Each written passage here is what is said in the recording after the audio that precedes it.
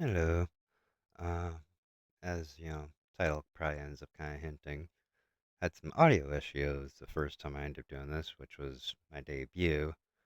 Um, but so I figured today I'd end up going back over the lore, just because mostly that was what most was. Because I'll just say that the lore is pretty long. But to anybody that was interested in my short little story here, um, sit back, relax, and hopefully you enjoy. Without further ado, let's get into the lore of Dragonus Berserk Zigmut. Well, as it kind of says up at the top here, full-ish lore. That's mostly because technically I did trim this down quite a bit, but that it's still quite a long story. But I, without further ado, so let's get into this. In a place unknown to even exist, a place beyond your wildest dreams, is where our tale begins. And I will admit, my beginnings were humble. I was born into quite a quiet cliffside village by the name of Dragonus. Our people were of the Dragonic race. Most of the village was born with a varying degree of draconic traits, depending on the purity of their blood. Such traits can manifest in the form of scales, wings, horns, eyes, claws, etc. Although I was born of a dragon and a dragoon, I only possessed a single blind dragon eye. Even though I appeared human to most of the village and couldn't help with most of the work, they accepted me. Even the weak of strength may one day grow into a mighty warrior. I strove every day to improve and find my place in these lands. Many years passed as I continued to find my way. That is, until one destined day. Upon the day of my 15th year of birth, I wasn't sure if it was a dream or a vision at the time. I was floating in empty space for what seemed an eternity until a voice came from what seemed to be all around me. To me, the voice said, uh, to me, the voice said, "Destined child, you possess a strong will, great kindness, and the ability to become grand. Upon you I must place a grand and grave duty. Seek out the guardian of this land, call upon your divine, and free the truth you hold within."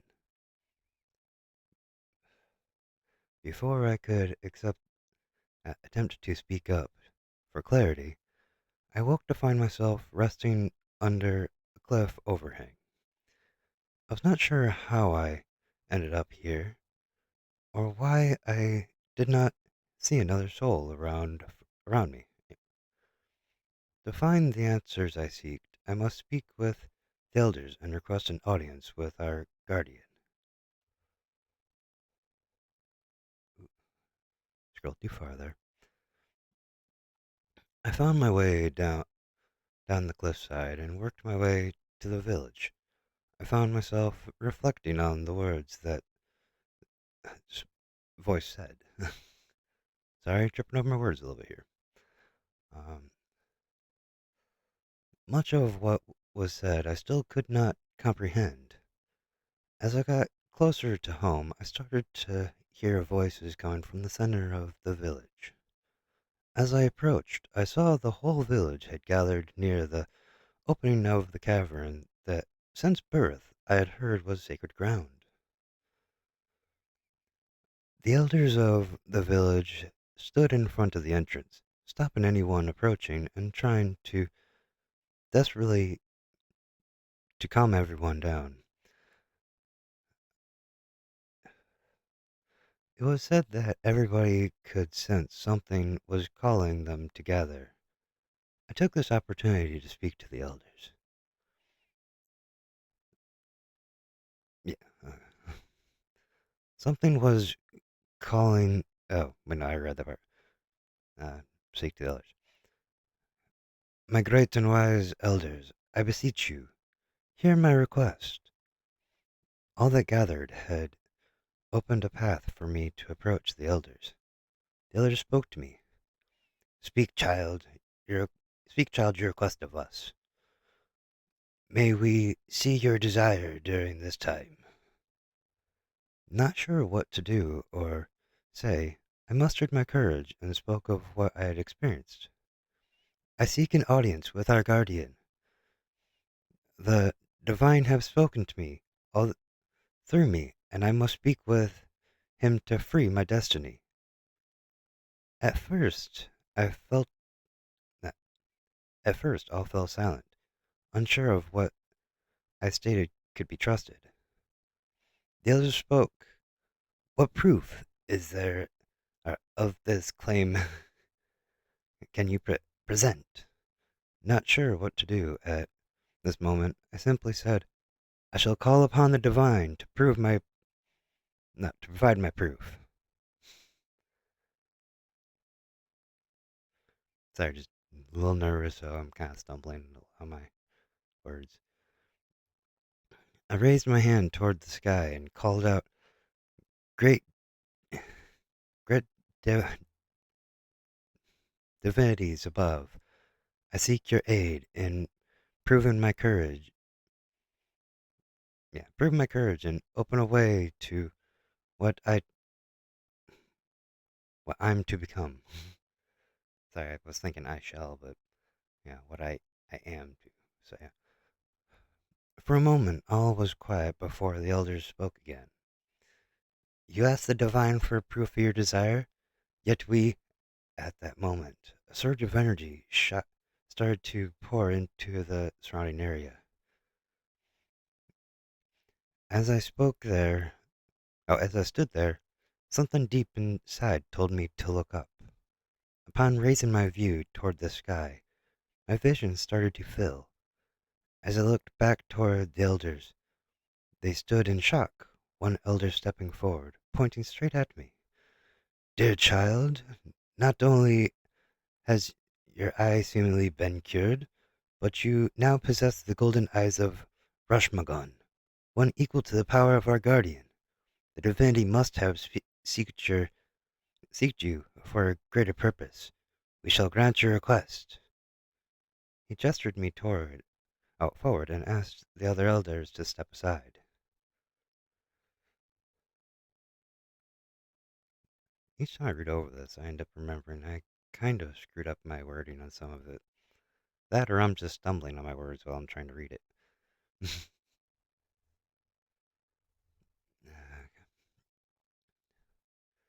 As I entered the cavern, the dense energy from deep within, oh, deep, yeah, from deep within, what it's supposed to be, started to flow toward the entrance. I could sense the pressure and power overwhelming me from the inside out. I've never spoken to our guardian before, and was uncertain if I was being tested or warned not to move any closer. Suddenly, I heard a voice speaking to me. Prove one's resolve, and attempted to approach me. Was this the guardian seeking truly to test me? This I was almost unsure of. I planted my feet firm and recollected my thoughts. I was not about to give in. Slowly but surely, I steadied my resolve and worked my way through the cavern until I stood in front of a large opening. Amidst all the walls covered with crystals rested a huge dragon. He spoke to me. You stand before Gardroth, Grand Protector of these lands. You, lost child of Rashmagan, what do you seek of me? This statement confused me. I don't understand what you mean by lost child of Rashmagan. I lost my father before birth and have been half blind most my life. Was this part of my remaining past? Was this part of my missing past? Was the was the true truly? Oh, was there truly a greater meaning behind my birth? Rashmagan responded, "You know not your true past, yet you come seeking an audience with me. One born into a cursed state, awaken your heritage, steel your resolve, and come before me. Irregardless of your past, you have arrived here. Let's speak of your request. I have come before you after receiving a divine calling. I spoke with I'm to speak with you, a grand guardian of freeing the truth within me." Gadarath spoke back. "You have taken the first step by calling upon the divine and curing your sight. I can sense a great power within you. I shall see if I can awaken your truth." With that, Gadarath raised a claw and placed it upon my chest, while speaking in an ancient tongue. Within a moment, I started to feel power surging through me and burning pain in my head and back.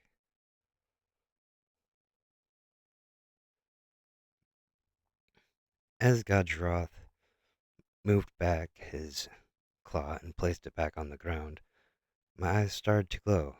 Horns formed upon my head. Wings sprouted out from my back, and a tail sprung from my tailbone. As I attempted to collect myself, Gadroth spoke again. "You have been reawakened to your true form. Follow your true path and bring harmony to this place." I responded to him, "Thank you for freeing me from my bindings. I shall do everything in my power to bring honor to these lands." With the audience coming to an end, I, I showed my praise once more and head back toward the exit.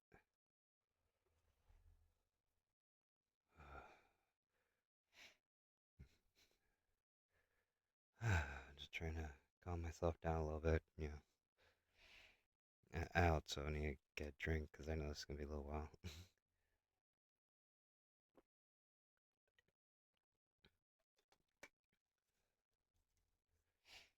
As I reached back, I reached back towards the mouth of the cavern, heading back to the village, I heard clamoring in the village.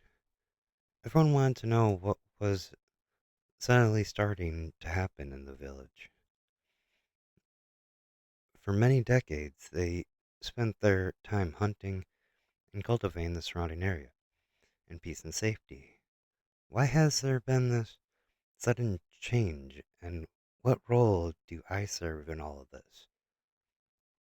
As I approached, I said, "I do not currently know why I have been chosen, and to what purpose."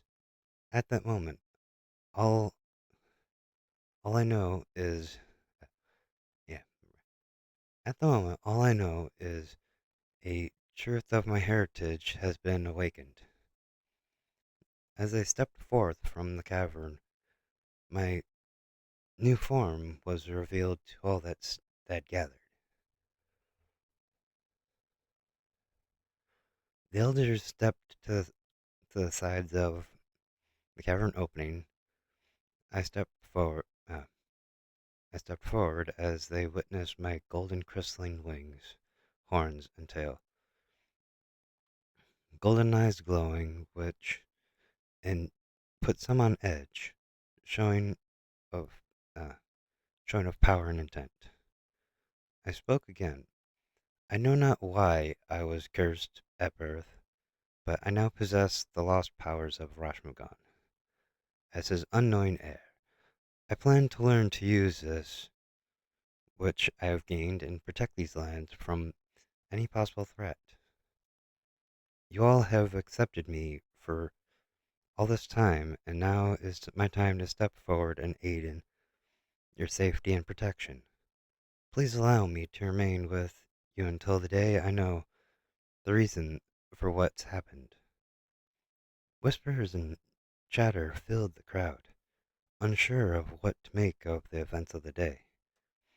In the end, they accepted me once more, and I had a new reason to push forward.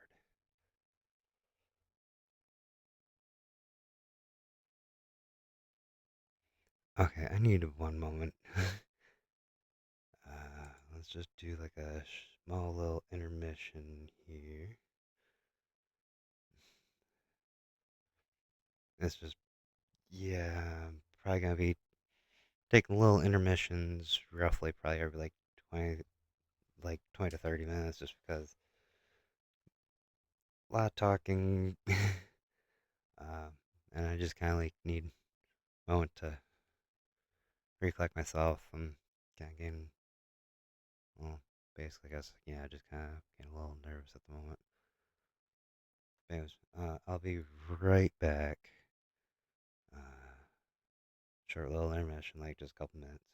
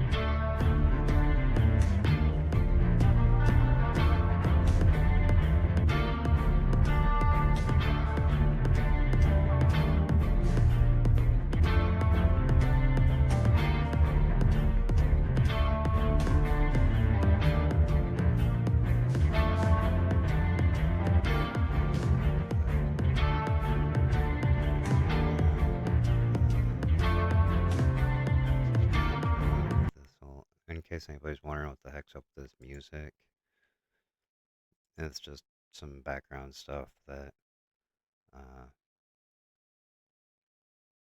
like it was like a little random test kind of thing I was doing when I was getting used to trying, well, still getting used to music mixer. Anywho, let's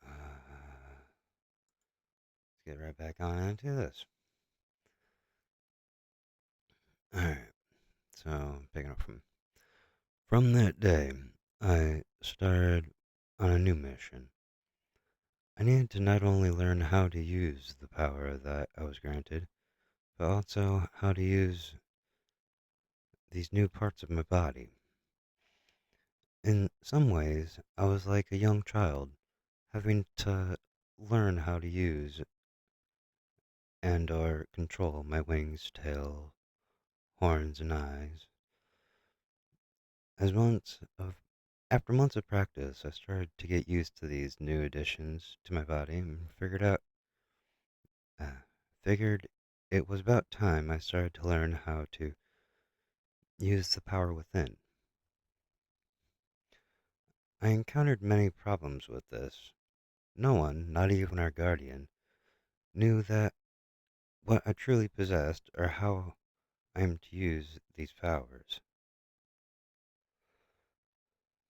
This was starting to show to be a difficult challenge that I needed to overcome in some way. How am I to cultivate and refine skills that I have no true way of learning? Who am I to who am I truly, and what happened in the past that led to my current circumstances? While I contemplated these questions, I decided to take a flight around the village to calm my mind and try to think of another way. I looked upon the land as I flew, seeking some kind of clue.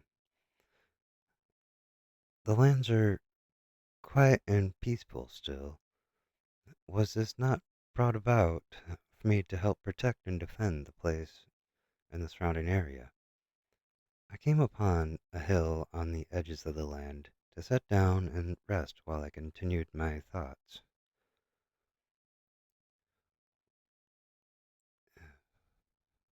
What is the true purpose of all of this? Should I try again to call upon the divine to see if I might gain some perspective? How do I use what I was given? It turns out I wouldn't have to wait long for these questions to be answered as I took a nap on the hill.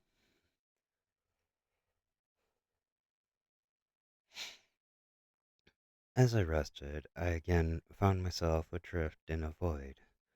A voice rung out to me, "Chosen soul, called upon, called upon by the divine, holder of lost power, seeker of reason, your true purpose is not of this land, but of all within and beyond.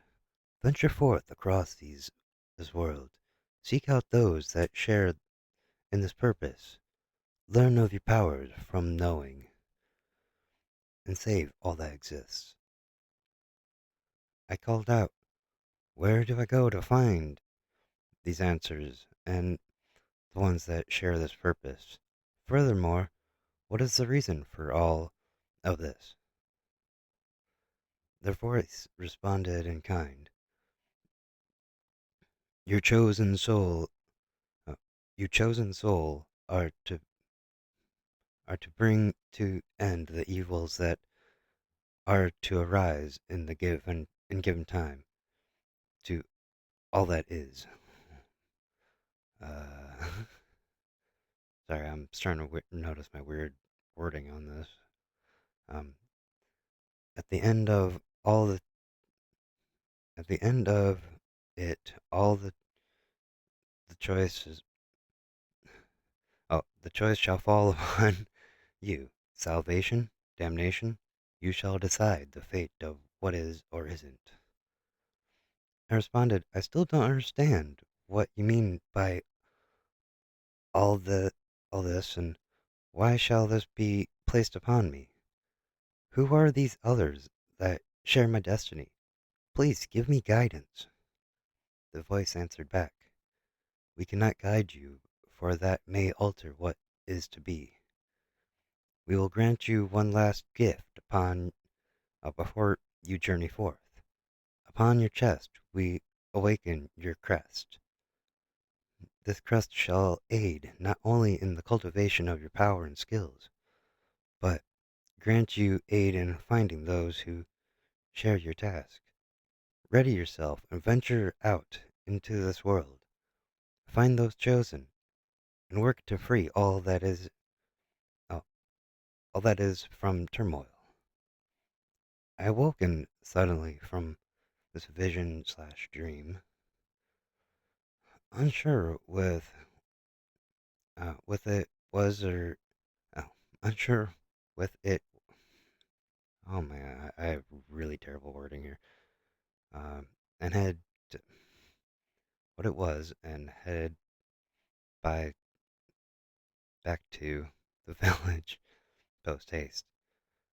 I really should have read back over this and tried to fix some of this wording. Uh-huh. Too late now. By the time I made it back to the village, night had fallen. I wished to speak to the elders and the guardian about what had transpired, but figured that I should wait until the morning to seek out an audience with them. As I went to head home, I heard Gargeroth's voice in my head. I sense there is something of great importance you wish to speak of. Come seek me. Without delay, I headed to the cavern to speak with him. After a long discussion with Galgeroth through the night, all was disclosed, and I figured it was time to let the village know of my departure from these lands. As I went to leave, Gargeroth stood and said, I shall come to the village with you, and try to calm the minds of all that become concerned by these developments.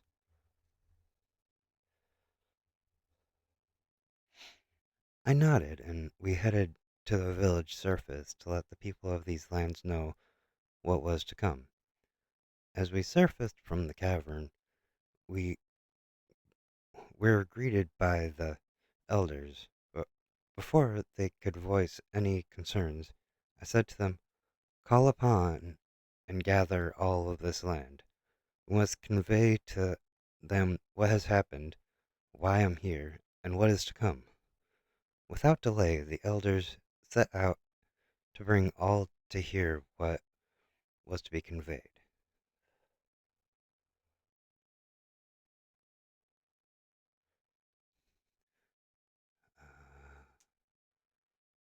Uh, in a short while, all the people of the land had gathered to hear us out on all that happened. We told them of why I was chosen, what evils are to come to pass, the people I must seek, and ultimately what must be done. Gadsroth eased the minds of the people with his promise to continue to protect these lands as I ventured forth to stop what was to come. We answered what we answered what we were able to before I gathered up whatever I believed I would need for this task.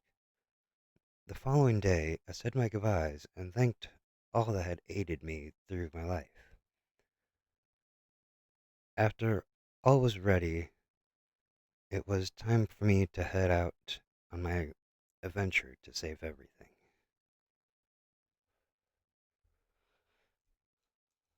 Uh,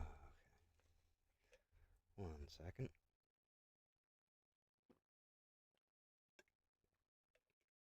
Really hope that that couldn't be heard on the mic. Just needed to get something to drink.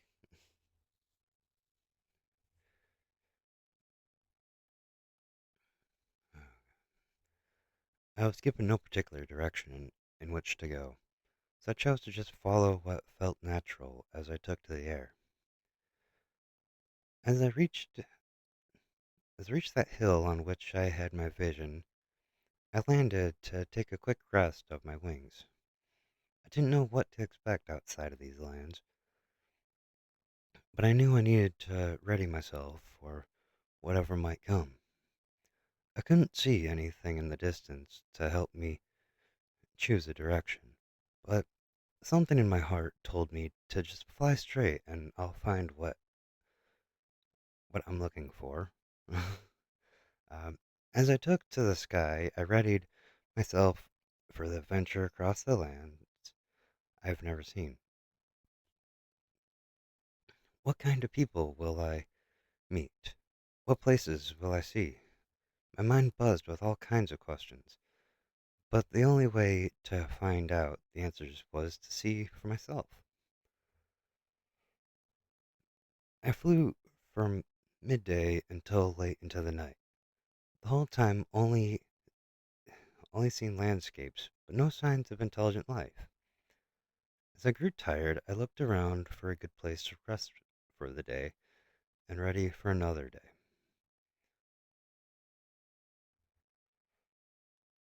I spotted I spotted a small ridge line with a few caves and figured it was safe enough of a place to rest for the night. I picked a cave randomly as I landed for the night and gathered a few pieces of wood off of a dead tree to make a fire.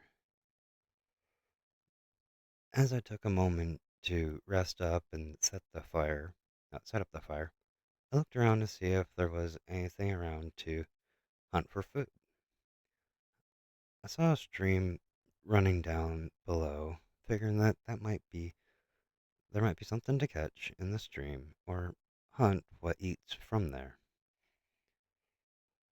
Before I could move toward the stream, I heard a growling coming from behind me. I turned to see a large shadowy beast.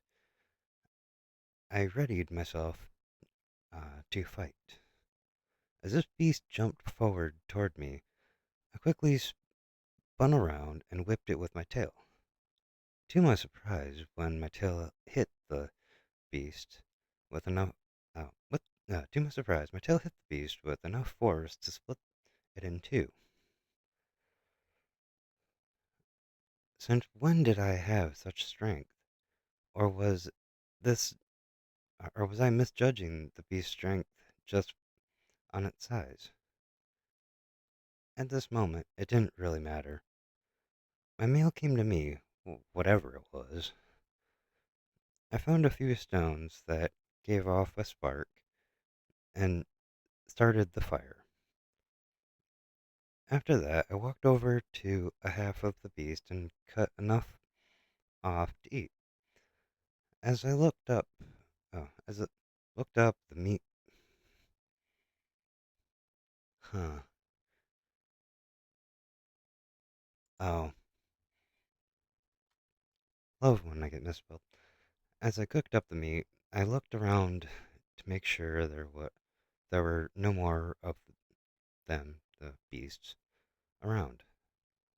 I found no signs of another creature around the area and went back to my fire. As I ate my meal, I was this beast alone. Uh, wondered why this beast alone out here. Why this beast was alone out here. Okay. Instead of worrying about it, I simply finished my meal and went to sleep.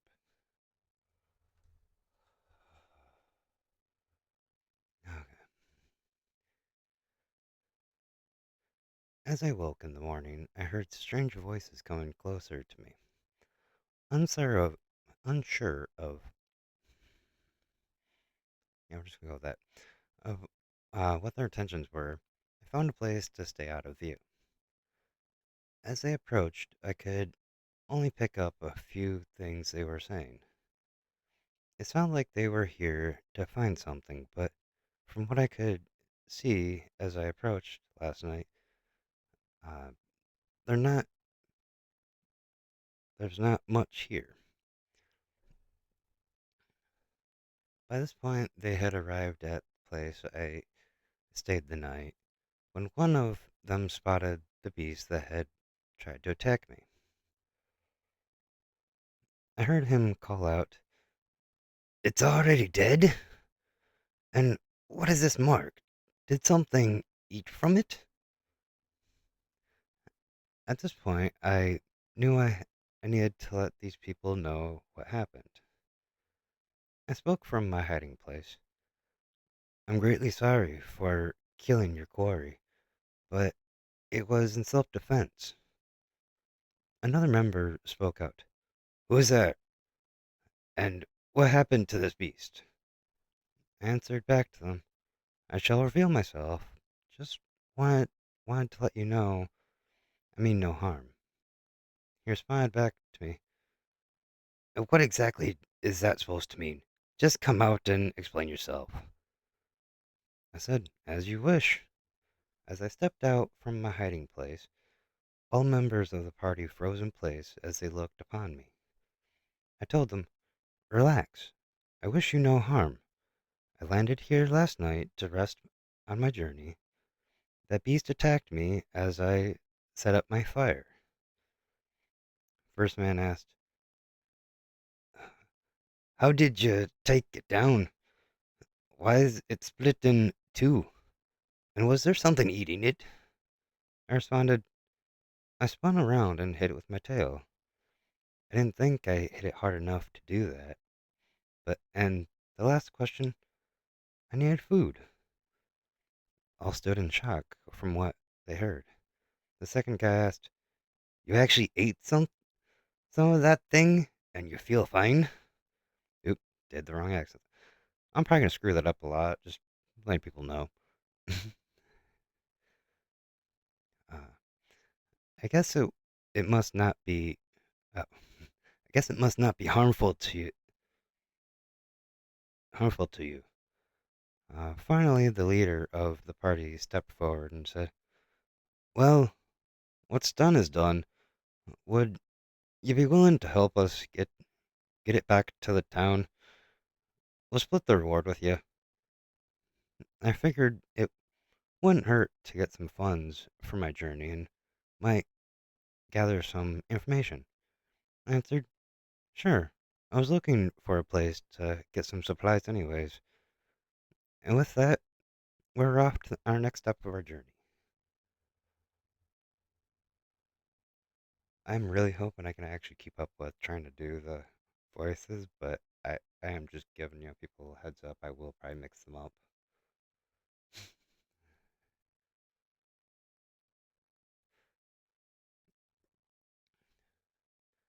As we head towards the town they spoke of, I tried to get some information from this group of humans. There were three men in the party from the city further away that took on a request to eliminate this beast that was terrorizing local hunters and gatherers. It was making it very difficult for the townspeople to resupply important herbs for medicine and to hunt game for their food.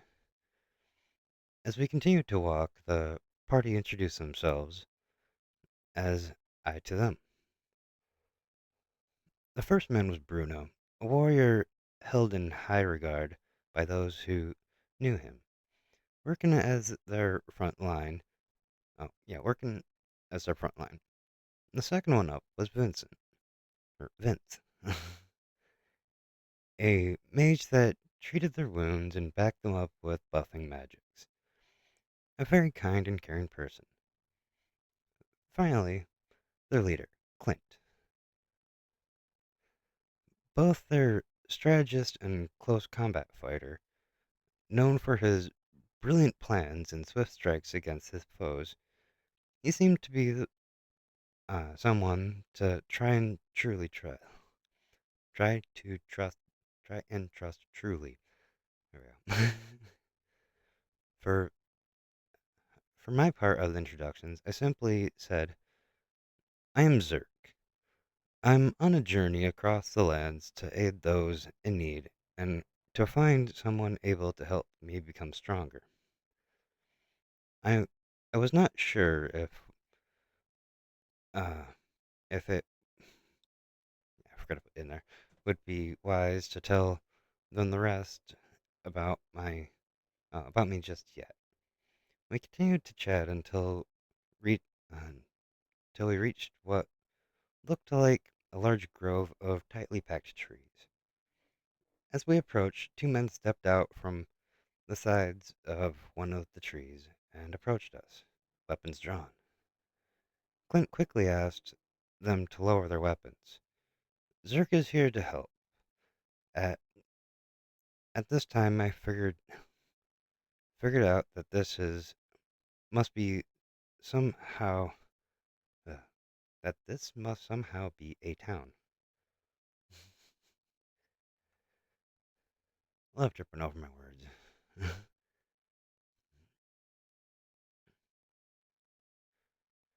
The guards lowered their weapons and asked me a bunch of questions. After they were sure I was not going to be a problem, they guided us through a path in the trees until we came to an opening. We arrived at the town surrounded. We arrived at this town surrounded by trees, form, forming their own natural barrier from attackers. Uh, this town had no official name, but many of those that knew of it apparently called it Treetop. The people were a yeah, people were a mix of human and beast folk, living peacefully side by side each other. Uh, Clint told me to follow them to turn over the beast from their quest, and they helped me find some, and they'll help me find some supplies around town. As we made our way through town, I noticed a lot of residents were staring at me, but I was unsure why. Before long, we had stopped in front of a large home. A mere moment later, the door opened and a small beast man stepped out. He greeted the party and asked who I was. After a long chat, all was explained. The beast man turned towards me, staring up and down several times over. I asked him, I hope you don't mind me asking this, but why does everyone I uh, meet or see, keep staring at me? Am I that strange to you?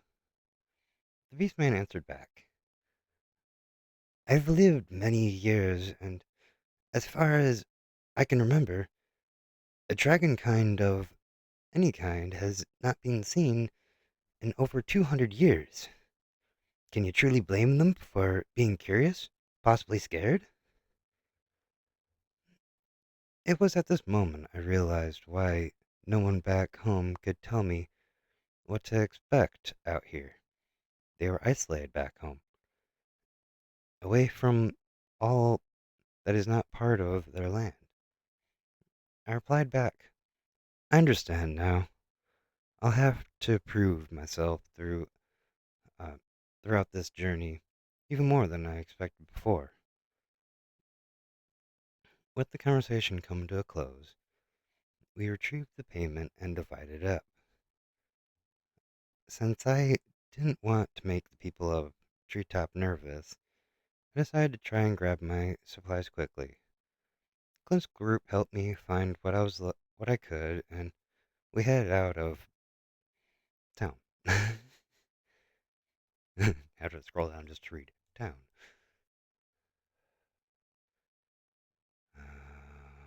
Give me 1 second to get a drink here. Some body armor for hydration.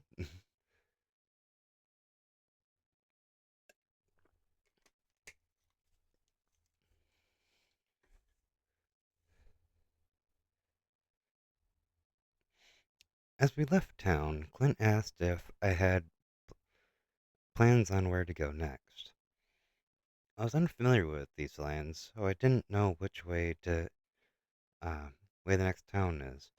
I told them I'd probably find an opening where I can take flight and look for another place to visit and see if I can help them somehow. They talked amongst themselves for a minute, then turned to me and asked if I wanted to go with them back to their city, mentioning they could speak on my behalf and make it easier for me to get information for my journey. I figured if they were offering and trusted me enough to do so for me, who am I to refuse? I agreed to go. I agreed to go with them, and after a few days of travel, we reached their home city of. I think I forgot how to pronunciate this one. Rothmoon, Rothmune, Rothmoon. We're just going to go with Rothmoon because I can't remember the proper pronunciation at the moment. It's real funny when you make the name for something and then you just can't actually remember how to pronunciate it. uh, yeah, Rothman.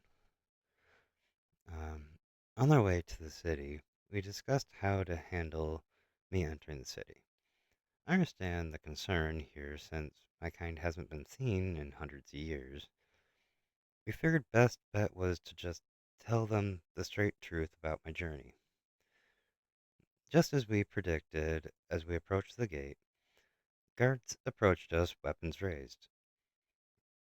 To save us time, I told them that about what had transpired, and Clint assisted me where he could.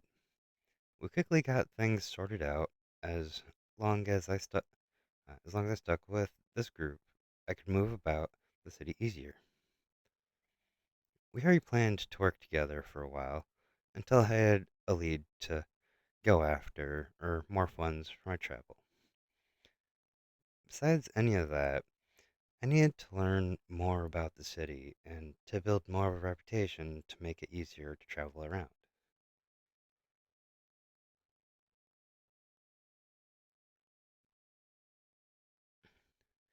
As we entered the city, I quickly learned how famous Clint's group was and how much I stood out.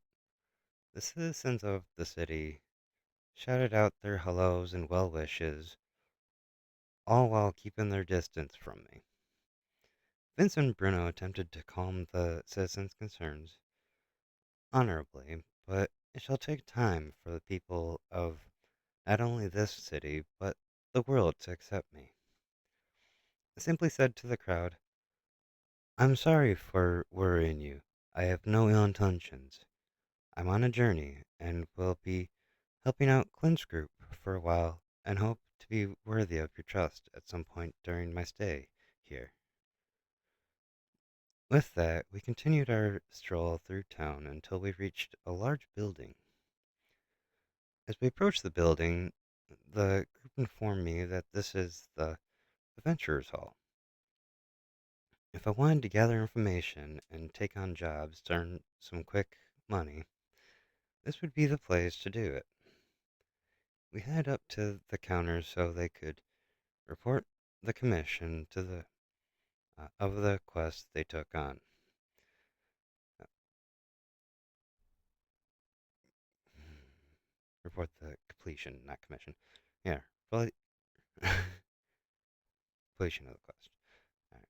As we talked to them, we figured it would be a good idea to see if I could register as an adventurer to make our plans more official. Before that could happen, I needed to discuss with the head of the hall my reasons for the request and figured at the same time I could ask a few questions of my own.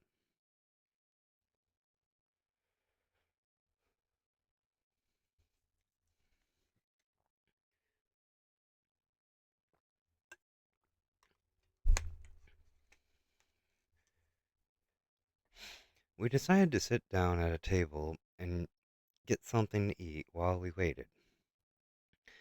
We discussed current quest postings for possible work, general info about the city, and basically whatever we thought of at the moment. After we finished eating, we were called upon to meet with the leader. We headed to a room upstairs and took a seat. Shortly after, the leader came in and sat across from me. We discussed what I was here for and generally about my plans going forward. I'd be assisting to work. I'd be assigned to work with Clint's group until it was clear I could manage on my own. The more we talked, the more I realized I needed to tell them a bit more about I was looking for. I explained about my current calling, the powers I needed to learn how to use, and finally about the people that shared the crest, revealing the crest on my chest. The leader seemed concerned about what he had just learned, while Clint, Bruno, and Vince just went along with it. They already figured something else must have been going on to bring a dragonkind out of solitude. With all the talks coming to a close, the adventure leader handed me an adventure pass and wished me good luck in finding everything I seek. For the time being, I'll work as an adventurer until I learn more about the world and find a way to use my skills, and if I'm lucky, find some of the people of the crest. I just realized that's a weird. I changed that at some point during the story. One second.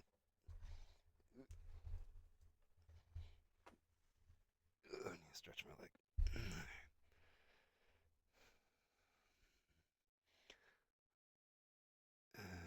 Okay. For quite a few years, I worked with the party, traveling the land, fighting beasts and monsters, meeting new people, gathering information, and possible clues. During this time, I managed to gain a decent fortune to aid in the journey, learned about many places, gathered plenty of items, and even found a magical storage device to hold it all during one of our jobs. Although I gained a lot during this time, I still hadn't learned to use my inherent powers or found any people of the crest. I maintained hope that things would turn around soon and my journey would take its next step forward. The only concern I had was splitting off from the party after all this time and leaving behind a hole in the group. We discussed this during our travels uh, of recent, and they know uh, they know it will happen someday. They assure me that they'll be fine when the time comes, and joked about taking it easy for a bit when it happens. Remembering, uh, remembering they started taking on more difficult jobs and quests in order to help me. I showed them just how grateful I was with a feast when we got back to the city. Unfortunately, the good times were soon going to come to an end. Uh, with that, I'm going to take another quick little break. Hope you guys don't mind. Just a lot to cover here, and like I was saying before, probably every so often we'll probably take a short little intermission. Uh, Let me kind of like catch my breath and recollect myself, and just continue on with our story. Um, Anyways, uh, so yeah, I'll be right back. And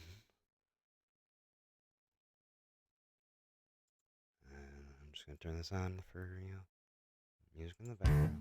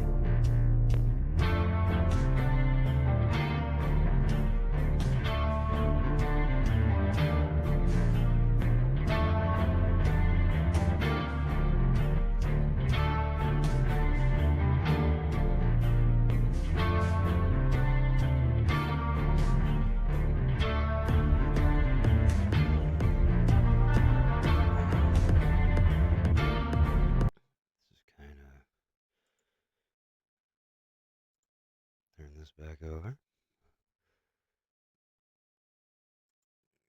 There we go. Alright, and we're back. Sorry, I had like some messages and stuff I needed to kind of answer. Had my phone over here kind of silenced.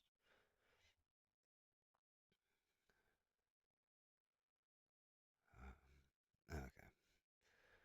As we left, as we set off on our next quest, I felt something in the air that made me uneasy.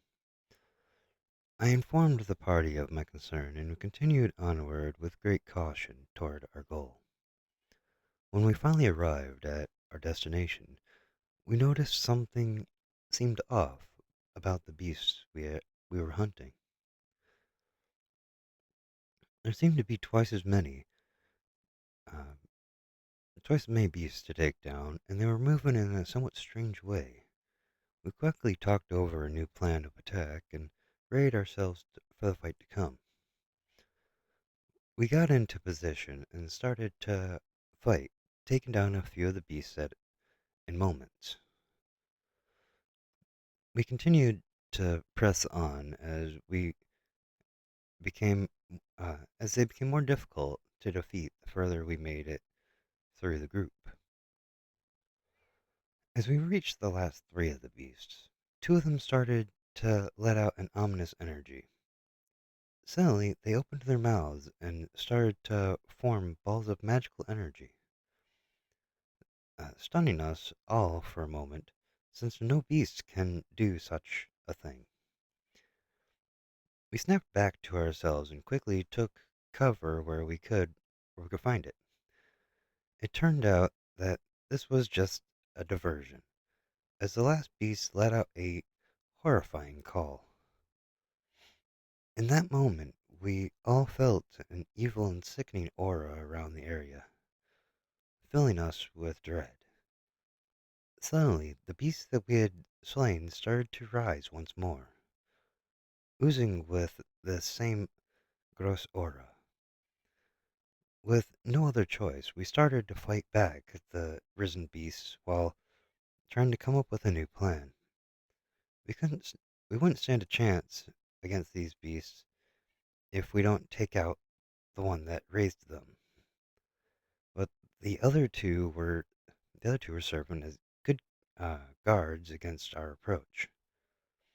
I had a sudden idea, but it would be, uh, but it could go horribly wrong if the smallest thing didn't go as planned. But the party had full faith in me.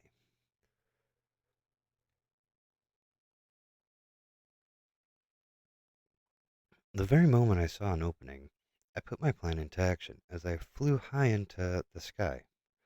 As the rest of the party held back the undead beasts, the remaining three moved their attention to me.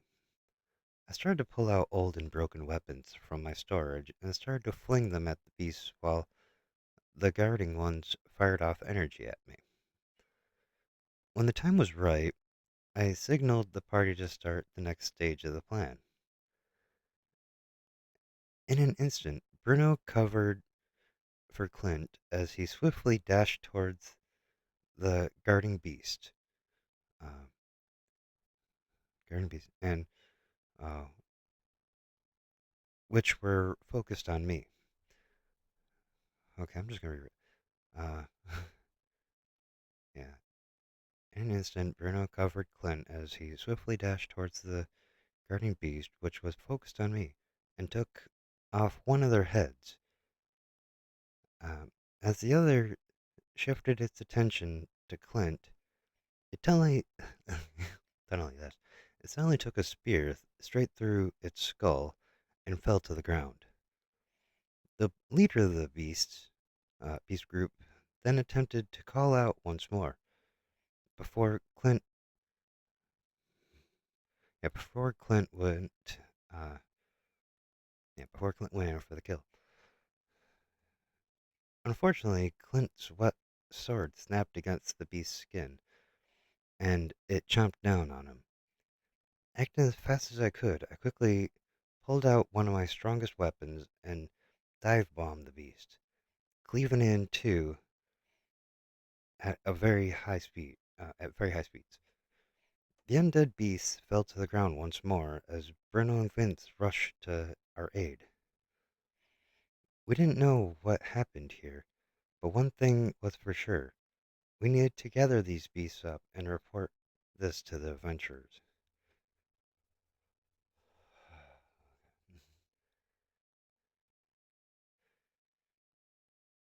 After we rested for a bit, we patched up our wounds and gathered up the bodies of the beasts that to bring back for study. We were still in shock from the events of this quest and mainly wished to return to the city to recover completely from this. After everything was packed up and ready to go, we headed out to report back. The trip back felt like it was taking a toll on the group, as we needed to stop and rest quite often just to catch our breath. During each of these rests, I contemplated the possibility that the evil I was warned about might be coming into view, but sorry,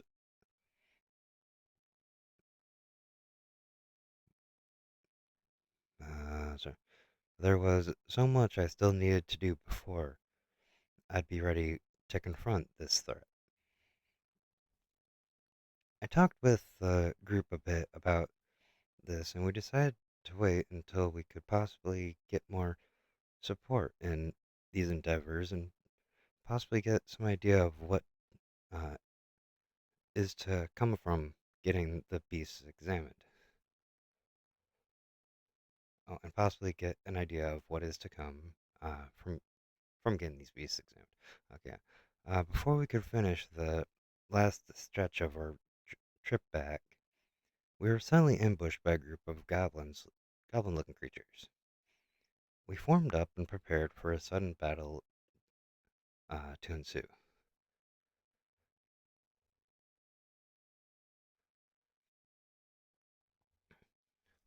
At the start, uh, at the start, these creatures seemed normal enough compared to what we had fought in the past. A few dozen smaller goblins with minor mage-likes and hobgoblins mixed in here and there.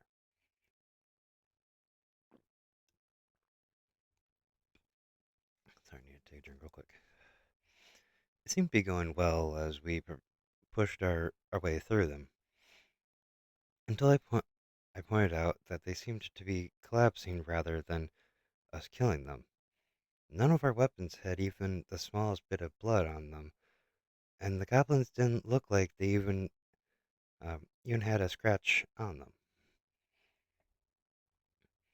As we readied to flee, um, an ominous chant started to come from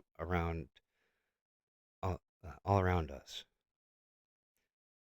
We moved into formation, readying ourselves for another battle to begin, unsure of what might happen this time. Uh, After a few moments, the bodies of the goblins started to turn into pools of strange-looking ooze, which started to gather together in one spot in the center of where the bodies laid. Shortly after that, something started to rise out of the pool of ooze, releasing a massive surge of pressure around the area. None of us had any idea what was happening or what could, what this thing could be as it started to form. Bruno tried to take advantage of this thing still forming, charging forward and trying to attack it before it could finish. A mere second later, he was knocked back and went flying past us, crashing into a nearby tree. Where we, when we looked back at the creature, it had finally taken shape, though it didn't look like anything we had encountered before.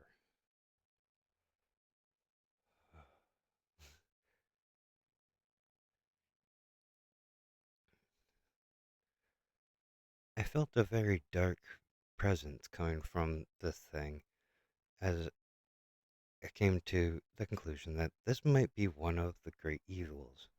Could this be a demon? We needed to come up with a plan before it was too late.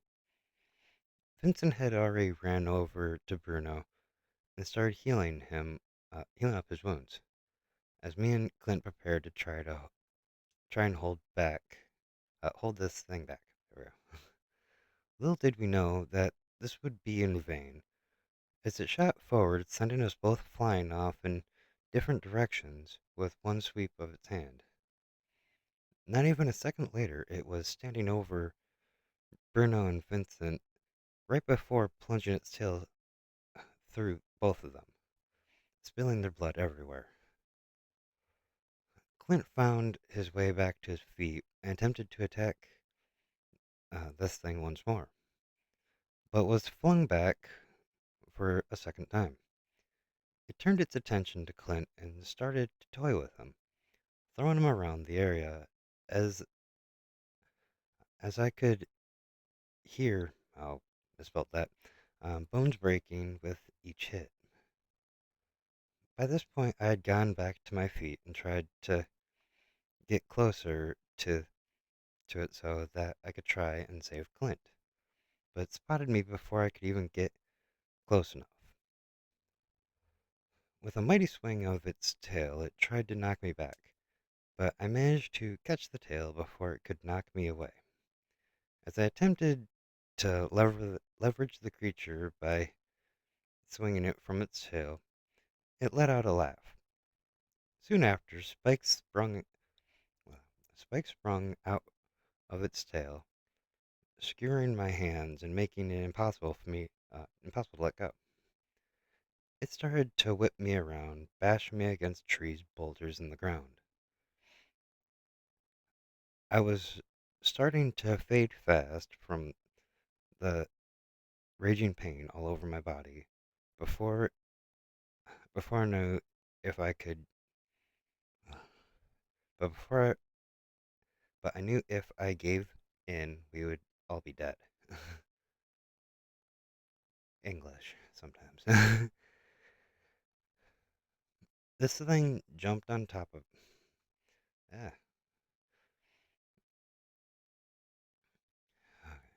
This thing jumped on top of me as it started to rip me apart, limb from limb. Oh, that was supposed to be rip at me, not rip me apart. The most I could do was try and push it off with very little luck. I thought to myself that this can't be the end, as a strange feeling started to build within me. Right when the creature tried to smash my head in, a thought ran through my head. Open fire. Without a second thought, almost like it was instinct, I opened my mouth wide as a raging flame blasted point blank in its face. I don't know how it happened, but I was using my dragon's breath, and even though it hurt, I refused to stop until the demon was down for good. I quickly ran to the party members to try and save them. Okay. As I made my way over to Clint, his breathing was rough, but he was holding in there. While while I was grabbing the healing items I had on hand, I asked if Bruno and Vince were all right. From what I could see, he asked if Bruno and Vince were all right. Uh, from what I could see of the glowing light, Vince had enough strength left to maintain him and Bruno until I could get to them. I used my items on hand to treat Clint, so I had very few left to help Vincent and Bruno. But I had a good supply of mana potions. I made it over to Vince and Bruno and started to feed Vince mana potion one after another so he could use his healing abilities to recover them both. With the rest of the group stabilized, I finally had to stop and rest as my injuries started to surface as the rush of energy faded. I used the tiny bit of healing supplies I had left over to stabilize myself as I looked around at the others to make sure uh, we'd pulled through. I didn't know if we had enough strength to get back or how to explain what happened during this job. As we all laid there hoping to be able to recover enough to get back to the city, I thought about uh, that feeling near the end of the fight and tried to figure out how to trigger the dragon's breath. After a long rest, uh, we were stable again, but couldn't move much. I dragged the body of the demonic creature close enough to put it in my storage to bring back for examination. A little while longer, and I started to hear something coming from the woods surrounding us, attempting to ready myself if it turned into another battle. Moments later, a group of elves stepped out into the open and offered to help.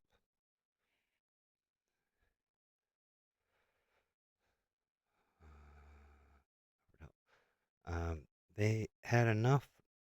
They had heard a lot of strange noises coming from around here. Came to investigate and found the scene before them. They treated all of our injuries as we told them about what we had found out and a strange creature we found. That's supposed to be fought, but okay. Um, yeah, live edits. That's not how that's spelled.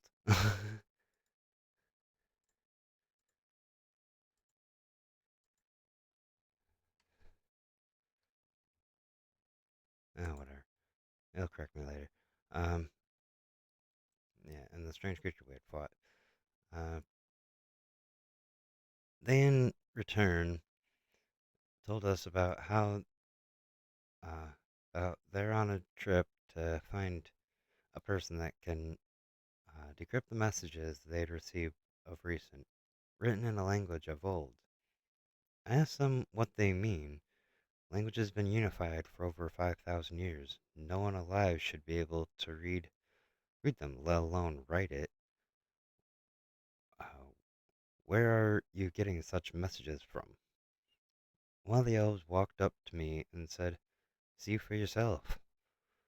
As he handed me one of the messages they had at hand, I unrolled the message and looked at it for a moment before I started to say, "How do you hope to In this moment, as I looked at the message, its meaning came clear to me, eyes emitting a light glow, allowing me to read ancient dragon script. My mood quickly shifted as I looked up and yelled out to the elves, "Why do you have a message in ancient dragon script that states the world shall fall?"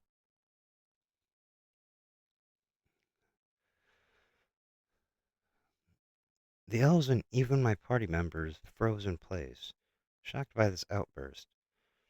The same elf as before stepped forward and asked, "You can, yeah, asked, you can read that message? How is this possible?" Before I could answer the question, a female elf from amidst their group walked up to us and said, "Does it truly matter how he's able to read it? We finally found someone that can help."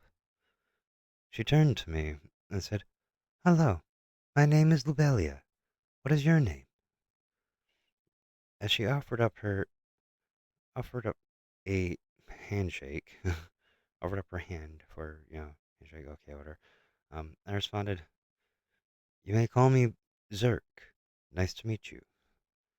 As I accepted the handshake, as our hands met, something strange started to occur. As the crest on my chest lit up, so did a crest on Lubelia's shoulder. Without thinking, I stated, "You're also a bearer of the crest?" I've been searching for others over the years, and you're the first I've come across. The Valier smiled back. It's been the same for me. Glad to finally meet another. As much as we'd wished to talk, it was not the time or place for this. We decided to team up and head back to the city, since it was a common goal of both parties. We gathered up and headed out, staying on alert just in case something tried to attack again. We kept the conversation to a minimal as we traveled, just covering important information to keep us safe and make our trip easier. On our way, we did encounter some beasts, but they were weak and easily slain, allowing us to gather some extra materials along the way. Just as the sun started to set, we reached the city, the city gates, and after confirming everyone's information, we entered the city and headed to the Ventures Hall. We reported the completion of our quest and said that we had something to discuss with the leader when he can. We also introduced Lubelia and her group to those around, just to make it easier for them around the hall and maybe around the city as well. We decided to grab some food and drinks and share information as we relaxed and waited to hear back from the hall leader.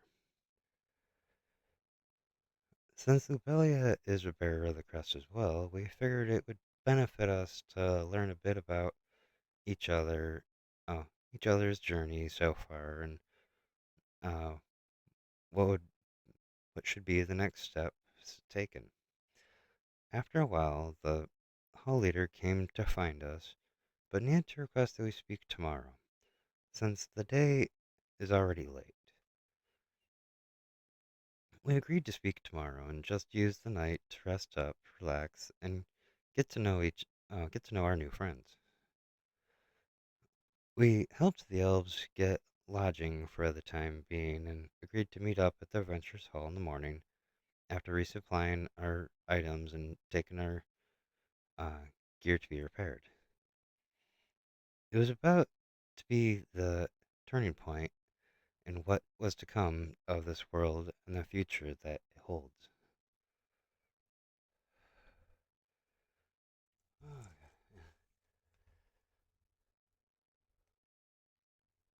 One moment. Need to hydrate and stretch.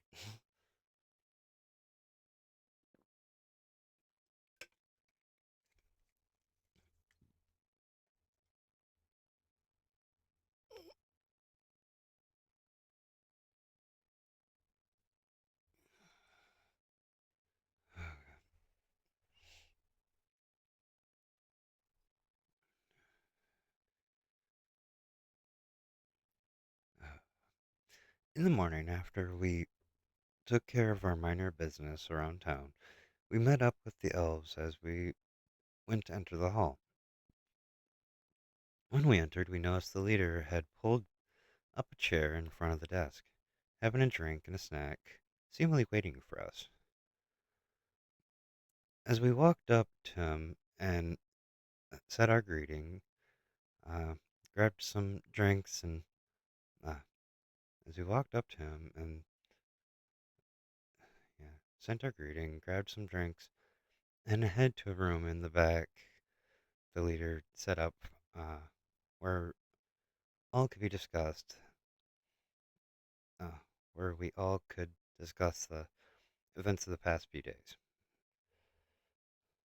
We started by covering the quest that went wrong, during which I pulled out the bodies of the corrupted beasts, pointing out the unique three that caused the most problem.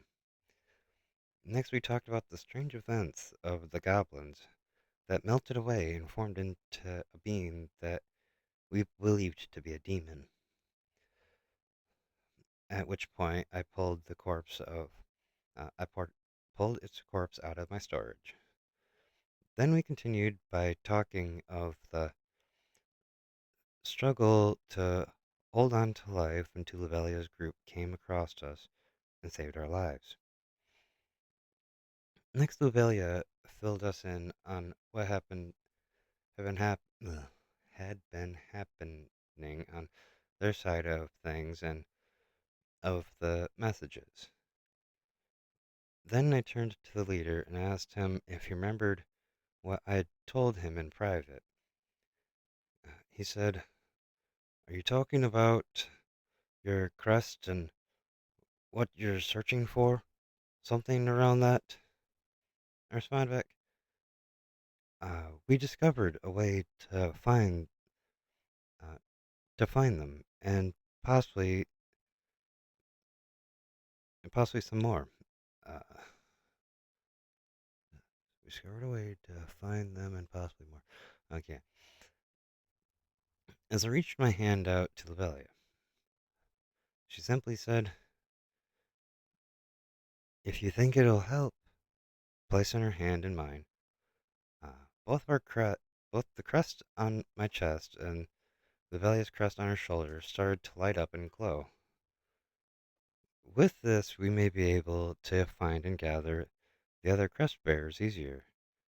By this point, I asked if I could see all the messages the elves had recorded, since I could possibly read them, depending on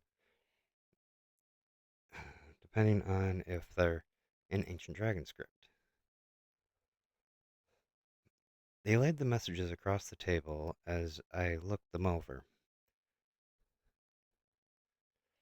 Clint filled the leader, well, filled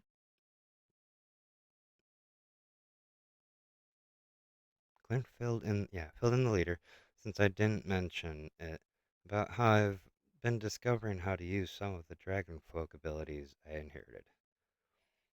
I couldn't read them all, but from what I could read, I translated. The one from before, "This world shall fall," along with "The depths of the great mountain," "Realms of the feather winged," "Traitor against the darkness," and "Wielder beyond dreams." I asked them once again where they got these from, and the truth came to light. Velia, Velia stepped forward and said, "I was When I received my crest, I was told I'm to serve the role as guide in this journey to come. I see the messages, but I don't understand. uh, But I'm unable to understand them, so I write them down. I tell them that besides the first one, the rest seem to be hints to where more crest bearers might be, as I write the translations of the ones I could read in common tongue on the messages. As I do so, I notice one of the messages got stuck to another one. As I carefully pull them apart, uh, as I carefully pull them apart, as I look at the missed message, I freeze in place, reading carefully what is on this one. I suddenly told everyone in the room that I needed to return home, for I fear something has happened. Everyone was confused by the sudden outburst and asked me why. I placed the message on the table and told them what it said. To the ruins, to the ruins of the fallen village of Dragonis. I must go with haste and check on my home and see for myself. If you wish to follow, I'll meet you there. With this, I walked out the Ventures Hall and took to the sky in a mere moment of gathering clear of the buildings.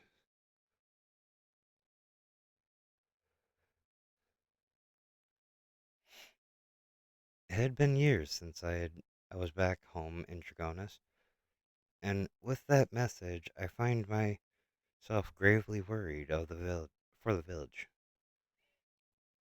I believed that everything would be fine since they had Gargeroth to protect them, but there was only one way to make sure. The trip was short this time around, since I've grown over the years. What once was a 2-day trip only took until sunset.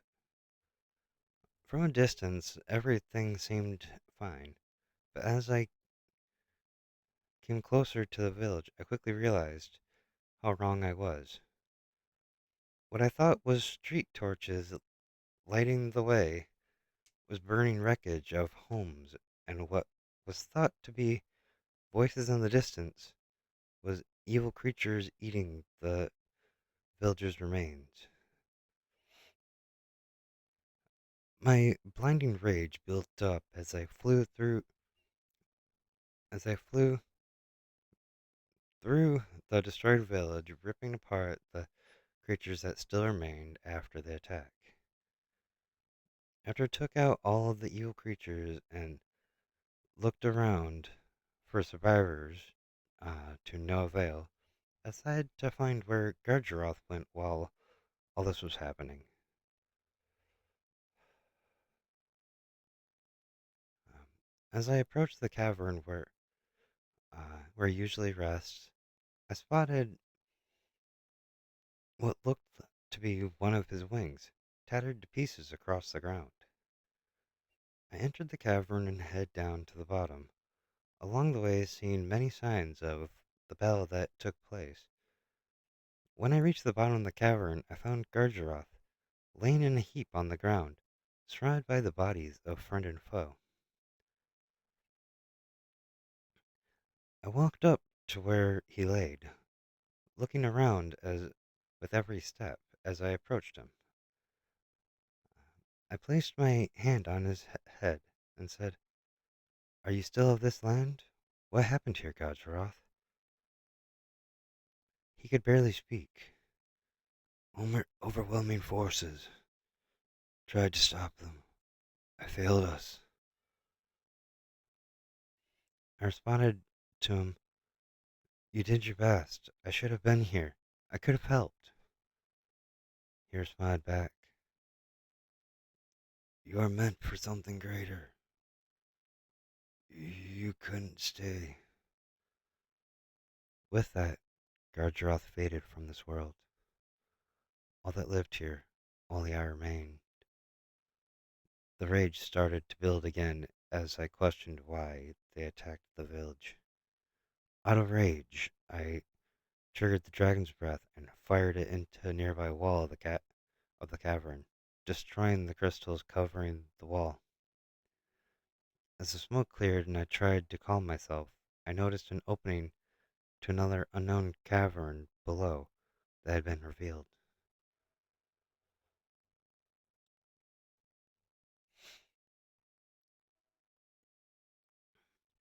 I headed into the opening of the unknown cavern and started to explore it, searching for any hidden meaning or purpose for it being sealed. For the most part, the cavern seemed to be just like the rest of the caverns before it, except for a few strange-looking stones scattered around side tunnels and stuck to the in the walls.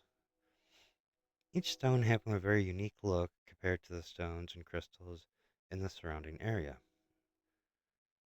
which made me think that I should gather them up in case they made something. After finding several of these stones and finding myself looped back around in a tunnel, I decided to go to a wide open enough area to sit down and take a rest for a while as I fiddled with the stones.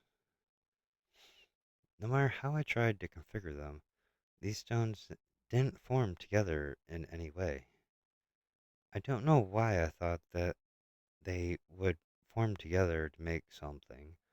Figuring I was just hoping to find some meaning to this all in meaning to this all in some way. As I continued to explore the cavern, I got lost in my thoughts and wasn't really watching where I was going. After a while, I ended up walking into a wall while zoned out, shortly after turning to full attention. Once I recollected myself, I looked at the wall I walked into and noticed it had one of those stones in it. But unlike the others, this stone blended into the wall. As I tried to pull it from the wall, I noticed it wouldn't move, even though there was, uh, even though it was connected to the wall. But even though it that supposed to be wasn't connected to the wall in any way. While I looked at the walls around the area, I started to notice random looking cracks in the walls. I walked up to one of the cracks and tried to see if any of the stones I had on me would fit uh, oh, would fit uh, into it, until one perfectly fit in the crack. As I went to take the stone back, I noticed it it would not move. I took this as a hint to do the same with the rest of the stones I had on me, until they all were locked in place, so to speak. A large crystal in the corner of the area started to shake until it shattered, revealing an opening to a chamber below. I'd come this far, so there was no point in to stop now.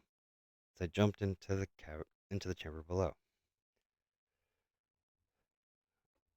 I'm gonna take this moment to just take a quick little breather. Hopefully, I'm not, you know, making these too long and uh, anything like that. But yeah, so we'll continue in a moment here.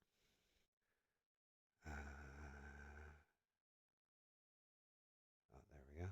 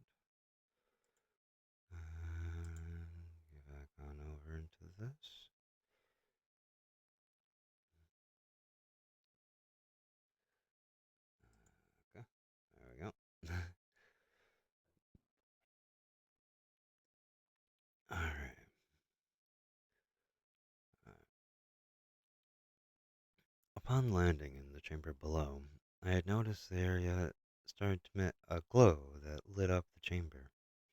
This chamber was filled with statues, wall carvings, and numerous other items. As I looked closer at one of the wall carvings, I noticed ancient texts scribed amongst the edges of the illustrations. I examined it closer and was able to read what was written.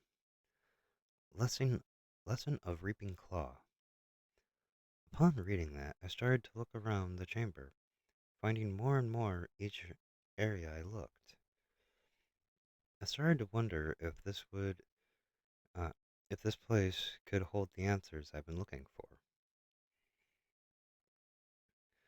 As I, uh, that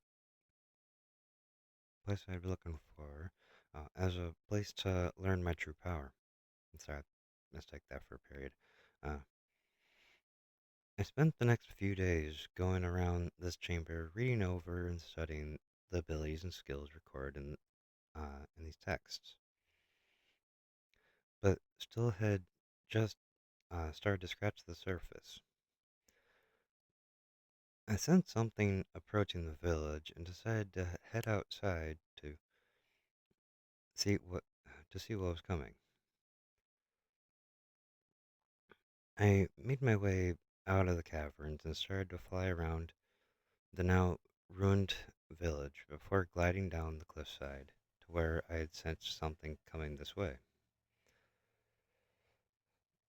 As I reached the as I reached the spot, I realized my party had made their way to the village to lend me aid, not knowing that it was already too late. I flew down to them and came to a stop and started to inform them of what had happened to the best of my knowledge. They then informed me of what they encountered on their way here, mostly of the rise of beasts all around the surrounding areas. I scrolled too far. No, I didn't. Uh,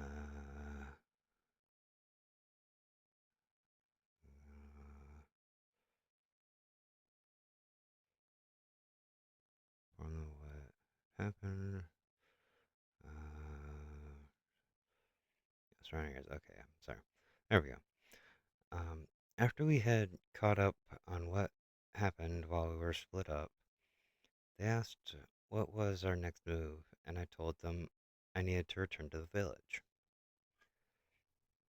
They seemed rather confused until I told them of what I had discovered deep in the caverns under the village. As I requested, they guard the area for a while until I finished going through all that was there. Clint's group wished to follow me back to the village to help me whatever way they could, while Levalia's group had said they would patrol the surrounding area to keep any beast outbreaks to a minimum. Bruno asked how they were to get to the village, and I told them there was two ways, both of which they probably wouldn't like: climb the cliffside or fly up to it. Clint, Bruno, and Vince looked confused and said, "I guess we're climbing, since we can't fly like you." Which I responded, "Are you sure about that?" Channeling energy towards my wings, uh, I expanded them to twice the size to support the extra weight, and asked them if they had rope on hand. After using the rope to form harnesses for each of them and securing a lead to each of them, we made a plan to meet back here in a week's time with the Bellias group. I grabbed the ends of the leads and told them to brace themselves to take to the air. As I started to flap my wings and started to lift them off the ground, I confirmed with them that they were ready and With that, we flew back to the village.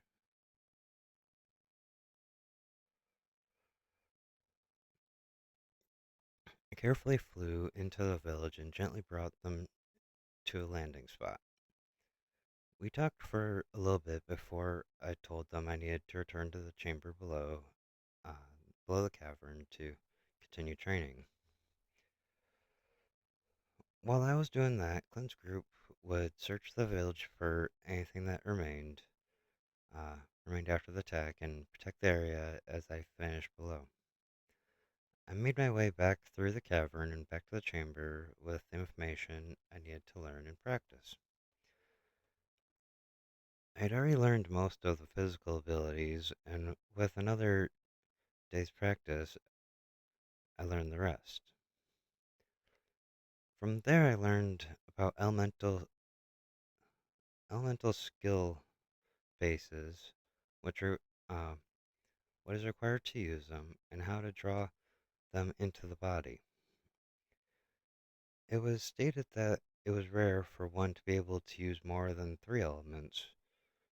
More often than not, uh, only able to use one, if any.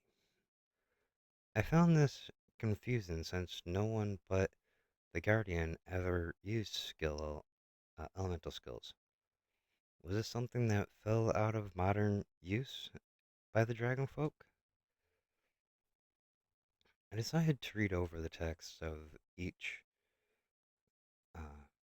of each type there and see if I had any luck uh, use, using any of them.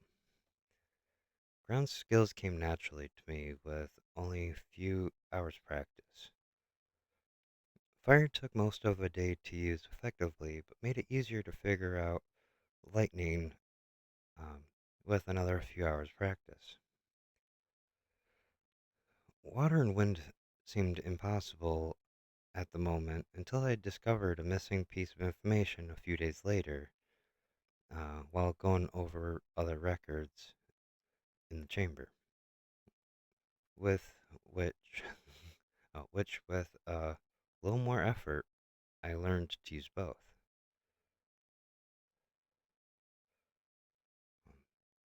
With each element I had learned, my eyes shifted in colors, and according to the records, had a total of 10 known changes.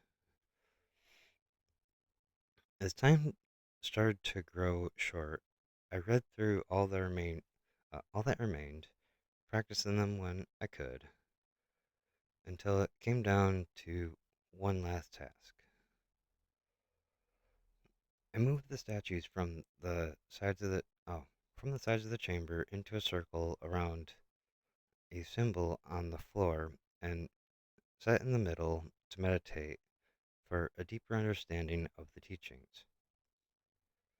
On the last day of training before meeting up with the Valia's group again, I made a discovery during meditation that I figured would change the way we adventure from then onward.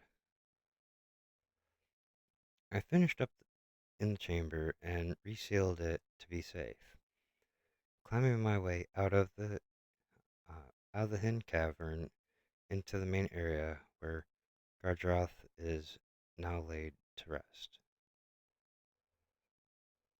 As I said my goodbyes to the souls of the fallen and ascended to the entrance, oh, that was actually the later half of that sentence. Okay. Apparently I had run-on sentences quite often in this.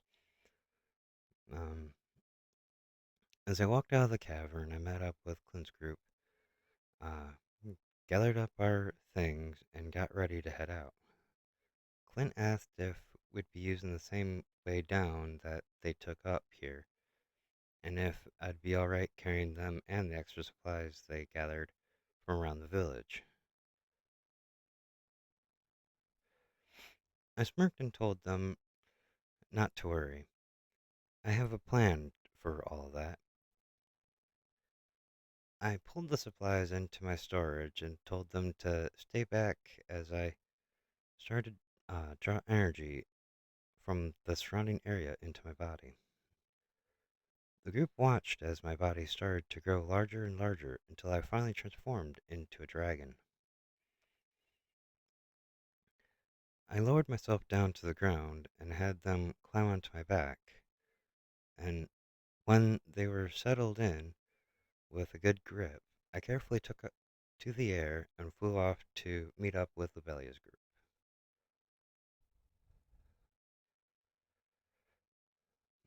I noticed we had fl- uh, I noticed as we flew through the sky on our way to regroup with Lobelia's group that in this dragon form, uh, oh, that in this dragon form, I was supposed to be, I drew in energy as I flew, maybe in a way to maintain the form. This was too new for me to know at this time. Uh, it didn't take long to reach the spot to regroup with Lobelia, but when we arrived, we didn't see anyone around the area. I decided to come in for a landing since I figured we might have arrived a bit early and I didn't want to cause panic in this form in case someone else came along.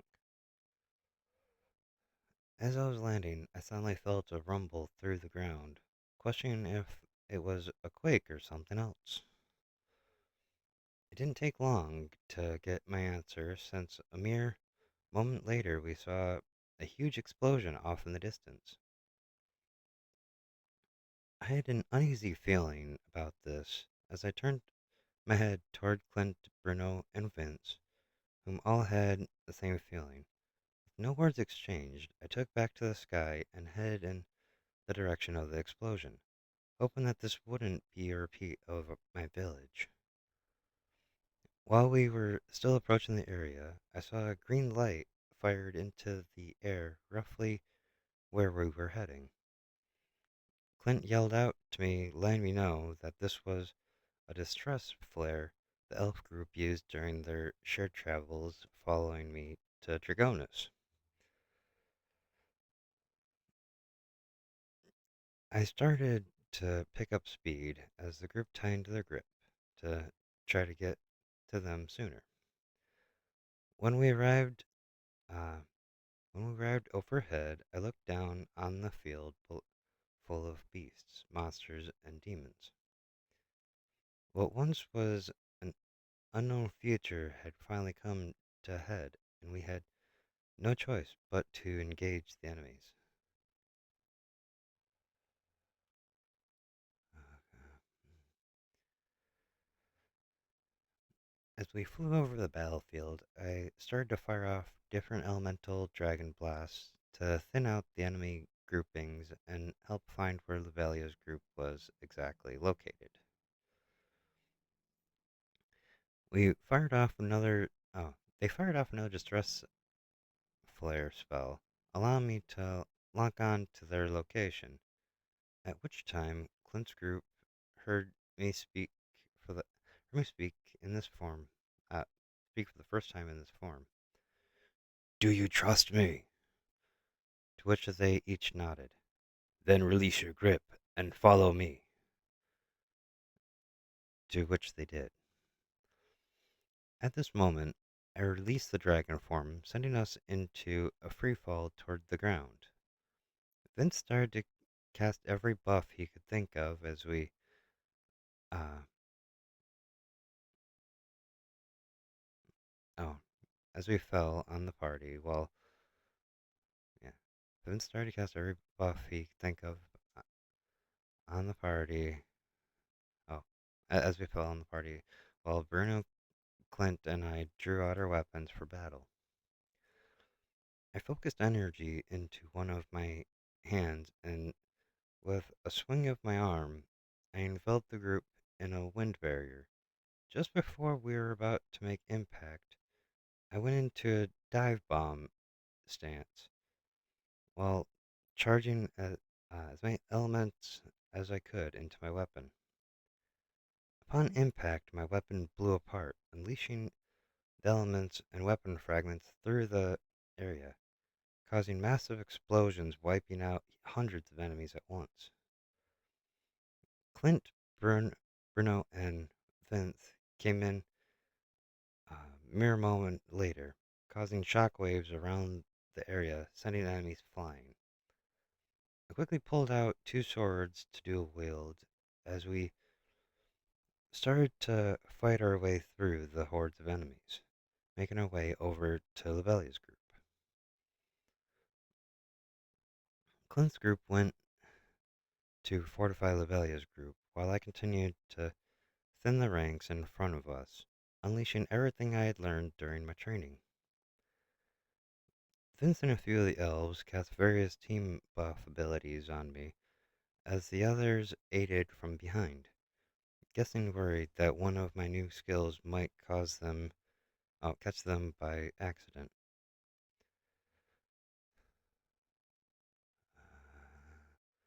Levelia took advantage of some strong winds approaching and caused the wind to form into a few tornadoes on the battlefield, with air magic. Um, Something inside me told me that what I should do, almost as if by memory. Almost if by memory, I combined together ground and fire elements and slammed the spell into the ground towards one of the tornadoes, followed by oh, followed by shooting off water and ice spells into another, then finishing by firing off a lightning dragon blast down the center of the battlefield, taking out numerous enemies before it hit another one of the tornadoes. The ground started to rumble as it split open and lava sprayed out, heading straight towards the first tornado. Heading towards the first tornado, opening a volcanic eruption underneath it, forming a magma twister. Ice and water struck the next one, forming um, forming a high-speed ice tornado. The lightning hit another one, whipping it around until it became a volcanic twister. These three ripped through the battlefield, wiping out hordes of enemies by the second until all three smashed together, causing a huge explosion over the entire battlefield. We all quickly took cover as everything came raining down, wiping everything out. As the dust started to settle, we all regrouped, everyone absolutely stunned by what just happened. When we could finally see the battlefield again, we saw that there was still someone standing out in the middle of the battlefield, a lone survivor yelling out at us, "You have, you'll have to do better than that to kill me." Just then realizing he seemed to be a high-ranked demon.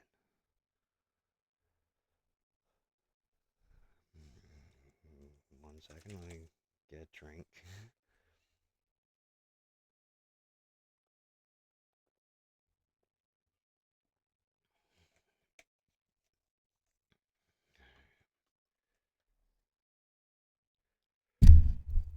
Oop, accidentally hit the mic there. Okay. The demon stood there, staring us down, waiting for one of us to make a move. We debated if we should spread the group back out some, so they wouldn't be seen as a single target by the demon.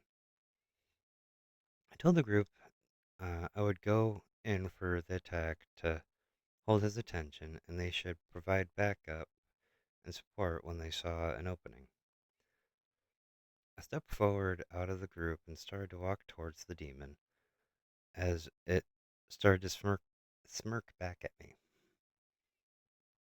After I got enough distance between me and the group, I decided to I did a quick flap of my wings to shoot myself forward at the demon and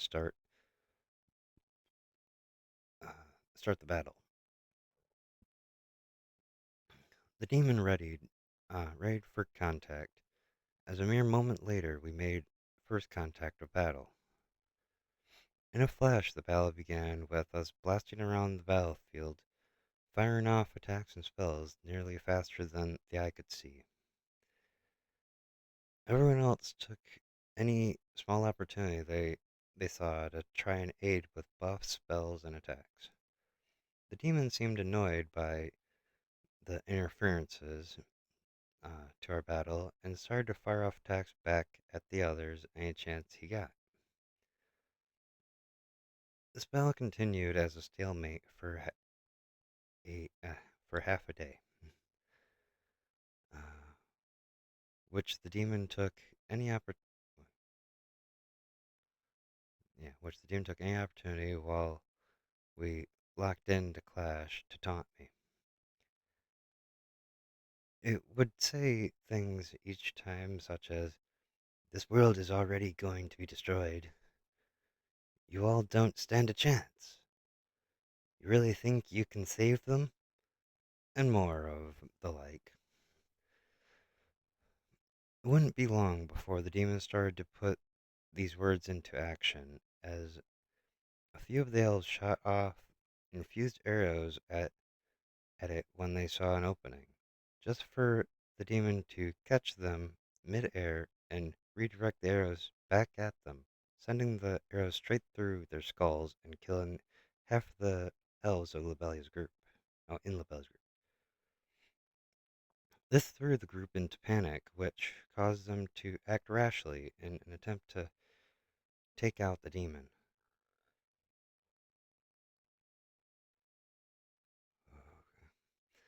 The Valiant Vince stayed back, casting buffs and heals on the Rain people, while the Rain few elves, Clint and Bruno, jumped into the fight in an attempt to end this. Before I could stop them, they charged in for the attack, and I needed to try my best to stop the demon from getting them as well. The battle intensified as we attacked from all sides in an attempt to overwhelm the demon and hopefully turn the fight in our favor.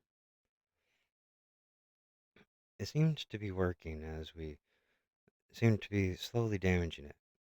That is until I realized my attacks were the only few actually that actually doing damage.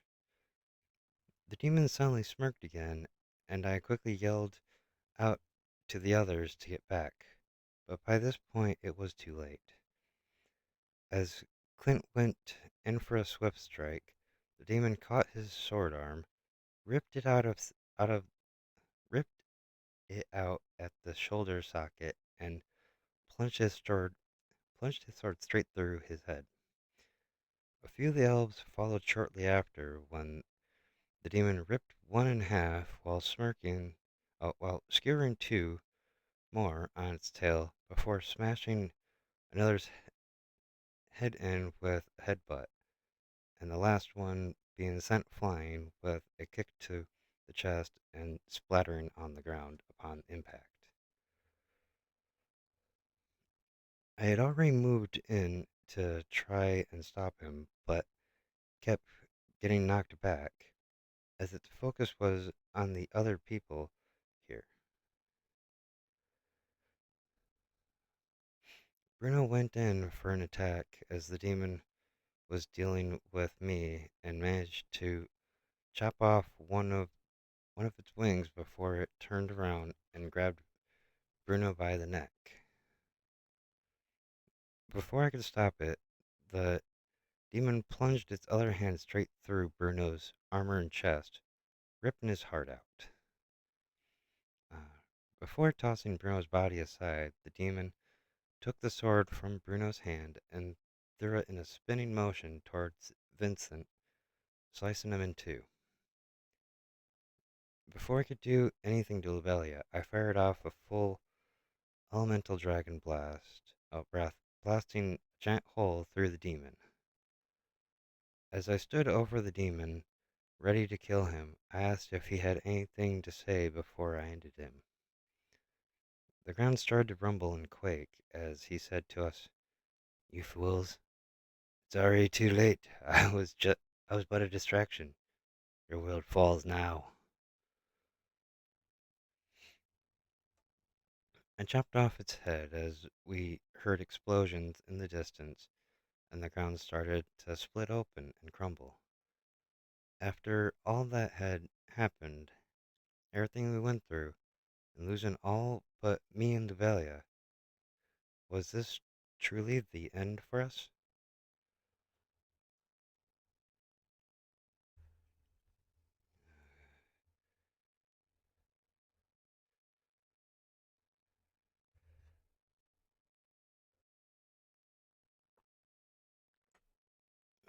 The ground continued to rumble and fracture as a uh, as massive and numerous canyons formed across the world. Explosions larger than before started to go off around the world, wiping entire continents from the face of the planet. We didn't know what we should do, but uh, and with nowhere to run, and the whole world ready to blow, we were stuck in place. A mere moment later, the ground broke apart beneath us, causing us to start to plummet down toward the molten core of the planet. I grabbed Ubelia as we fell and quickly started to fly us back out of the canyon, dodging fallen rubble on the way out. Even though we didn't die to the fall, we still had nowhere to go, since everything around us continued to fall into destruction. As we flew in place, trying to figure out what to do next, I saw space in front of us start to fracture and split. Suddenly, the fracture in space in front of us blew open as we saw a being standing on the other side of the opening. It told us to come through quickly before it was too late, and with no other option before us, I flew with Lobelia through the open, open space. Upon coming through, the opening sealed back up behind us as the being opened up a window to view what was happening. I asked the being if it was friend or foe, to which it only said, "Watch and learn." With which we stared at the window he opened up. Through this window, we could see what happened to the world as it crumbled into itself, superheating the core. Suddenly, the core exploded, causing it to explode the planets nearby until a chain reaction flowed into the suns. This in turn overloaded the suns, forcing a dual supernova and wiping everything away in a moment. With that being, uh, with with that with that, the being closed up the window and took a few steps away, probably to gather itself together again after what we all witnessed. I asked the being why it showed us that, to which it responded, "You needed to see what happens when we fail to stop these evil beings. We can't let any more fall to the evil." Levelia asked, "Who are you?" To which it answered, "I am one forced from my home, as you, just as we also share a fate." The being shifted into a solid form, and for the first time we could see it in its true form, as I noticed the crest upon its back. It turned and spoke to us, telling us its past, how it was chosen for this, and uh, what the crest granted it. I'm going to clarify this now. The only reason why the shape-shifting person here, oh, technically that hasn't been introduced yet, but The reason why the reference is it, they, them, I'm gonna just get that out of the way as the story goes. Shapeshifter, and to kind of save time and shorten the story, instead of having to refer and re-reference every single time that the, uh, the shapeshifter themselves change between forms. You'll kind of notice a similar kind of pattern forms around some other kind of stuff down the line. Alright. Trigger form, no, it's cross on its back. Those by the pass. It turned and spoke to us, telling us about the past, how it was chosen for this, and what the crest granted it. This being was a shape. Oh, yeah. Apparently, I stopped to explain that right at this moment. This being is a shapeshifter that couldn't fend off the invaders of its realm, and only discovered the ability to open the space between realms as that fell through one of the. Oh, when it opened by accident near the core before falling in.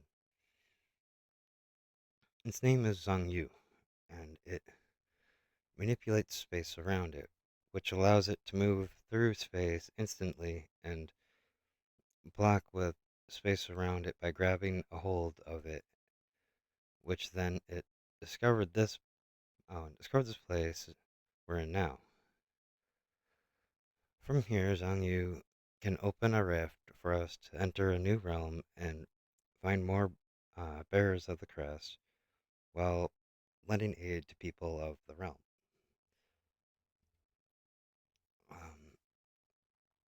Okay, this is actually another one of those moments where I'm probably gonna take a quick little breather. I need to probably grab like a snack or something. So we'll be right back. Just give me 1 sec to change that over.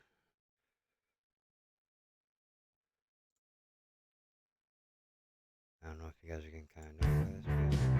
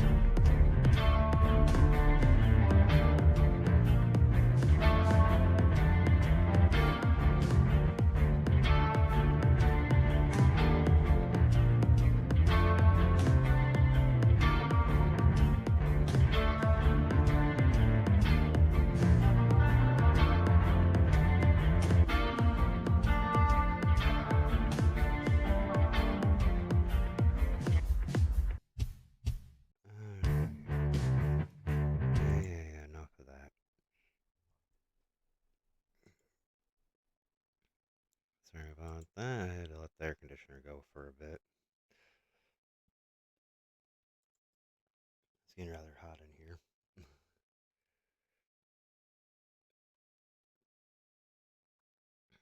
Alright,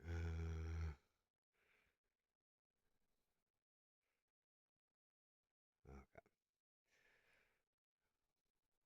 Zhang Yu told us about the space we currently were in as we tried to calm down and recover some strength.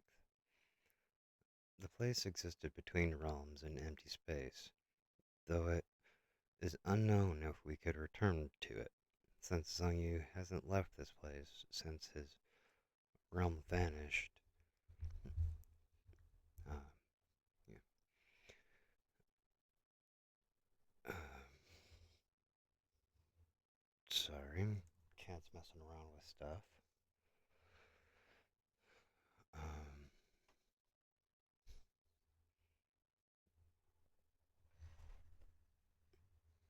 okay. Yeah, sorry, my cat was playing around with uh, the table that the mic's mounted to. He's in there trying to like grab something off there, and it's like, no, it's not for you. Um, I haven't left this place since his realm vanished. Uh, it spent most. It's spent an unknown amount of time here learning how to use its abilities until it found us and brought us here. We figured it would be best if we took time to recover completely before we tried to travel to another realm. As the Levelian I recovered, Zhongyu tried to look through windows to other realms to try and find more bearers of the crest. Lebelia brought over the translated scripts to see if they might give us a clue to where to look next. From uh, from the one that uh, from the one that reminded remained from what remained, there we go, ones that remained, we figured Wilder Beyond Dreams was Zhong Yu, so that left us to figure out uh, the depths of the Great Mountain, realm of the winged feather-winged, and traitor against the darkness. Zhong Yu figured that uh, realm of feathers, uh, realm of the feather-winged, would be the sky realm of the angelic. The depths of the Great Mountain might be the crossroad realm of Cosmic Mountain, but for Traitor Against the Darkness, we all had no clue.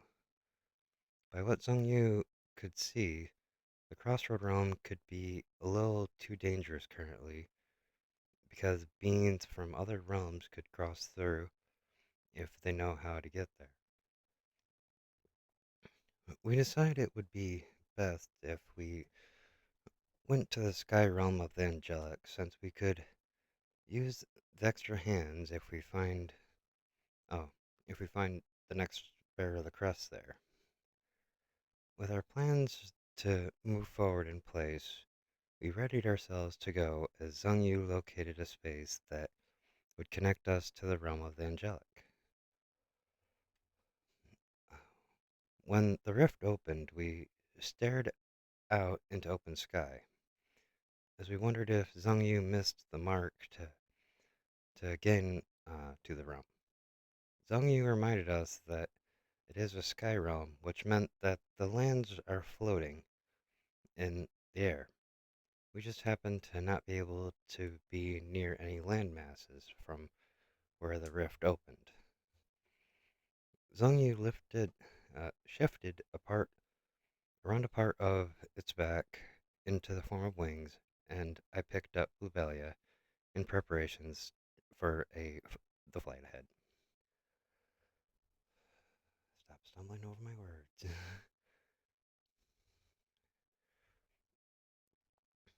We took flight out of the rift, closing it behind us, in the direction in front of us, in hopes of finding some land to start our search. We were unsure of what to expect as we flew through the air, since we only had few views of the area, but never saw what the people of the realm looked like. After a while of flying, we started to see a floating island in the distance, which we figured would be a good place to start to try and understand this place. As we got closer to the landmass, we quickly realized it wasn't a small island we thought it wasn't the small island we thought it was, but a massive continent surrounded in cloud cover. Uh, when we made our approach to come in for a landing, we suddenly noticed numerous shadows circling around us from all sides. We came to a stop, flying in place as we tried to figure out what was going on, mostly curious if whatever it was friend or foe. A figure in the clouds moved towards us until it came into the open, revealing themselves to be an archangel. Archangel. There we go. Um, he spoke to us. Why have you come in intruding on the lands, uh, on these lands, strange beings? If you come to invade, we shall destroy you where you are. Uh, okay, apparently I misfamiliar, but I spoke out to him. We wish no harm upon the people of this realm. We only seek to lend aid across the realms against the that's grow evil that grows, and to find those who share our destiny. At this time, roughly 30 other beings came from the blanket of clouds, revealing to us a mixture of angels, harpies, bird folk, and valkyries. One of the harpies flew up next to us and asked, what do you mean by those who share your destiny?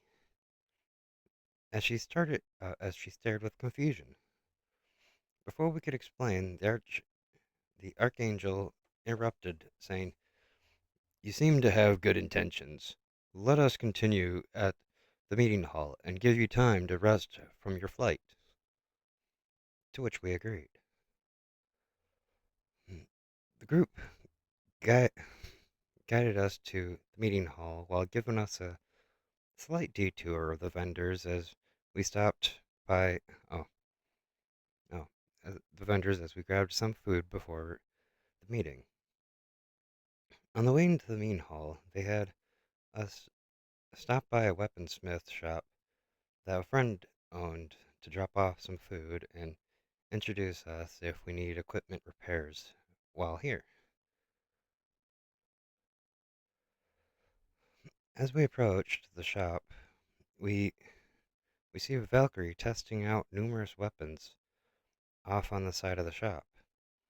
A member of the group mentioned to us that she was not only a weaponsmith, but also a weapon master, so we can trust the quality of her work. When we got closer, I noticed a mark on her wing and when we got up to her, I knew for sure it was the crest. They handed over the food to her and introduced us to her, mentioning we may need her help with some repairs, to which she said she could help. I spoke up, saying, "I have a feeling we may need more than your help with repairs." Looking at the mark on her wing, if you if you can, join us in the meeting hall if you want to know more about that mark. To which she agreed, closing up shop and following us to the meeting hall.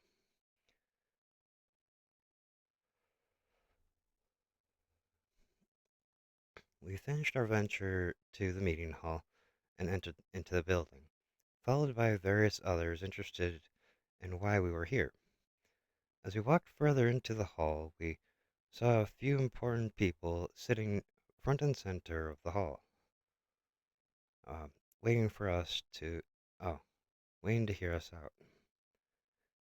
We started off by asking if any encounters they had with unusual or ominous beings around, and if there was any way we could help.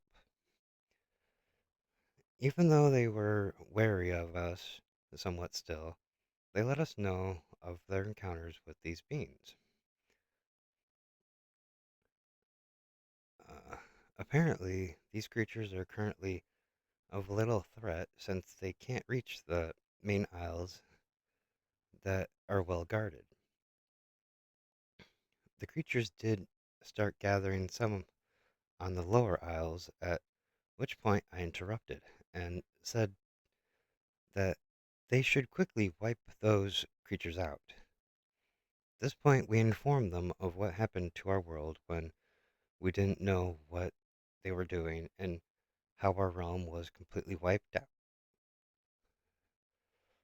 We told them we would tell them more and answer their questions later, but right now we needed to clear the creatures out from those lower aisles. Without delay, the mass of fighters got ready to head out as the Valkyrie pulled us aside to get us some better equipment since ours was in disrepair. As we changed out of our equipment, the Valkyrie said to us, "My name is Minerva. I have a feeling we'll be working together for a while, so it'd be easier if you know my name." I was mostly curious how you know of this mark on my wing, to which I responded, "We know it well, and what it means to bear that crest." After hearing this, she noticed while we were finishing changing out our armor, we each had the same mark on ourselves. I continued, I continued, "Wait until we get back, hear our whole story, understand what we're fighting against, and then, if what you, if, and if you might be looking, uh, and if this is what you might be looking for." Okay. For now, let's focus on keeping your world safe. Minova agreed, and we headed off to meet up with the fighting group, and then got on our way to eliminate the demons.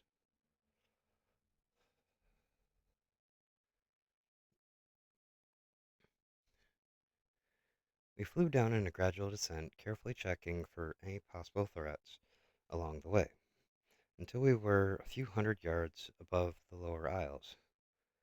As we flew over, we saw that many demons had started to gather on the aisles below us. Large demons were carrying smaller ones up to the aisles, more than likely to make it easier to try and invade from below. I asked them for details about the aisles, mostly how durable the land was, to which they told us nothing has destroyed one yet. I told them to hold back for a moment and be ready to attack on at my signal, which oh, sorry, which confused the residents of this world. Zunyu and Lobelia made sure everybody stayed back as I held out my hand in front of me, angled towards the central aisle amongst them. I started to draw in energy from the surrounding area, wrapping around multiple elements and compressing it as I continued to pull more energy in until the very air around me started to shift and twist. I yelled out to them to be ready as I fired off the shot at the aisle, engulfing the entire island in an explosion. Before the smoke could even clear, we launched into battle against the demons on the remaining main islands around it. We left the clearing of the isles mostly to the residents, while we cleaned up the few still flying around in the open air. By the time we had finished off the remaining demons from the surrounding area, we turned our attention back to Central Isle as the dust had finally cleared. At this moment, it had become clear to us why we didn't see any demons coming out from the area, since there no longer was an isle there. It had been vaporized.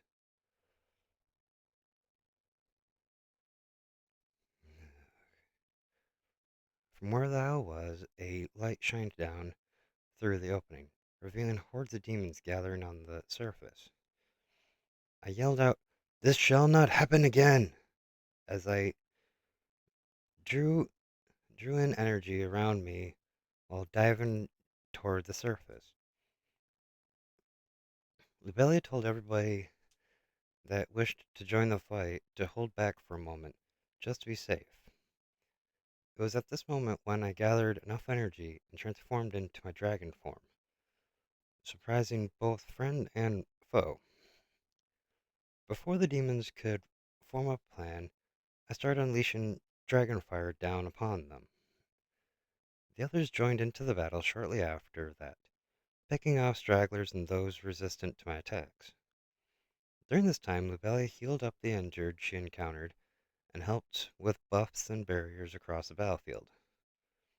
Zhongyu took this opportunity to locate any traps and explosives the enemies may have been planting and destroyed them by crushing them in folded space. As we were finishing off the last of the demons, Zhongyu noticed a tear in space that the demons were coming through. I transformed back and came in for a landing next to Zhongyu, as Lubelia came up from behind us, all ready to do what we could to close it.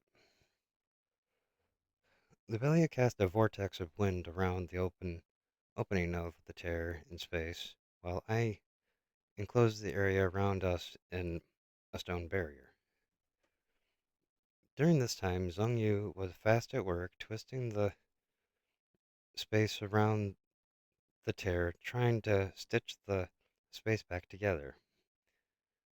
With much determination from Zhongyu, the tear in space was sealed back up, and there wasn't a demon left. With this, we, with this, we believed that this realm should be safe, as we let out a cheer and head back to the meeting hall to report the events of the day.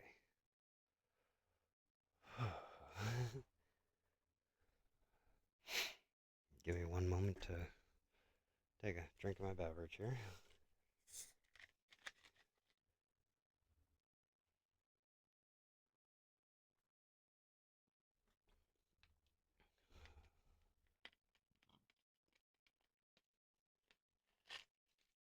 That's very interesting, all the beverages I keep around me while doing recordings. I mean, I finished up the cup of coffee, water, body armor. Now I'm having a little soda. Okay.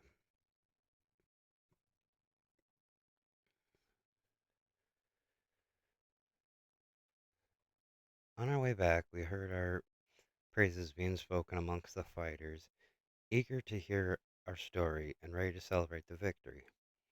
Renova seemed perplexed by the battle and what she might have to consider in the near future. We made our way back to the meeting hall as the fighters let out a war cry, letting the city know of the victory. We hear the cheers of the city as we came in for a landing in front of the meeting hall and walked in to the heads of the city. We spoke of the battle and the near invasion of of the complete wiping out of the invading forces and the sealing of the Terran space that were coming through. Okay. As we hear the people talking and cheering, not only in the hall, but coming from the city, I felt guilt from the mistake I had made.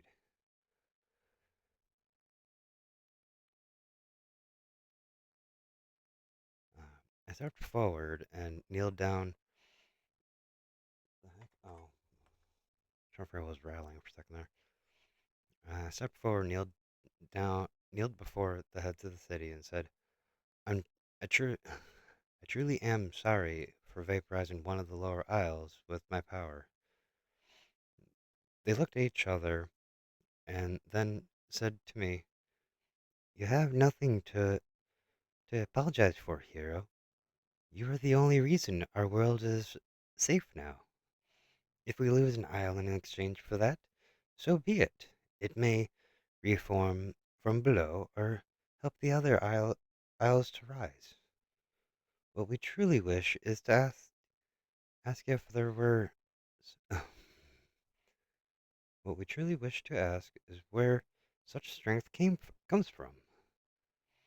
At this point, we decided to tell everyone that could hear, uh, they could hear us, our stories, one at a time, until concluding with how not only mine and Lubelia's, but Zhongyu's worlds both were destroyed and absorbed into the void.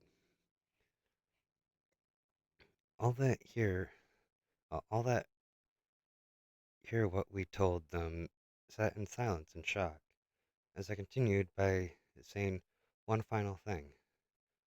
One common occurrence that we all share that marks who's chosen for the duty we share to free all that exists from the evil of this demonic invasion is a crest upon our being. I took the armor off my chest, revealing the crest upon my chest, followed by Lubelia pulling up the sleeve on her robe to reveal her crest on her shoulder. Finally, Zhongyu shifted into a base form, revealing the crest on its back.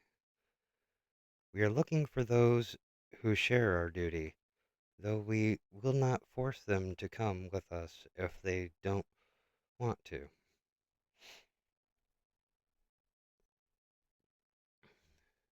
Renova came walking straight up to us and took a very close look at the crest we bear.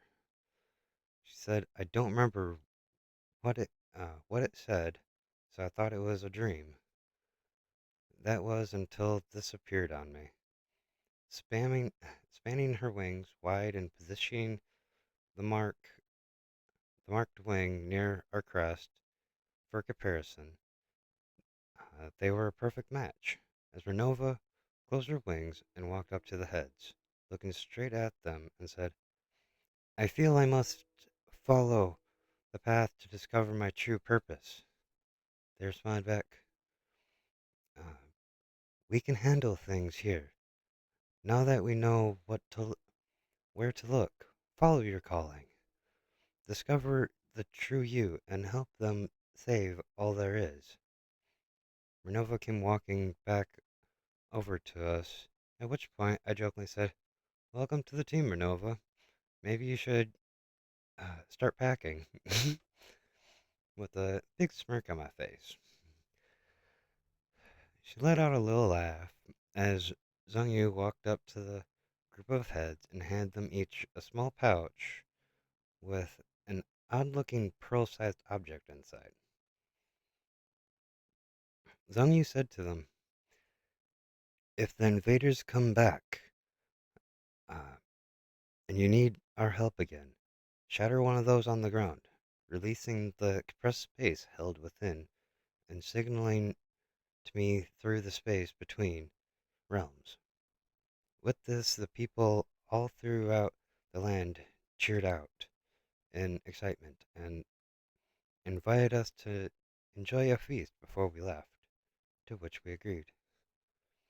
I felt a sense of relief after that, mainly because we finally managed to save the realm from destruction and got a new member of the Bearers of the Crest.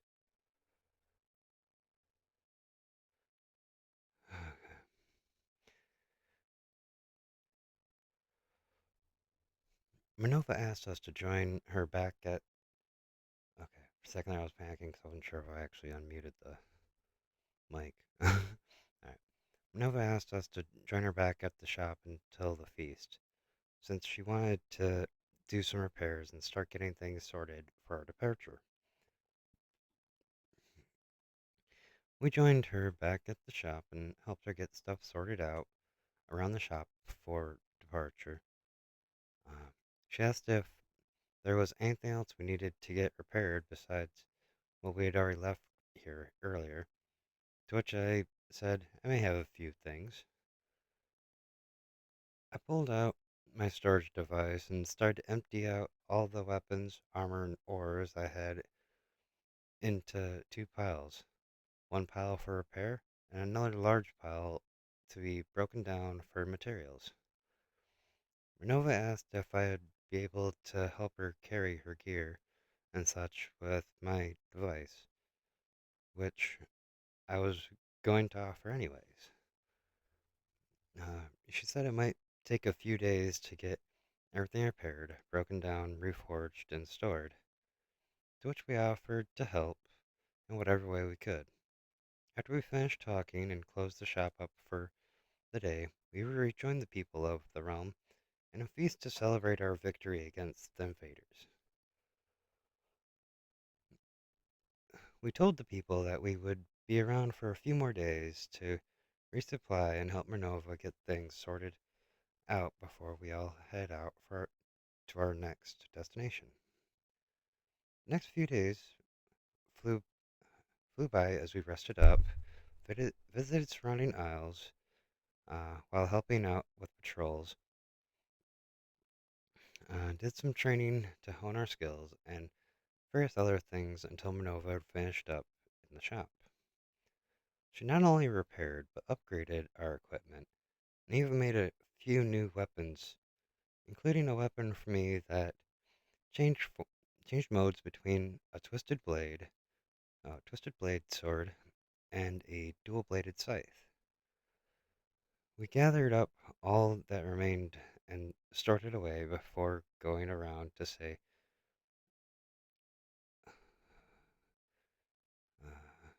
to say our goodbyes to the people of the realm. We gathered on the edge of the isle, and I told the group to save their energy uh, for when we need it. So I'll carry us. Oh, so I'll carry us where the space between realms is with its own used direction. I began to draw an energy in uh, for the transformation as the rest of the group waved goodbye once more to the ones seeing us off. I didn't think I'd have enough room to transform where we stood, so I stepped off the aisle and transformed in midair, shortly followed by the rest of the group jumping down and landing on my back.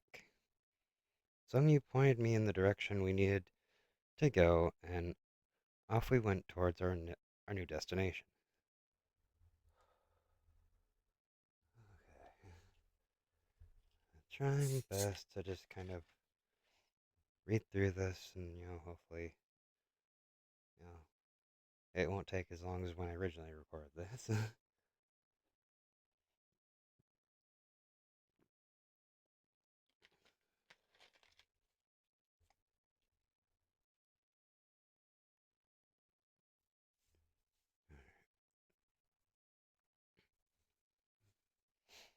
Actually, hold on one second. I need to answer something, so I'm going to mute the mic for a second.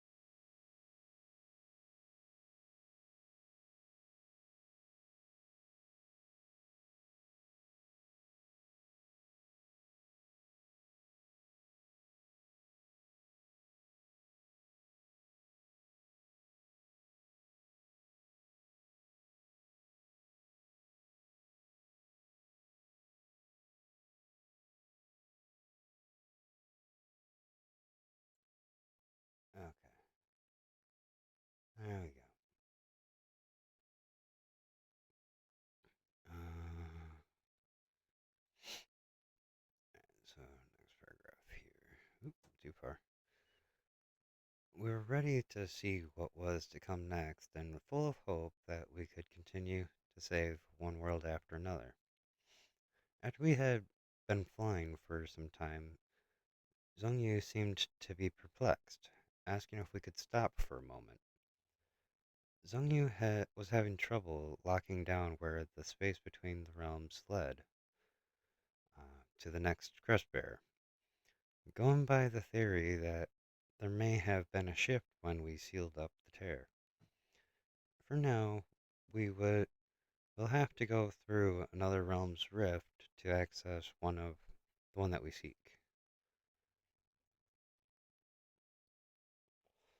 After some discussion, we decided that this wouldn't be a real problem since our goal is to stop the invading forces across all the realms.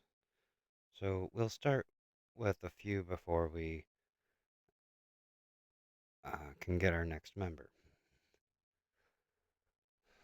Zhongyu refocused in on the closest spot to access another realm and guided me to the location. Zhongyu explained to us that even though there was access point here we could get through, we still don't know what awaits us on the other side. So we should be ready for anything.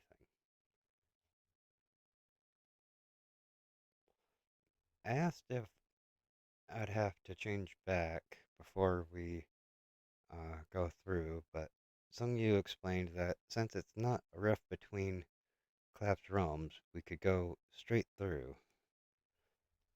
Zhong Yu focused in and formed a crack in space large enough for me to fly through to the other side. It made sure we it made sure we were ready before pulling open the crack to form a rift and had me fly through, quickly closing it up behind us. We looked upon the world we entered. We were stunned, seeing the world had already started to start a full-blown war against the demonic invading forces. We had no time to lose, as I told everybody to hold on while I went in into a nosedive towards the large group of demons. When we were di- uh, close to striking distance, I told them to release, at the same time transforming back into my normal form and drawing out my new weapon. The enemy forces flew back from the impact of our landing as we each instantly leaped into battle. Uh, we battled on for hours, wiping out their invading forces by the thousands, but still saw no end in sight of the forces before us. Renova and Zhongyu noticed something strange in the distance as they fought off flying forces. We turned all our attention toward what they saw as I cleared a path the best I could at that moment with a dragonfire blast. When we got over to that location, we noticed a familiar sight, but worse. Three tears in space where the forces were coming out. Zhang Yu quickly asked us each to block a tear. Uh, crud, I think.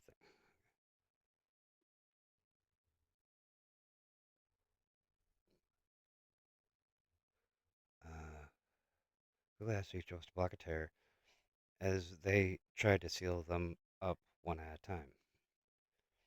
We each took a position at a tear, fighting off not only the enemies coming out of the tears, but also the forces coming from behind. One by one, Zhang Yu sealed up each tear, getting more skilled each time while gaining better understanding of the space around them. Even after after sealing those tears in space up, more demons kept flowing in from behind us. We took to the air in search of more tears in space, in which we found several. We followed a similar plan as the others, guard and seal, until we eventually had them all sealed up and the forces before us, uh, sealed up, and then and the forces before us until we cleared the battlefield. We were rather confused, though, by the fact there were no residential forces to be seen anywhere. As I questioned if they might have passed away uh, or held up somewhere, for the time it did not matter. We needed to keep moving out forward, and after a quick rest, Zhengyu found us our next rift. We kept in mind that this may be a long journey before we reach our next goal, at which point we walked through the rift to the next world.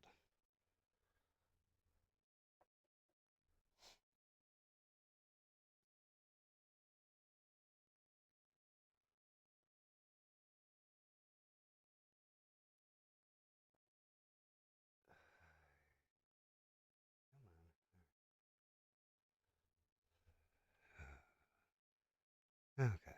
Um, for several more realms, we went through similar events, talking to people, fighting for our common cause, a few places siding with the other side. As we worked our way through these worlds, we collected and studied numerous things from each, adapting it with what we learned along the way. We managed to get several storage devices similar to mine made on one of those worlds to make it easier for each of us. Each time we sealed up a tear in a world, our path towards our goal shifted in location. We encountered more empty worlds and started to conclude that these may be used by the enemy for mass deployment. We had a few near-death encounters along the way as we fought against gods of some realms, but in the end we were still victorious. We got blessed from beings that we freed from corruption, whether that was by cleansing or death. At some point during our journey, we lost track of how many worlds we went through and started to question how many more are to come. Zongyu's skills by this point had increased to the point where they developed a mental map of where each realm we've gone through, including access shifts from ceiling tears, but we were still having trouble getting to where we wanted to go.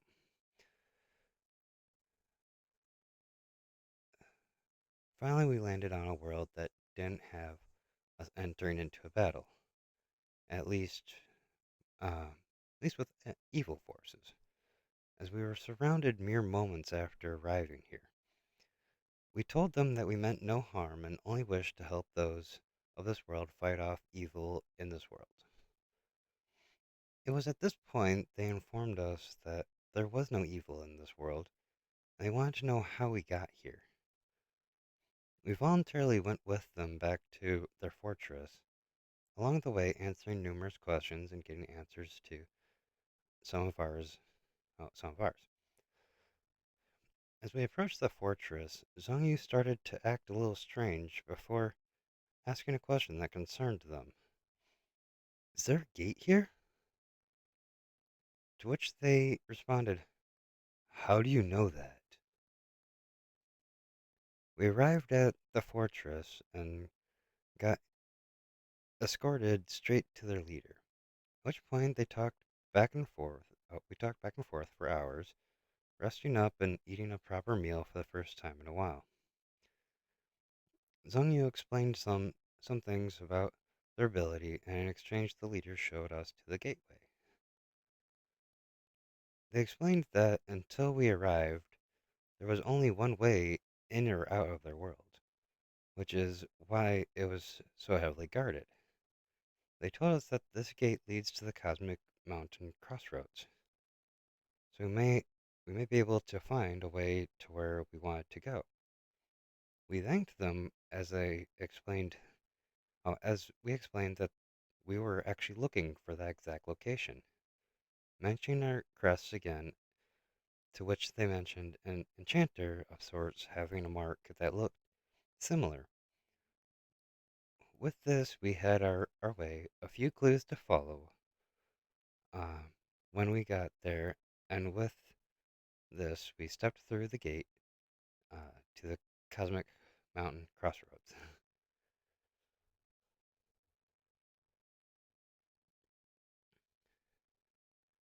When we reached the other side, I was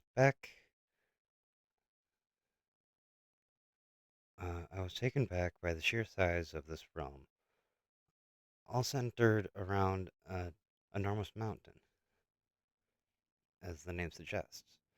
Uh, we knew that this realm should be free of forces we've been facing to this point, but this doesn't mean that we were safe from something else entirely. We do not know yet if there are any other threats that we could encounter while we're here, so we took careful measures to too more, not to draw uh, more attention to ourselves. As we explored through this place, we quickly came to learn that this place was truly a place of gods and mortals. Divinity of many faiths and worlds gather here and stand at equal footing with mortals across the realms. We gather info from those willing to share and worked our way through this massive, massive place, having to rest at inns along the way. After a week's travel through the mountain's various sides, we stood before a road full of shops of various different enchanting abilities. From the info we had gathered up to this point, we had reason to believe that the next bearer of the crest would be located somewhere amongst the people here. We split up to cover more ground to see if there was any interesting new abilities we could gain from the skills of the enchanters around here. With each person we talked to, we drew closer to our goal, and with each shop we visited, we gained new strengths. We encountered some shady characters along our search, which we avoided interacting with them to the best of our ability. After all was said and done, we all ended up getting pointed in one direction towards a shop in an abandoned district further up the mountain, about one day's journey away. We gathered back up at the same location we split up at, with several of our, which served as our meeting point, and headed our way up the mountain towards the abandoned district where this person was supposed to be staying, or stayed, supposedly stayed, whatever. Um, further we went, uh, the further we went, we noticed that the crowd's thinning out as we journey grew more difficult the further you go up the mountain. During the travel, we chatted with some of the others along the way, learned more about the area and what we were heading for. We learned that this area was mostly used by people to for endurance training, since most people can't handle the pressure of the atmosphere the further you head up. Apparently, only those who are truly strong of will and mind can hope to reach the peak, which very few ever have. From this, we figured that the one we seek must be powerful since they live in these conditions every day.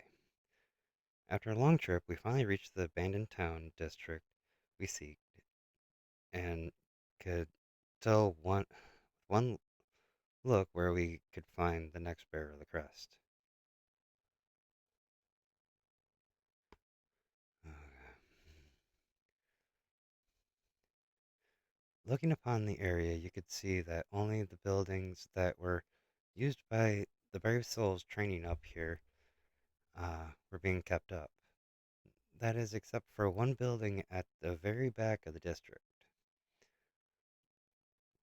We made our way into the town and split off from the people we were talking with on our way up as they went to the resting area of rest area buildings. Uh, we continued towards the buildings in the back of the town district to seek out this mysterious enchanter of the mountain. The closer we got to the building, the stronger the pressure in the air grew, faster than any area we encountered on the way up here. Through pure determination and willpower, we made our to uh, way to those buildings and walked in. Seeing only a building, a being in the back of the room next to a forge singing out a hymn to the pieces he was working on. I walked towards I walked forward and said, "We're here. We heard there is a great enchanter that resides in this part of the mountain. Would that would that be you by chance?" He set down his tools and turned towards me and looked me over before responding, "Do you come seeking my enchanting skills or for my skills as a total?" At which point he pointed at the mark across the side of his head. I responded back, "So you knew that we would come to find you?" At which point he that his encounter with the uh, informed us of his encounter with the divinity. Just like the rest of us, he had a vision with the divine being, telling him that a group led by a dragon-like being would come seeking him for a grand purpose, and when the time comes, he'd have to decide on a new path. By this point, he had been waiting here for us, readying all that would be needed for this journey, for he wished to see what existed outside of this mountain. He told us that he would need to finish getting a few things set up before we could leave, and asked us to inform him of what the full scope of the mission we're on is as he finished up. We shared stories of our travels so far and what we still expect to expect to come as he sorted out things around the shop and cleaned up.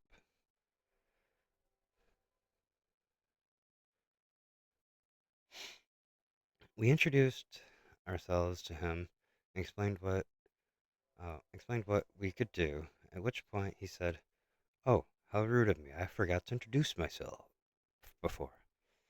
My name is Wakubi Warshaper. I am a demi-being of a half-Oni dwarf, and I gain the ability to enchant anything I put my mind to."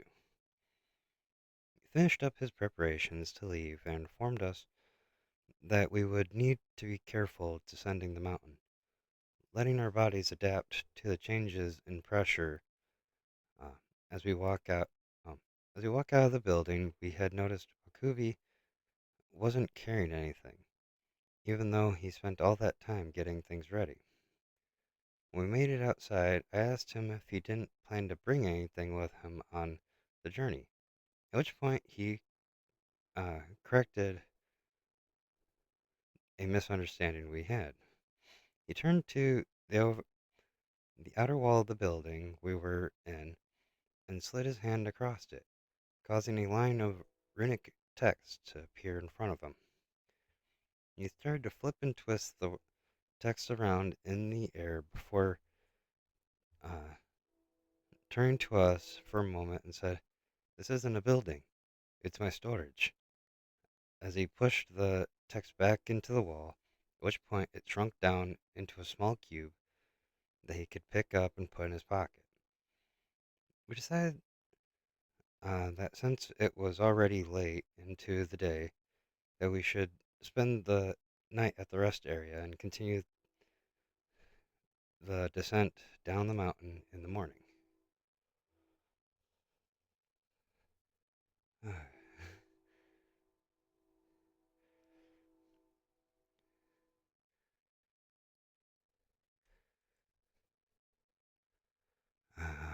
Okay, hold on a second. I have same person sitting there trying to ask me some stuff. Momentary intervention. Intermission.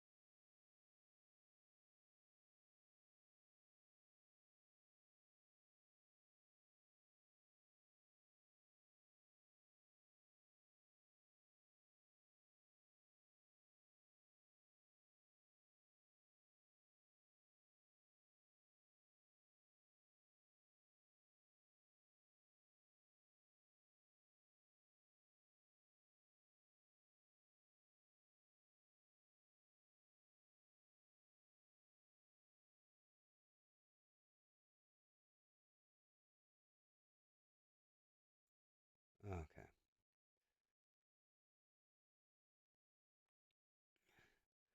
In the morning, we decided to gather back together in front of the building of the rest area, ready to descend back down. While I waited for everyone, I noticed familiar, a few familiar, suspicious-looking people from the other day, seemingly watching us from the distance.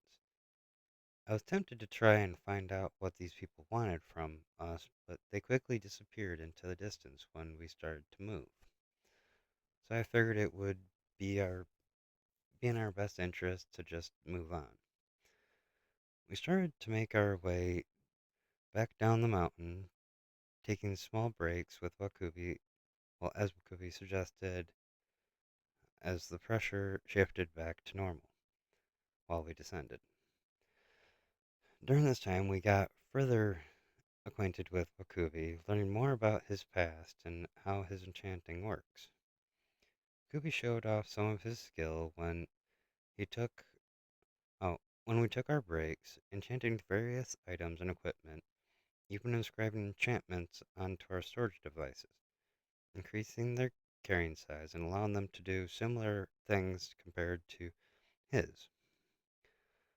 On our last break before we returned to normal populated areas, Zhang Yu and Wakubi got into a discussion about body enchanting that had them both excited for the possibilities. Wakubi,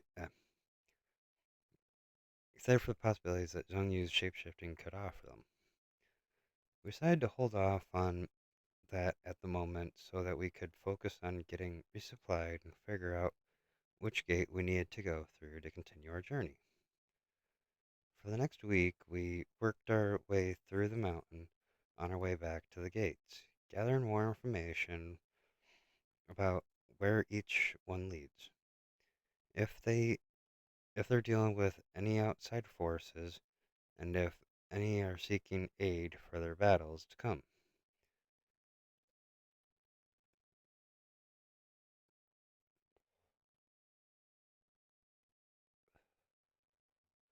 Uh, we figured this would give us a better chance at finding our next lead towards the invading demonic forces across the realms. Our efforts paid off in the end as a group heard of our inquiries and seeked us out to request our aid in resecuring the gate of their land that's been under assault as of lately by hundreds of large demons. With no need to discuss, with no need for discussion, we agreed to follow them and help wipe out the forces attacking them. We gathered together with their forces in front of the gate and made a plan for when we got to the other side. With this, our destination forward was set, and now we are another crest bearer stronger as we step through the gate to another world.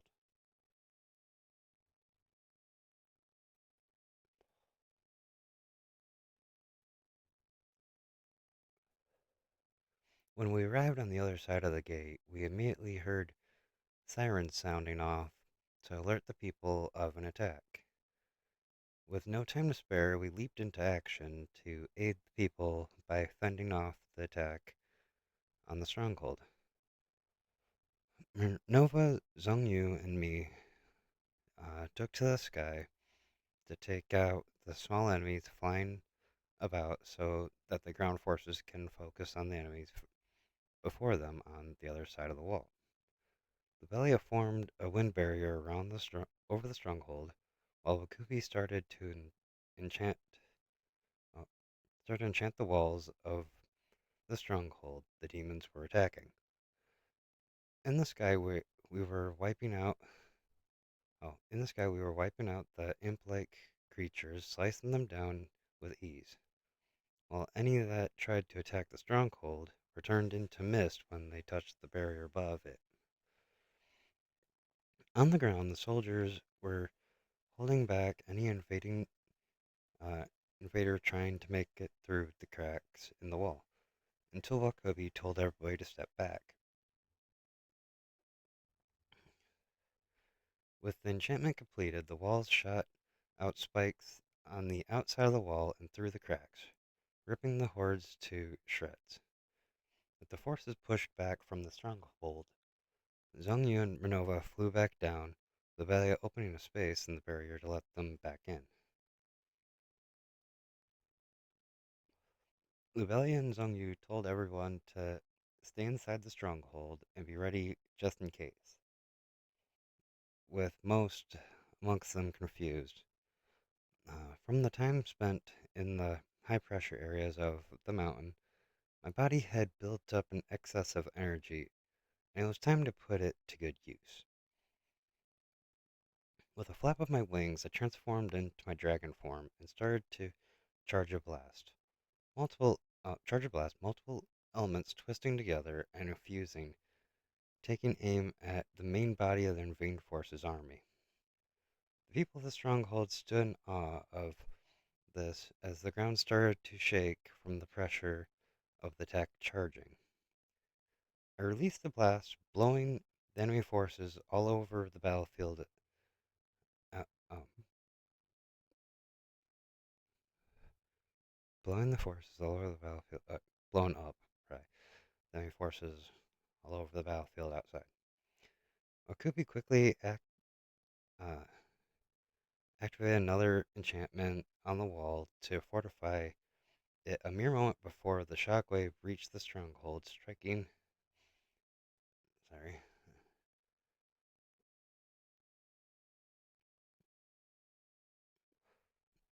striking it with such force to the point of nearly crumbling.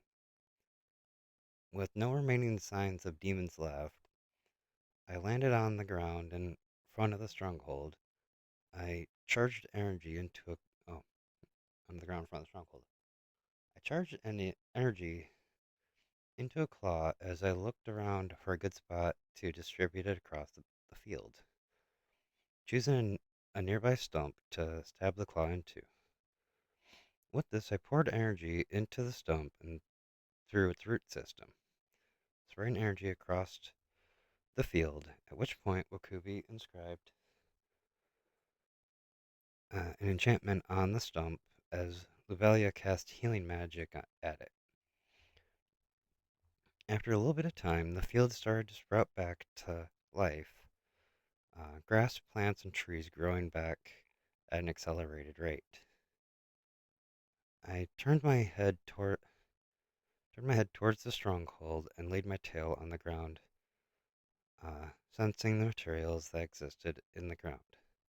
I lifted my tail a few meters off the ground before slamming it back down as the remainders of the wall crumbled out of the oh yeah, as the remainders of the wall crumbled away, revealing thick metal wall slabs raising from the ground below. Kubi carved enchantments into the slabs of metal, getting them to bond together into a unified form to become a stronger version of the walls that formed the stronghold before.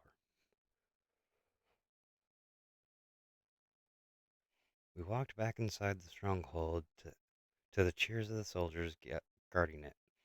excited from the show of power we showed while driving back the demon forces.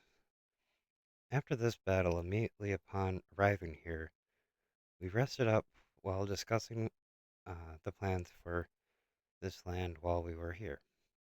We helped them survey the areas around the realm, looking for any remaining forces and sealing off the terrors they came through. Zhongyu and Wakubi took some downtime to work on their idea uh, before and from work on their idea from before, and to see what other ideas they could come up with to aid us in battle. A few days later, we found out where the invaders came from and headed out to the area to clear up any remaining problems. As we arrived at the location, we saw signs of the forces being here, but there was not a single enemy in sight. Zhang Yu explained that examined the area in search of uh, the Terran space they came through, which we discovered had been resealed. From what we could tell, the demons had retreated for the first time during this journey, possibly regrouping their forces since they didn't believe they could take us on. From what we had witnessed here, we now knew we could drive them out of the realms and back to their world. Zhongyu took this chance to seal off the space they closed back up so that it couldn't be reopened into this world. When we were done there, we headed back to the stronghold and updated them on what we had discovered and how it's uh, safe for now, since they don't have any other way back in. They gave us gifts for help, such as new and unique items from their world, which we could study and try to make even greater uh, use from them. Zhang Yu stepped out of the stronghold and took some time to focus in to read the spatial energy to find our next lead to a new world. Dang it! Sorry, I just accidentally hit the mic. Uh,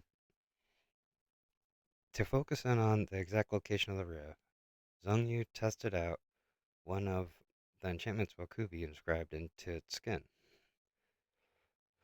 The runic inscription on Zhang Yu's skin glowed as it located as the location narrowed down to a pinpoint spot halfway across the world in an old village.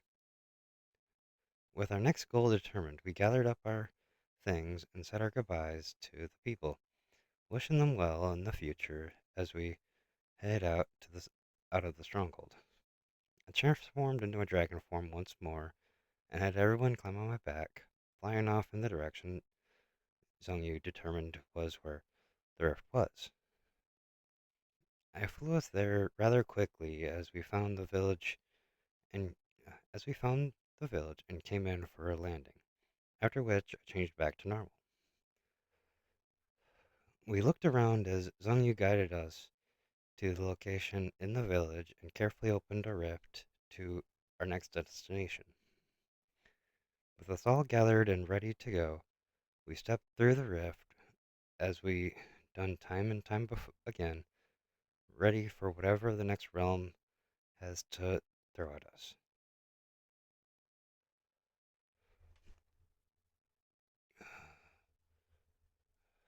Quickly take a drink before I continue.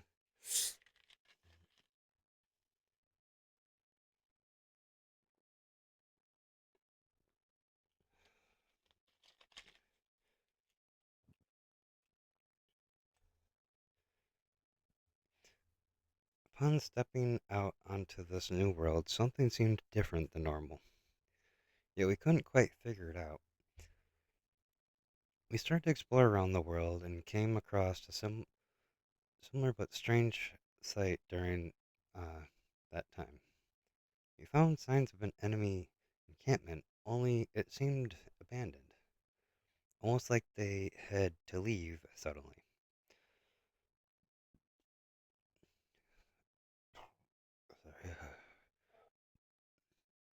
As we looked around more, Zhongyu found a ripple in space where it was torn and sealed up. Sorry, just to be safe. Oh, was torn and sealed it up just to be safe. We decided to look for locals to try and get better picture of what was going on in this place. After some time of searching, we came upon a town. After we introduced ourselves, they told us of what had happened in their world. They were under constant attack by evil forces on a daily basis. That is until recently, when the forces suddenly retreated and haven't returned. We told them of the encampment we came across and how we sealed up the entrance the demons were coming into their world from. Since there was nothing for us to do in this world, we decided to move on to the next one we could find. Zhongyu located the next spot oh, yeah, located the next spot as we headed off to see what the next world held in store for us. We came uh, to the spot out towards the forest where Zhongyu opened a rift and we stepped through to the next world.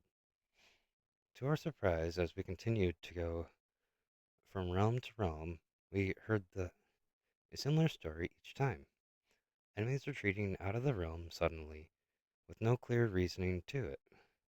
We continued to lend support to each one as we sealed up every distorted area in space uh, they returned from to ensure that invaders couldn't return. We started we started to form a theory that they may be regrouping the forces after the events of the gate. This was possible to try and uh, strike us with greater forces at another location, but it seemed unlikely since they don't know where we will arrive next. We figured that even though it could be dangerous for us to do, that we should take the next chance, we find to find distorted space, not closed correctly, to try and peek through to the other side and see if we could get some clues on what's going on. We head off. We head off now with a new goal in mind, in hopes of getting ahead of whatever they're planning.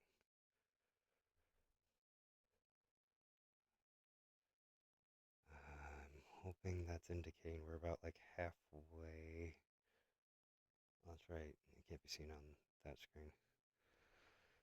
Um, we continue this pattern for a few more worlds before we came across a distorted space that was closed in a rush. Ukubi aided Zhongyu in carefully opening the distortion into a proper stable rift for us to go through. When we confirmed it was uh, when we confirmed if it was uh, safe enough to do so. As we looked through the rift, it became apparent that there were no enemies near the opening. We quickly made our way through the rift and uh, took cover as Zhongyu closed the rift behind us, but made it where it could be opened fast if we needed to escape. We carefully start to look around the area for any clues or signs of the enemy forces. We found, uh, sorry, we found the clues they left behind as we made our way through through this world. Uh, as we continued through the land, we started to notice this place seemed familiar somehow, but I couldn't figure out at this time what it was. Once we made it to the next ridge of a hillside we were crossing, all, all quickly became clear to us. This was another dead world. As we looked down upon the land below, we could see the ruins of cities and demons swarming the fields. As we observed them from upon the ridgeline, it started to seem to us that the demons were searching for something. Out of curiosity, Zhongyu backed up from the edge to take some cover while they tried to sense the terrors in space. After a few minutes, Zhongyu told us that even though the amount of demons gathered here was large, all ways out are sealed up. Zhongyu continued to tell us as they look over towards the locations of the closed up tears in space that not only are the tears closed, but they're being guarded by groups of medium sized demons. With this new development, we almost knew for certain that they were hunting something in this world.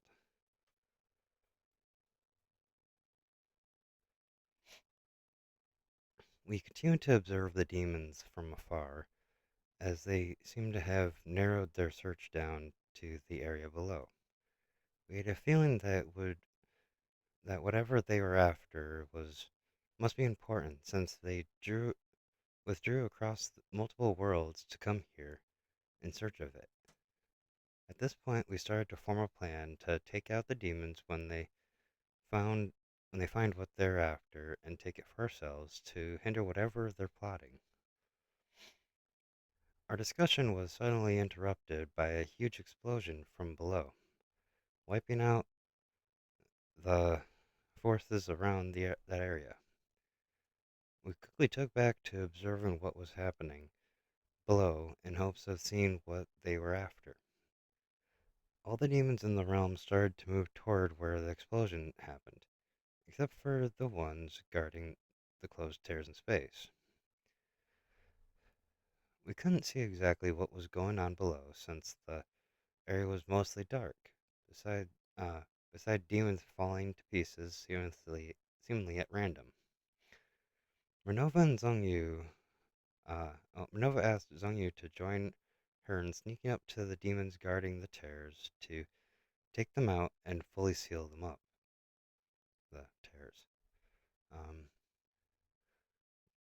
we agreed to split up to take on both tasks, but I made sure they knew it to be careful since we didn't fully understand the situation yet.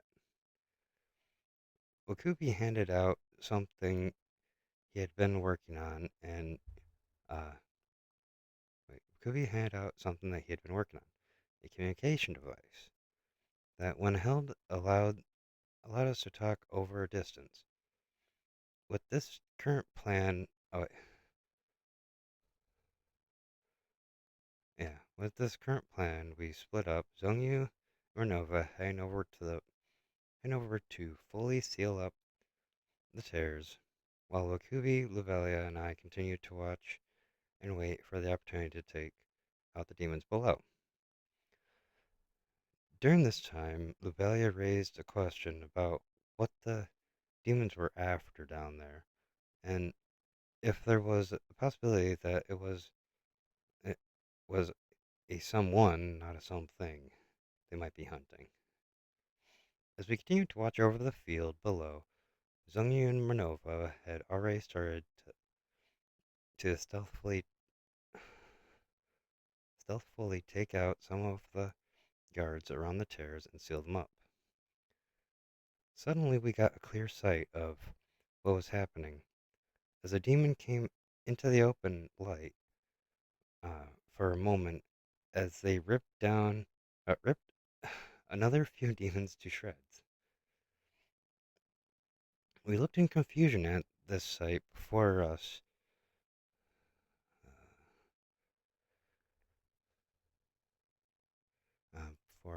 wondering why a demon would be killing other demons.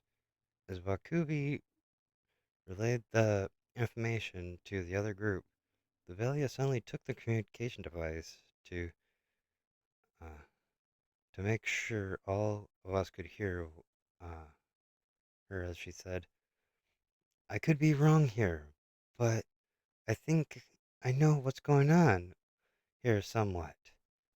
Could it be that our remaining member, the traitor against darkness, no, could this be our remaining member, the traitor amongst the darkness the divine spoke of?" With this possibility on our mind, we had no other choice but to get involved with the fight since we needed answers to these questions. Ubeli and Wakubi stayed hidden as I quickly and quietly made my way off the side of the ridge and down to the field below. Renova contacted us to let us know they managed to the tears, seal the tears up, uh, and would be able to come aid shortly with this plan. With no more forces able to come in to aid, I made my move as soon as I had a clear sight on the demon fighting off the rest. I charged up an elemental blast and leaped out of cover as I unleashed the blast onto the outer horde of demons, blowing them apart. I drew my weapons and started to slash my way through the demons that turned to attack me. As I fought my way through these enemies, I kept an eye on the demon the rest were after. We still don't know their story, but if we help them, we may be able to learn more. As I was making my way through the enemies, Zhengyu and Renova returned, swooping in and ripping through the main body of the horde. By this point, we could finally see the one we were trying to help. As they leaped towards me, weapons drawn, as I guarded against the attack, she yelled out, "Why are you here?" To which I responded, "To help," as we withdrew from our clash. Now working together, we destroyed the remainder of the demons from the field and cleared out any that tried to hide. At this time, we make our way back to rejoin Luvelia and Wakubi as we explained why we helped her out. When we made it back to the others, a question started to grow in my mind. I asked the demon woman what she meant when she said, when we clashed by, "Why are you here?" implying she already knew me. To which she told us she knows all of us. She told us there will be plenty of time to fully explain things later, but we need to get out of this world for the time being. We head we head to we head to where we came in from as I ask her, "What name may we call you by?" What name may we call her? To which she answered, "You may call me Australia. Astrel." And I, like all of you, am a crest bearer. At which point she revealed a crest on her leg. Zhengyu opened the rift back up, and we all walked through to the previous world, with many questions to be answered. One thing we already gained from this was that now all the bearers of the crest had been brought together. And with that, I'm gonna take an actual, quick break here. I need to stretch, and apparently someone's blowing up my phone. So, we'll be taking a quick little break here, and continue on with the story in a moment. All right. Be right back.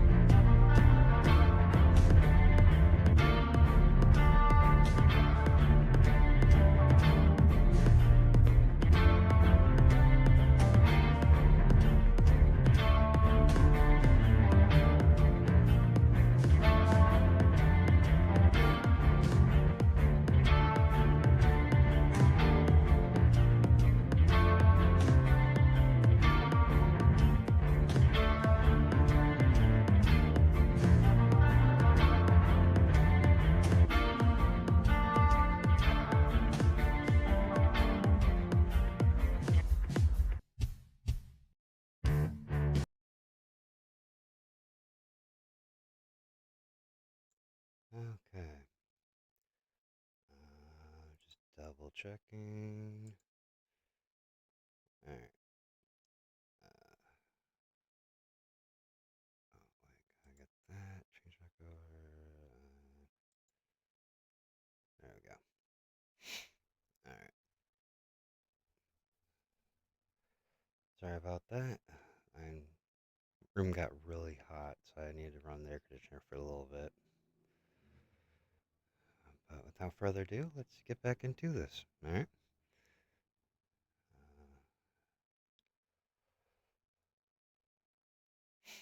When we made it through the rift, we looked around the place. We looked around for a place to speak in private, as Anu sealed up the rift behind us. We noticed a run-down house in the distance that seemed like it could uh, serve the purpose, and made our way over to it. When we got inside the house and found a space large enough for us all to gather in, Estrelle started to tell us about her story. The demons originally were from a parallel dimension, where they used to be a peaceful existence. One day, while advancing their knowledge, oh, in the studies of magic and science, uh, they came upon a distortion uh, in one of the realms in their dimension.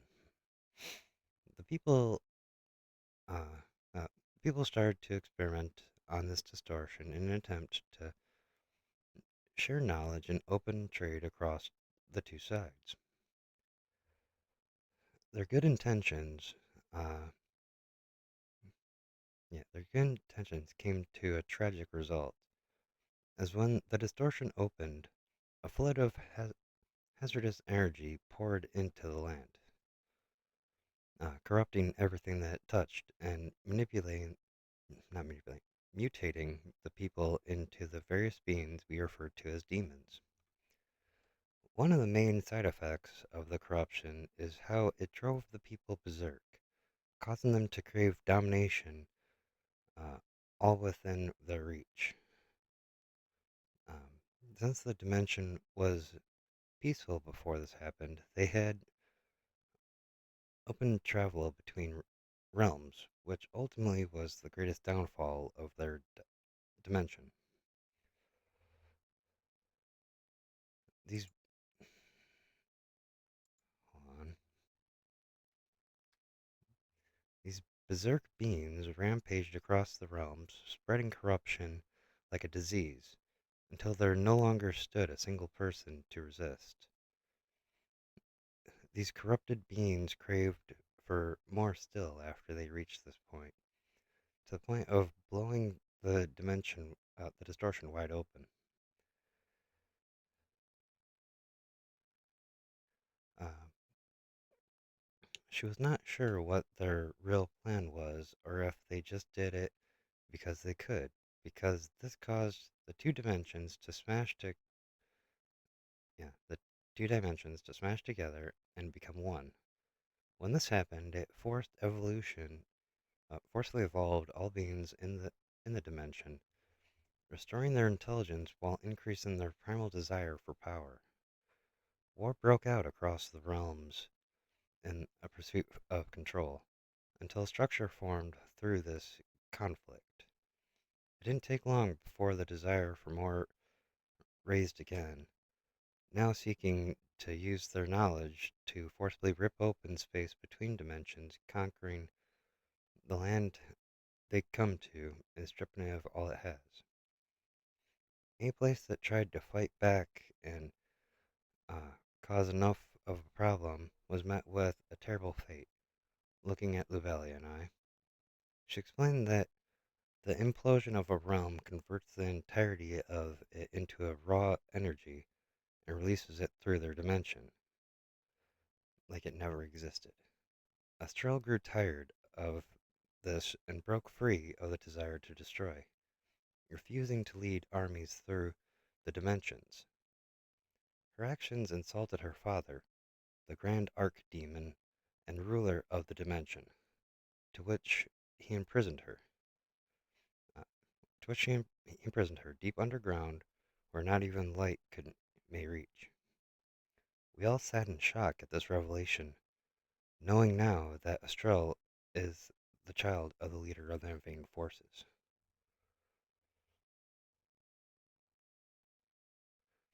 It was during this time in imprisonment that she spoke to the divine, as the divine had did to each of us. Estrella believed she was going insane at the time from the isolation, but after a while started to understand what was happening. Though her experience with receiving her crest, uh, though her experience with receiving her crest, we quickly learned was much different from ours. The divine had con- confirmed with her that this was what she truly wanted, since the crest was formed to fight against her people. The crest quite literally burned into her flesh as flames poured out of her body, purging away the remnants of the desire to destroy. After that, she came up with a plan to break out, but had to figure out when might be the right time. One day, there was a huge commotion as forces started to withdraw back, reporting about their activities and how they got pushed back. She took this opportunity to break free and put on some armor to hide in the group of forces that being deployed to the gate. Before the group before the group she was hiding in could make it through the tear, forces came rushing back in from the other side, followed by a powerful blast that vaporized those too close to the tear. At the same time, her father had discovered she escaped, forcing them to pull the forces back and close the tears. She went into hiding as they started to search the people that were in the between world one by one, figuring they could weed her out. She spent days carefully hiding out in the shadows, taking out the ones that got too close to her position. It was shortly after this time that we arrived on the scene and helped clear out the rest of the forces. She told us that the reason we had to get out of the realm in a hurry was because her father would more than likely implode it rather than let her unite with us. We fill, we filled Estrella in on the remaining information that she didn't know and figured we should keep moving on with the mission we had at hand. Zhongyu and Estrella had their own conversation on the way toward the next rift, mostly around the general understanding uh, of the other realms, the demons, oh, mostly around a general understanding of the uh, other realms the demon know of that we hadn't reached yet. Before long, we reached the location of the rift, letting Zhang Yu step forward and open a space. We stepped through and prepared to see what will come next in our journey.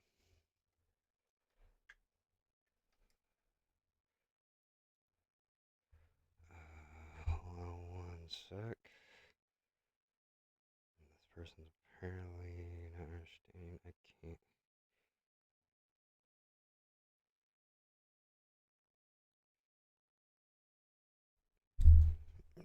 Sorry about that.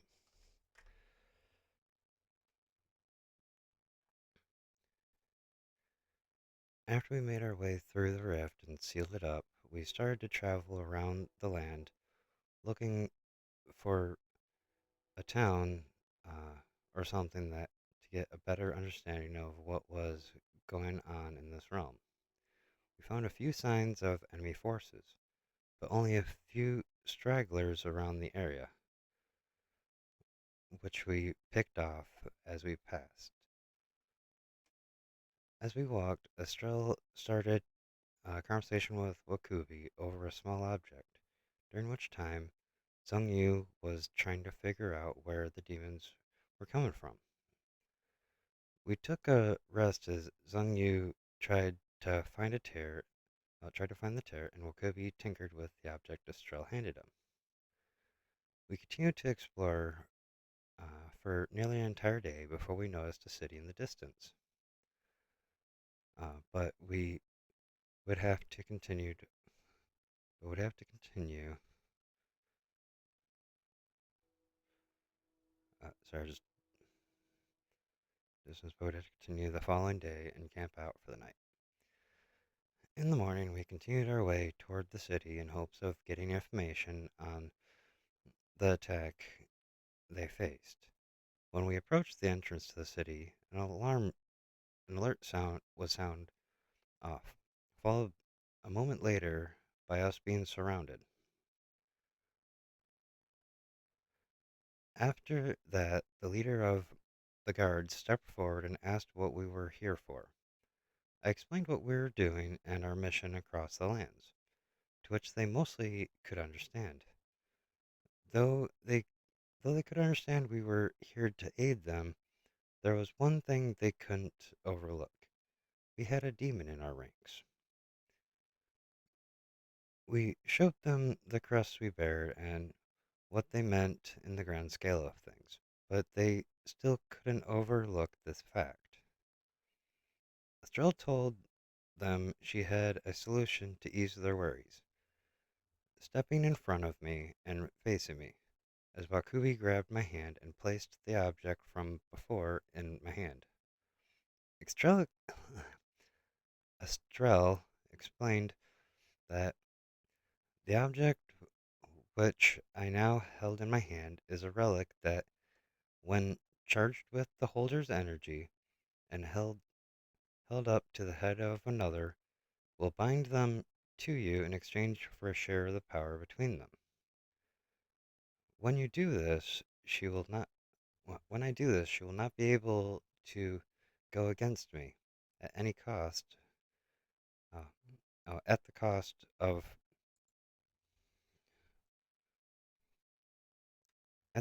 her life, but was willing. Was willing since she believed I'd be able to end this once and for all. The people of the land recognized this relic, since the demons used them on some of their former allies. I asked her if she was sure about this, to which she agreed, uh, saying I'd probably the only one she'd trust to do this. I poured my energy into the relic until it started to glow. As I held it up to Estrella's head, the relic split open, wrapping around the base of her horns and implanting itself into the space uh, on the space there between them on her head. As the rune formed, as a rune formed on my arm.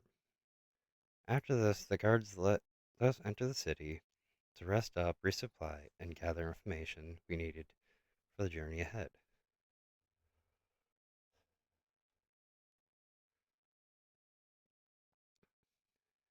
Sorry. All right. The next day, we made our way around the city, gathering up supplies and information as we go.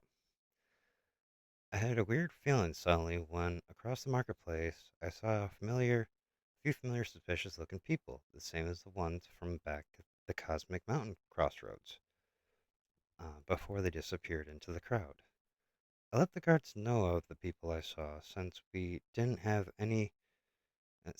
time to follow them, as we got information on the location of the tear in this world and needed to head to the location to seal it up.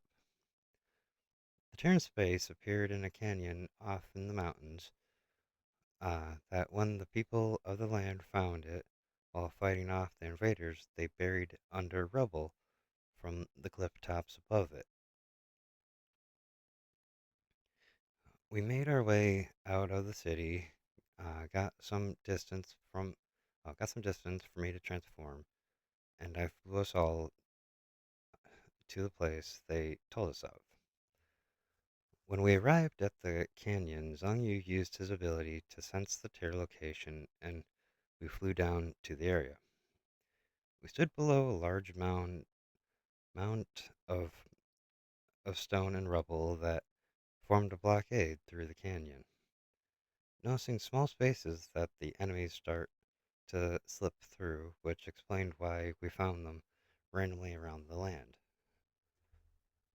Zhang examined the space and started to seal the tear through the rubble, followed by Renova blowing open a path through the canyon after the tear was sealed up with a smash of her axe.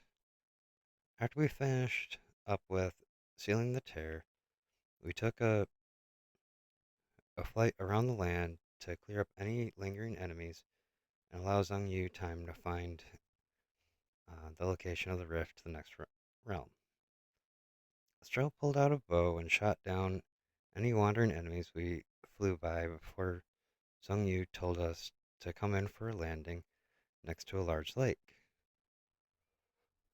As Zhang Yu examined the area for signs of the rift location, they discovered it was located inside a lake several meters down.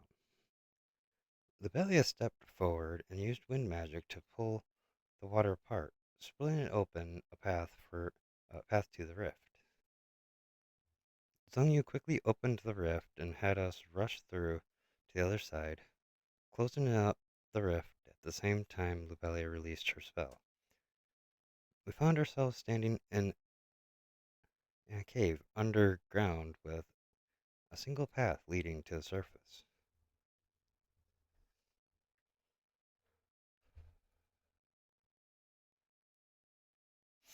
We followed the path of the cave and made our way to the surface to see a vast ocean before us. I attempted to fly a little bit into the air to get a better look around when a large creature leaped from the water in an attempt to eat me.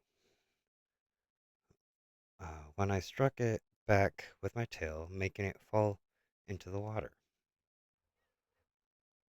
After that, I thought it might be better to transform into my dragon form to intimidate any other creature in the water from trying that and make it easier to teleport the rest of the group, well, transport the rest of the group around this realm.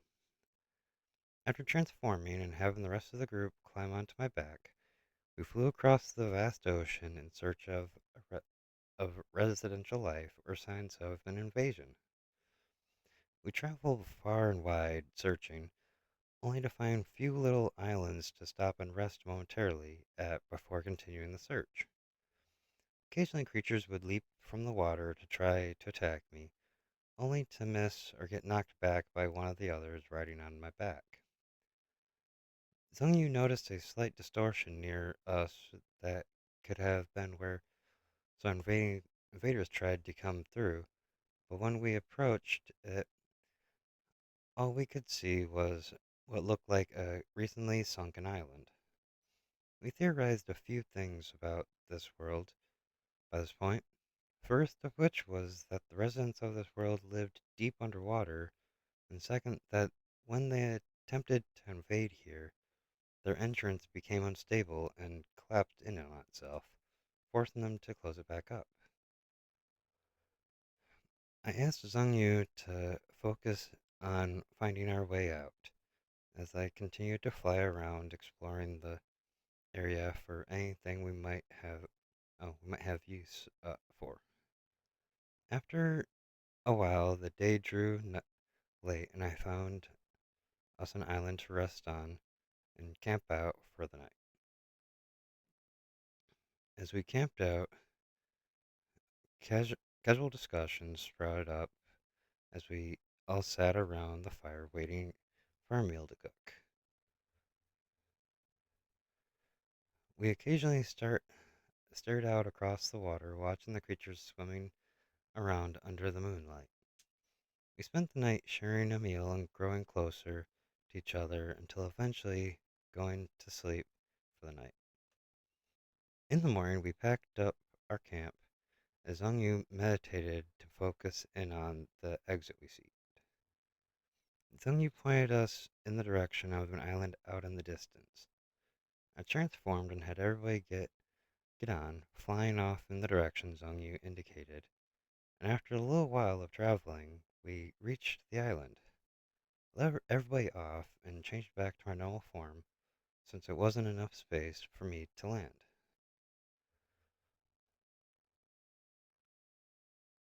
We walked into the cave before us and headed down the path until we reached a slightly flooded area. Off to the side of the path seemed to be a pool-like area that looked like it led to the deeper depths. As I approached the path, I noticed something in the pool next to it swimming around, looking at us. While I was looking at this thing, I noticed I had a scale popping off my arm, probably from changing back and forth so often recently. As I plucked the scale off and went to put it in my storage, one of the beans popped out of the water, holding out a shell. Curious and interested, I carefully walked up to it and held out my hands, the scale sitting in one palm, one palm, ugh, sitting in my palm, one hand. Yeah. Uh, it stared for a moment before setting the shell in my empty hand and picking the scale up from the other hand, then backed away a bit and stared at the scale. I took a few steps back and examined the shell, which seemed like it might have some use as a material for something uh, bright in the future. Probably part of that meant for there. Um,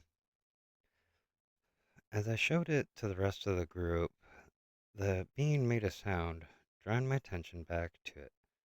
It seemed to be gesturing toward the scale, also almost like it wanted more of them. For what reason I did not know.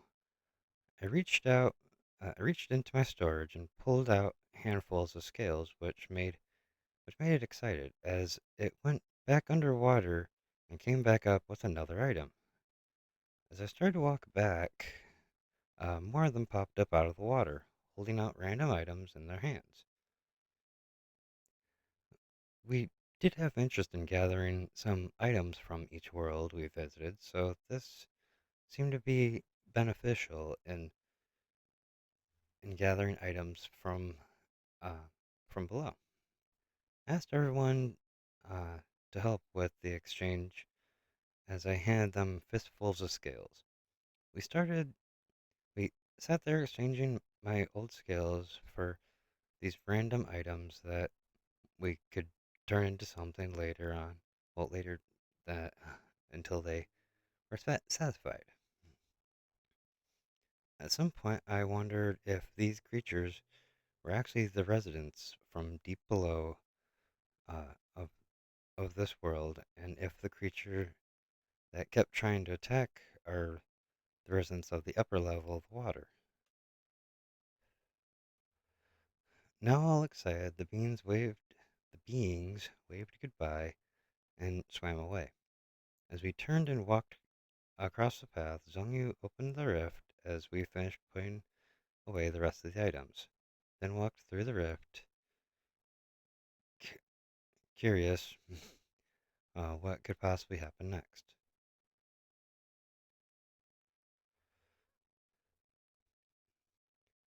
As we stepped out of the rift, we noticed something a bit different about this world. The whole world seemed to be built underground, with no sky or sunlight coming from anywhere. The whole area was sorry, uh, the whole area was lit by glowing stones growing out of the walls and ceiling. The people of the world spent their days digging out the walls in every direction, carving out and forming homes and buildings along the way. We made, we made attempts to communicate with the locals, but they never seemed to have any interest in anything besides digging and expanding the land. We saw no signs of invasion and started to wonder if they had no interest in this world.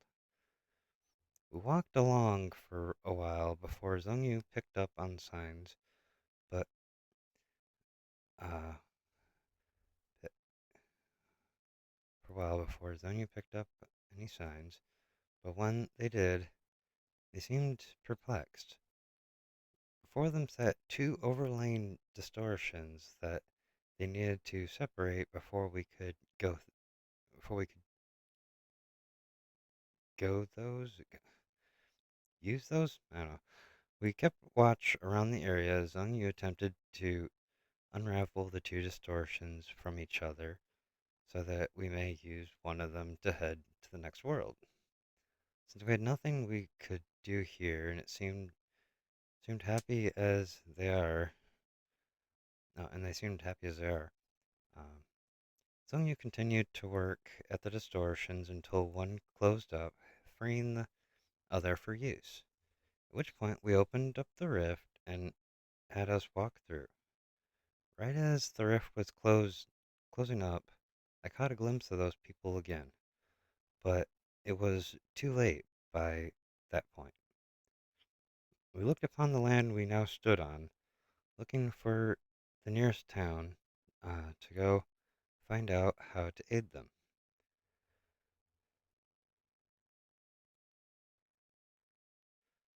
Uh, we started to travel out in the world, searching for uh, to find out the state of being until we came across a town in the distance. When we tried to offer aid, they quickly refused our aid, but gave no answer to why. We figured if they didn't want our support in the fight, that we'd take care of it ourselves before heading out. We left from in front of the town and continued to look for invader caps, but no luck whatsoever in finding anything at hand. These last few realms seemed a bit strange to us, but we had a mission ahead of us, and after a while, we came across our exit. As Yu opened the rift for us, and we all hopped, uh, came across our exit. As Yu opened up the rift for us, and we all are hoping that the next world we go to might be willing to let us help as we walked through.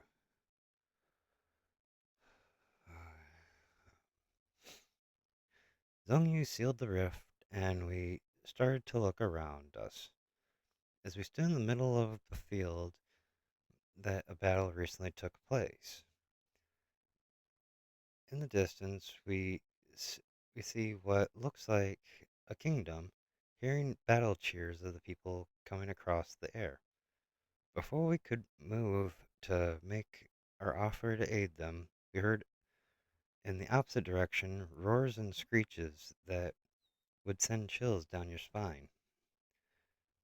We started to feel a rumbling through the ground as both sides' forces started to charge towards the field we currently stood upon. We turned towards the direction of the invading forces and prepared to make contact with them.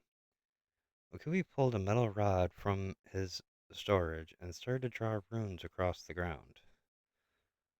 When Lubelia, while Lubelia cast buffs on us, and the rest of us drew our weapons and readied ourselves for the battle ahead. The enemy forces reached the field first, only to be met with Wakubi's trap, as he struck the ground with the metal rod to activate the runes. As enemies continued their approach, the ground beneath their feet became like quicksand, and numerous enemies sunk into the ground.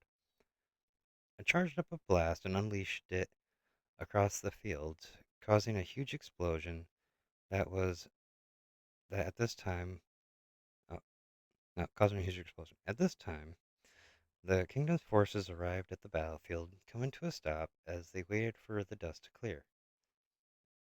I started to sense something was wrong here, as as the enemy forces emerged from the dust cloud, seemingly unharmed from the attack.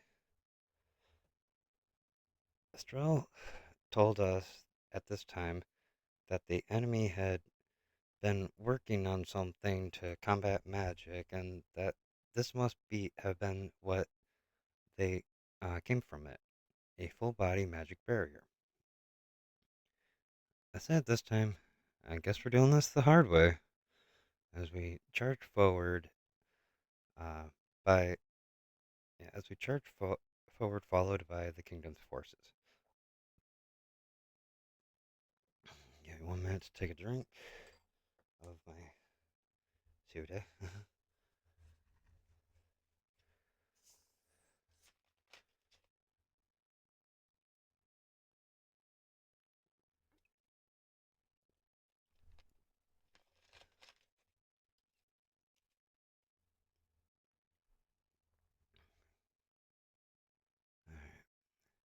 Estrella and I made first contact with the enemy forces, targeting the large enemies, striking them down when possible.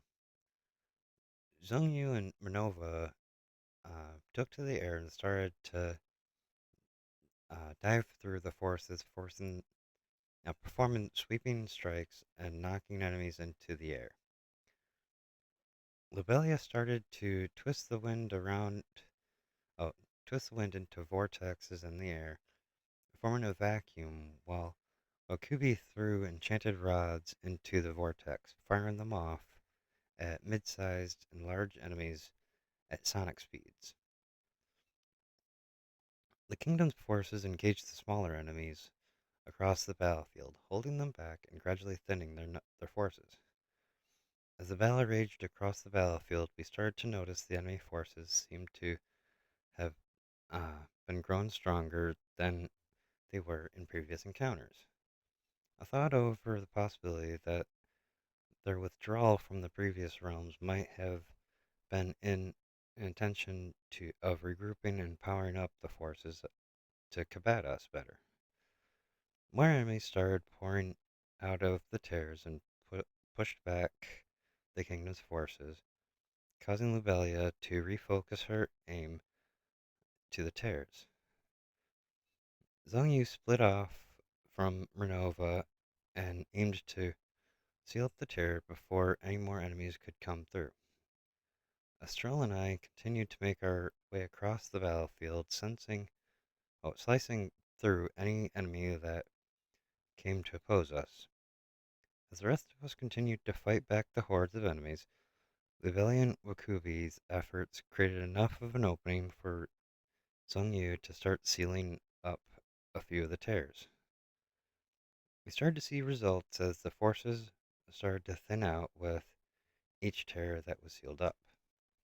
Right when we thought the battle was about to come to an end, as Wakubi was attempting to seal the last tear, it suddenly ripped open, pushing Zhong Yu back by the force of it. A new tear formed in the sky as hordes of flying demons poured out, while more enemies came rushing out of the tear on the ground.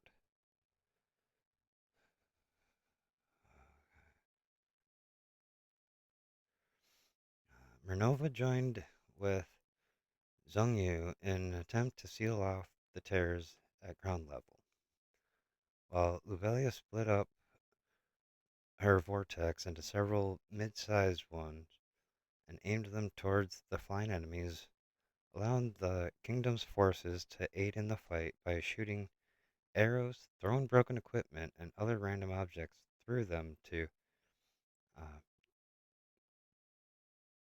shred the enemies to pieces.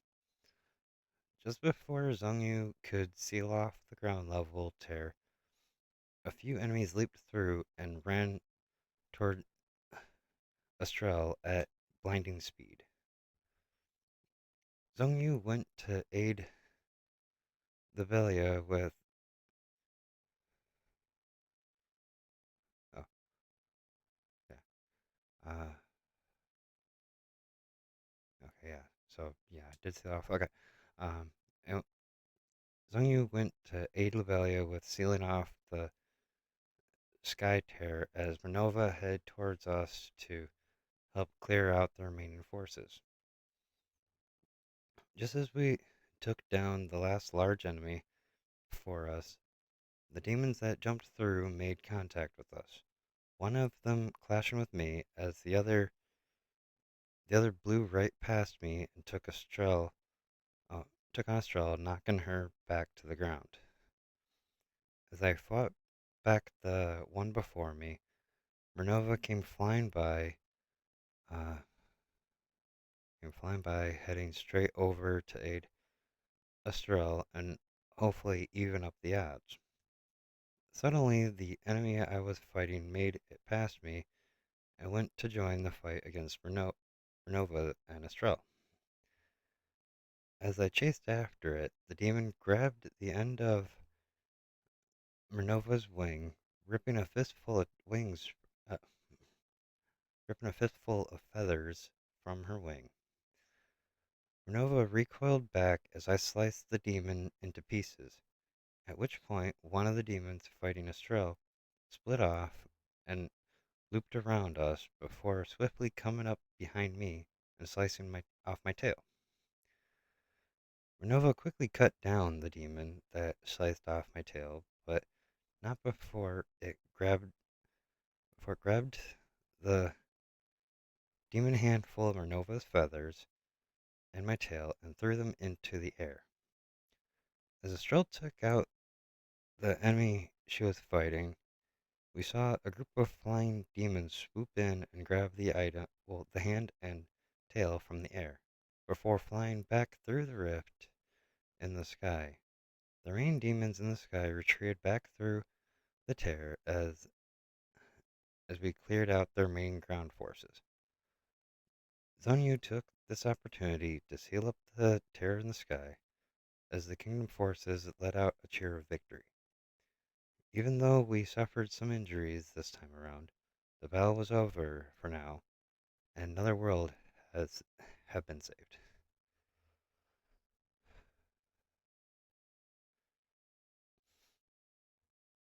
As we regrouped and started talks with the kingdom troops, a question lingered in my head. Why did they take Minerva's feathers and my tail before retreating? After taking some time to heal up ourselves and the troops, we found the kingdom's troops we followed the kingdom's troops back to their land. As we approached the kingdom's gates, the troops let out a cheer of victory while the gatekeepers lowered the drawbridge for us to enter. While making our way across the bridge, we could hear the people cheering for the troops' safe return. The kingdom of the captain of the troops rode his horse forward before everyone and yelling out, "The enemies, the enemies are no longer, or no more, thanks to our brave heroes from another world. They shall never return to cause us trouble again." The crowd quickly exploded in cheers and praise from this announcement, relieved that the terror on their land has come to an end. We followed the troops through the kingdom as the people sang our praises to the castle where the king awaited the report of the battle. When we arrived, the guards opened the gate and stood aside for us to head on through to meet with the king.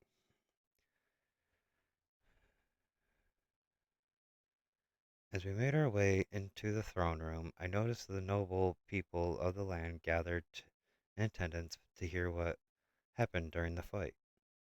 The king said, "Before we begin, I wish to make it where all can hear this." As the captain looked at us, and I responded, "We are willing and wish for the same." One of the king's aides stepped forward and held up a strange looking object. As they poured magic into it and the object started to float up into the air, the king spoke, "Feel free to tell the tale of the battle for all the kingdom to hear."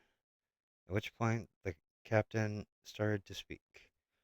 He told of how we were already there when they arrived on the battlefield fighting against the enemy forces.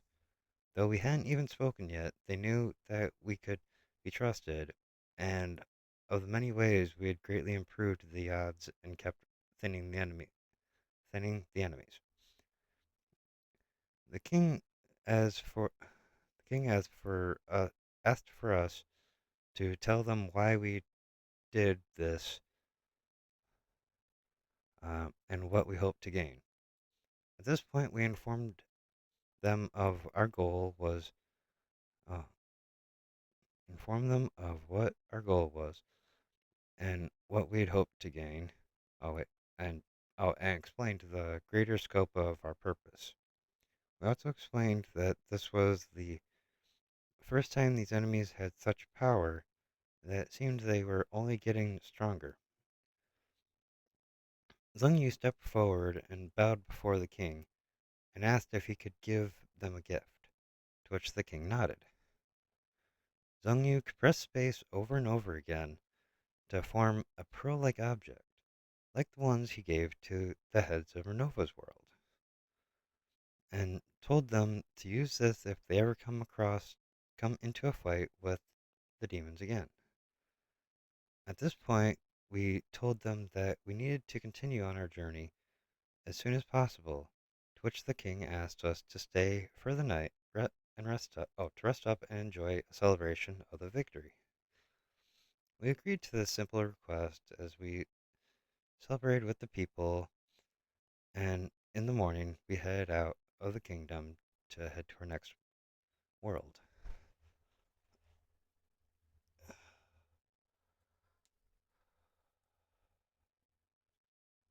Sorry, just a lot of reading.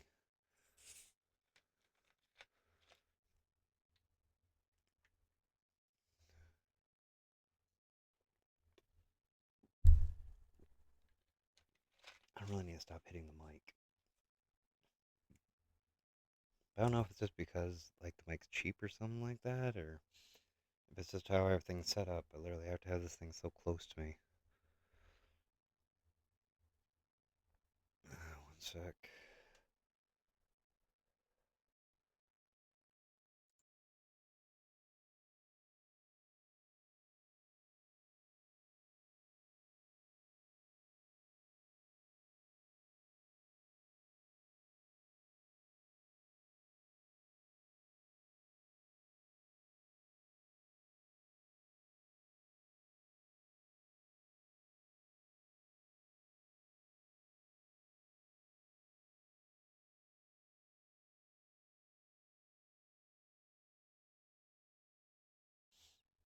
Sorry, the mic's really close to me, and I felt some burps coming from the pop, so I didn't want to accidentally, burp into the mic.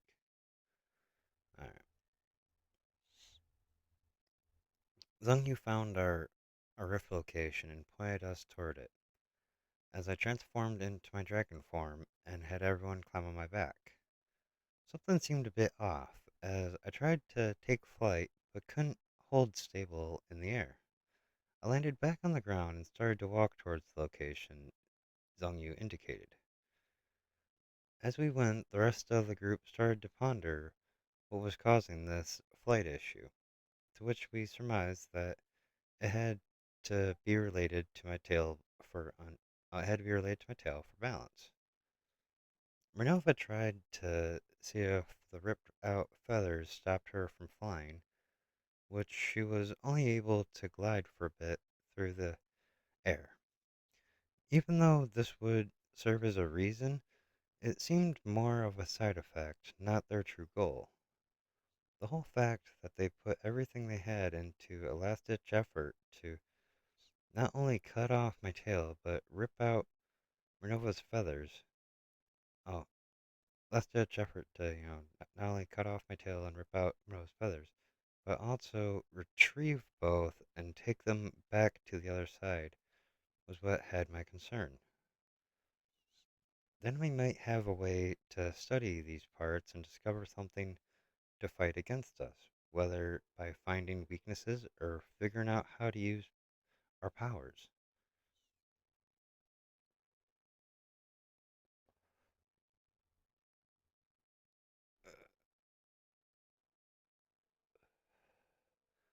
Another concern we had was why it why the wounds couldn't be healed or regenerated.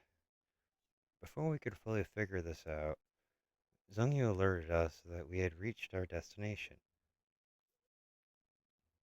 It had taken us much longer to travel here than we thought, so we decided to make a camp here for the rest of the day and continue in the morning. We set everything up and got a meal cooking as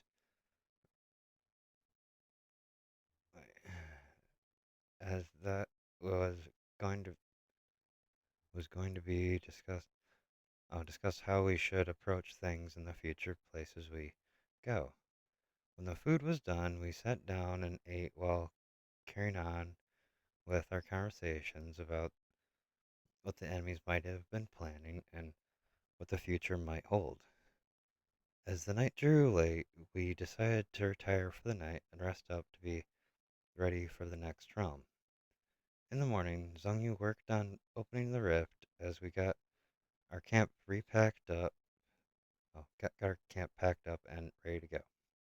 Zhongyu opened the rift and we were ready to go, but when we looked through the rift, we were quite confused by what we saw on the other side.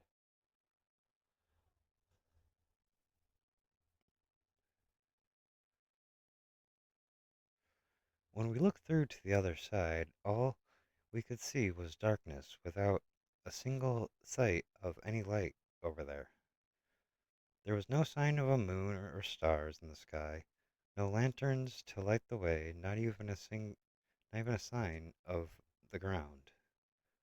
I created a fireball in my hand and held it through the rift, but it disappeared on the other side, even though the fireball was still in my hand when I brought it back through. We started to question how we were supposed to travel uh, across a world void of light, and Zhongyu couldn't sense any other rift location.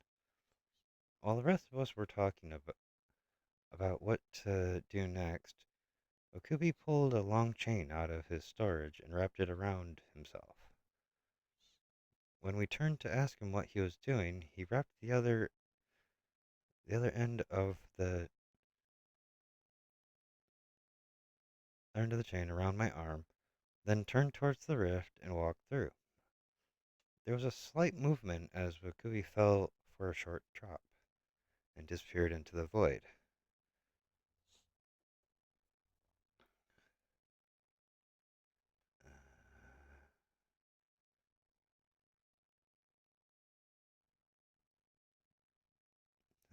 A later, we saw a slight glow coming back through the rift as Wakubi's crest started to glow. As we looked at each other, Wakubi called out from the void to in the rift to let us know he was fine and we should come through. I took the chain off my arm and wrapped it around a boulder next to the rift. As we each held onto the chain while we walked through. When we all made it to the other side and we waited a moment to make sure everything was remained safe before breaking the chain free from the boulder and pulling it through.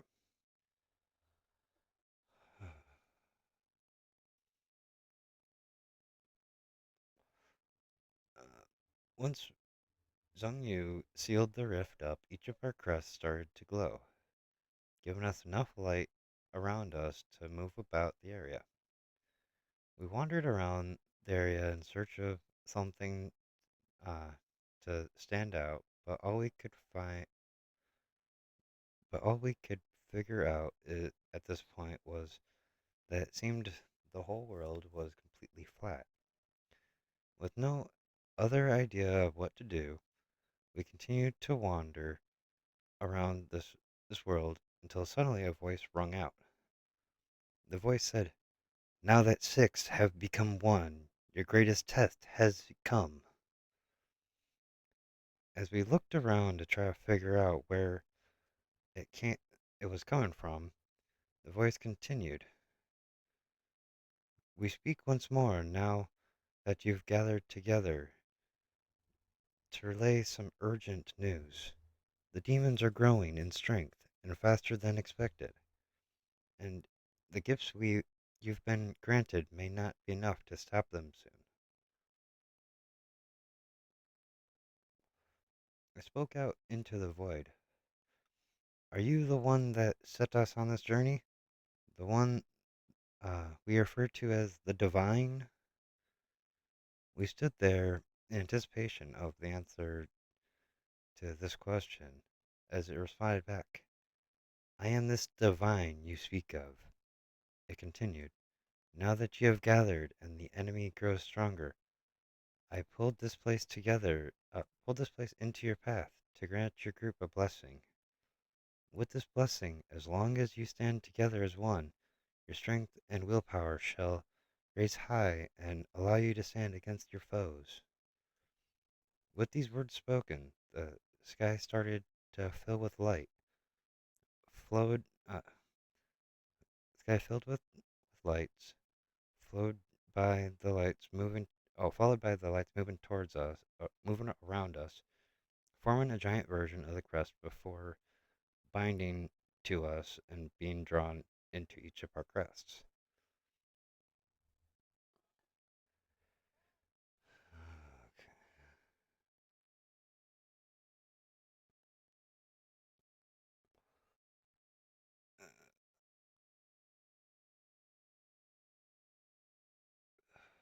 I lost track of my spot again.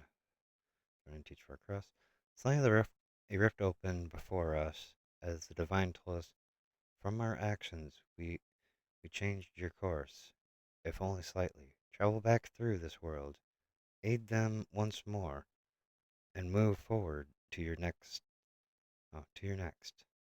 With these words, we gathered up and stepped through the rift into this world to aid and support them as we continued toward bringing this war to an end.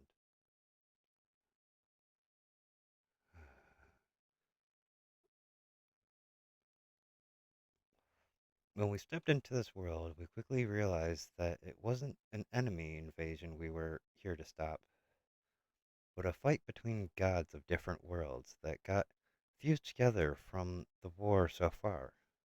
We attempted to make our way over to the nearest group in this land, but didn't make it to their base before they deployed to the battlefield. We continued to attempt this with the other groups, but they to, determined to be drawn into a fight for some reason. We had no other choice but to go out onto the battlefield and force them to stop.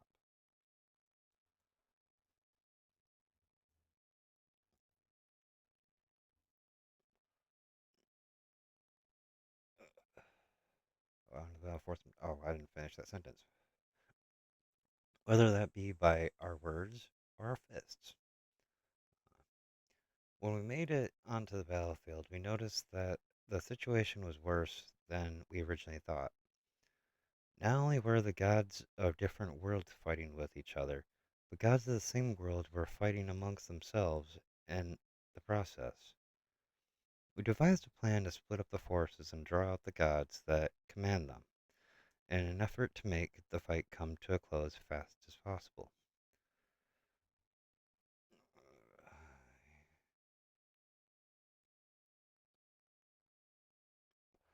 While I was casting off spells across the battlefield to separate the groups, Lobelia put walls of wind around several of the groups. During this time, Zheng Yu flew in with flew in with Kubi as Zheng Yu folded the space around some of the other groups to form a barrier, while Kubi enchanted the ground around them, forming walls to close in the remaining groups. Estrella and Manova knocked out the remaining fighters that didn't get forced back behind one of the barriers. At this point, I called out, "To the ones in charge of these fighters, step forward and let's settle this." Mere moments later, the gods started to gather in front of us, annoyed and confused why we were interfering. Before us stood Apollo, Horus, Shiva, Baphomet, Odin, Poseidon, Parvati, Artemis, Tyr, Sekhmet, uh, Ares, Thor, Ra, Zeus, Anubis, Baphomet, not Bahamut, my bad, Osiris, Hades, and Uller. I spoke to them. We should be focused on fighting the invading forces, not each other. All you're doing is playing right into their hands and making it easier for them to take over. As gods, you should be focused on survival of your people and not the pursuit of land. Most amongst the gods, uh, well, the gods before us, understood what I was saying, but there's always those who wish to prove something. From amongst the gods, Baphomet, Tyre, Ares, and Sekhmet, Sekhmet, sorry, stepped forward, looking for a fight still.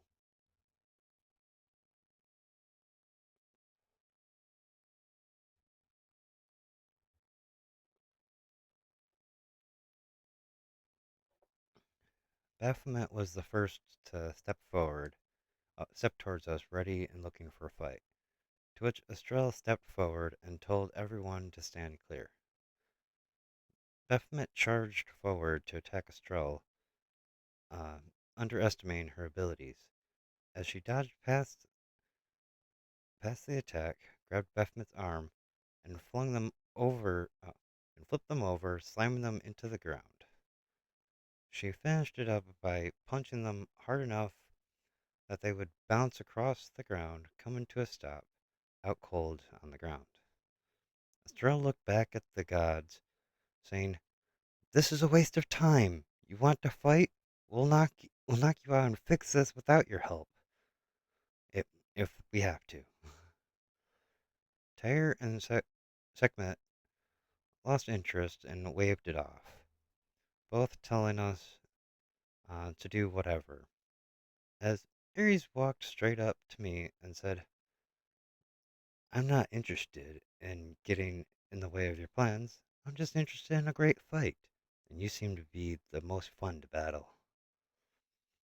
I responded, "We do we do have an idea to try to fix this, but if you insist on fighting me, get everybody else off the battlefield. No reason to get anybody else involved in this." Ares looked back at the other gods as they said, as they said they'd pull back from the battlefield, if only to spectate the fight uh, as compensation for stopping the battle. Everyone released their barriers and the gods pulled back their people, as the rest of our group stepped off the battlefield too, leaving only Ares and I standing there.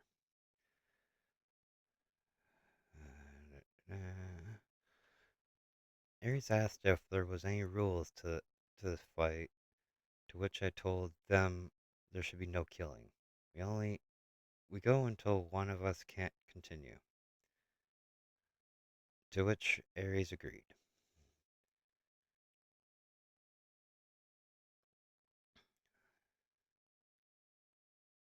Uh, as all watching got a good distance, Ares and I drew out our weapons and got into position, ready to strike at any moment.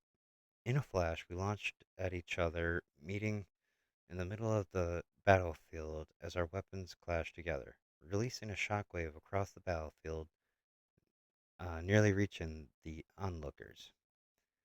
As they all backed up a bit more, Ares and I were in close quarter combat as more shockwaves rolled across the battlefield with each clash of our weapons. After intense back and forth attacks, we pushed back from each other, at, at which point Ares' sword broke in two. I asked them if they wished to continue, to which They said the fight was just getting started, calling forth a glowing dual-layered circle of weapons, pulling out a buster sword for each hand. As I looked at my blades, I noticed they were about to break, so I put them back and drew out a rapier and a scythe, as saying to Ares, "Let's have some fun." We launched back into battle, Ares closing the gap with ferocious attacks as I dodged out of the way, waiting for an opening. As Ares came in for a dual strike, I leapt over the attack, then using the back of my scythe to strike the Buster Swords to the ground.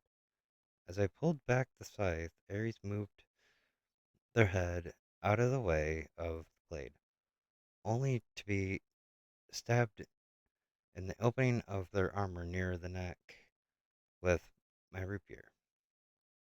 This battle raged on for hours, with both of us fighting our hearts out, exchanging blows back and forth and burning through our weapons one after another. As we stood across from each other, holding the busted remains of our weapons, we looked at each other and smirked. We threw aside the broken weapons and charged towards each other, readying up our fists before coming into contact with each other, punching each other square in the face. All stood waiting for a result as we stood frozen in place, knocked out before tipping over and hitting the ground. A few seconds later, Aries and I started to laugh after enjoying a truly great fight. As everyone started to oh, enjoying our fight, as everyone started to cheer after seeing this fight. With the fight at an end, it was time to try and fix these worlds.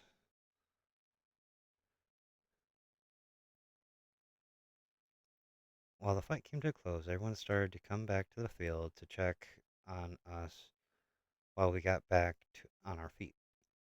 As Ongyu and Wakubi walked up, I could hear them coming up with ideas for the problem before us, while Lubelia and Renova talked over their own ideas.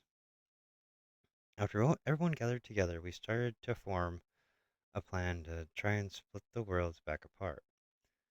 Zhongyu could sense the edges of the distortion between the worlds, but would need to get aid in fixing the edges to split them apart again. Okubi could place enchantments against the distorted space to spread the effects, but still needed to figure out a missing piece of the puzzle. We had everybody return to the edges of their realms and to ease the split of the realms as Sangyu and Okubi started to get first part of the plan set up. Renova and Lobelia had an idea for us to each take a position next to a key point, which we decided to give a try. They explained that we might be able to use the power granted to us by the divine to link our power in some way to help with bigger problems like this. As we thought over how to trigger this effect, our crests started to glow on their own, possibly by just intending to work as one. With the current plan before us, Zhongyu asked us to reach out towards the enchantments they activate while activating their abilities. As we all gave this a try, our crests lit up and energy started to flow from from them, forming a giant crest around us. As the crest formed and the enchantment started to light up, energy from the ones around the areas that this hoped for this to work started to flow in. Oh, energy from them, yeah, started to flow in and gather. With the crest completely formed, all of us linked together, and in that moment, we gained use of Zhongyu's ability to complete the Zhongyu's abilities to complete the formation, and started to put the plan into action.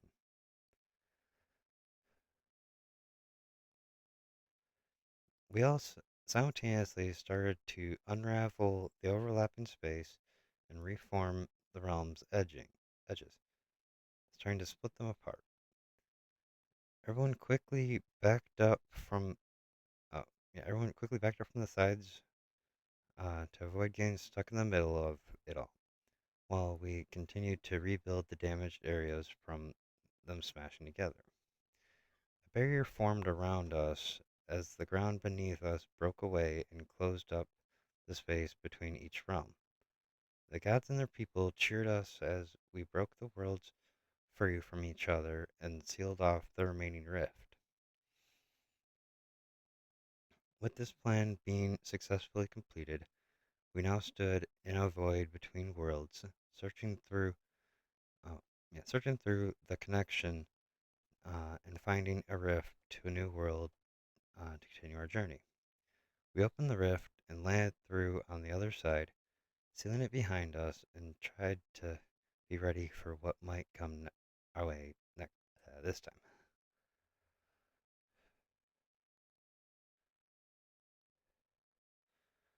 After landing in the new world and the link crest released, we believed we were ready to head out to find our way through this place. As we attempted to begin exploring, we suddenly felt unstable as the effects from the link started to hit us. We sat down for a rest and refreshments, since we figured splitting worlds might have drained us some. As we sat there resting up, we looked out around the area and noticed there wasn't a sign of civilization in sight. Okubi said that since the area around us was empty and no one else around, we should use our storage device uh, com- conversions to have a safe place to rest for the night and allow us to get ready for the trip ahead of us. After we had recovered some, we placed our devices down and got them set up to use for the night.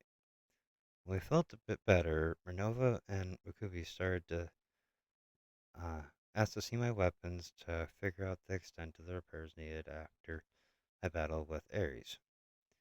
As as we were doing this, Lubelia, Estrel, and Zhongyu worked on preparing a meal for us in the hopes of recovering our strength faster. After a while, we all regrouped to eat our meal before resting up for the night. In the morning, Renova and Mukubi did some work on forging my new weapons, since most of my were reduced to scrap.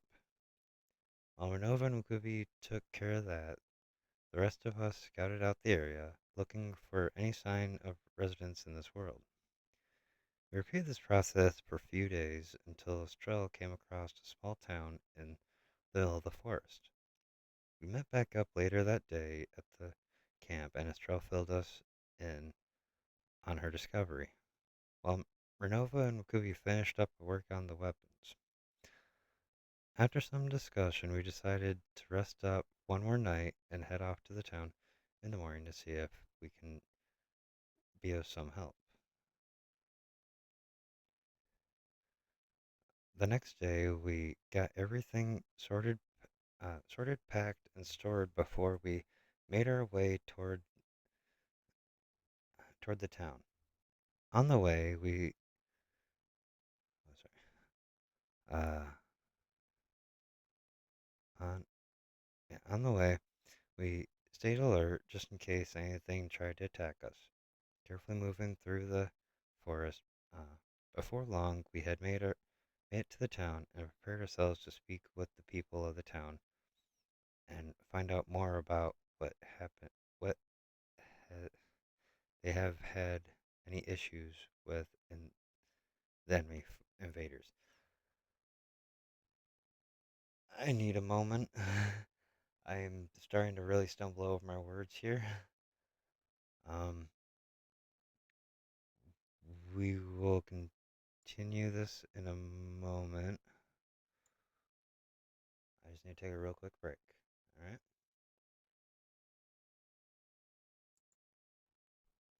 Be right back.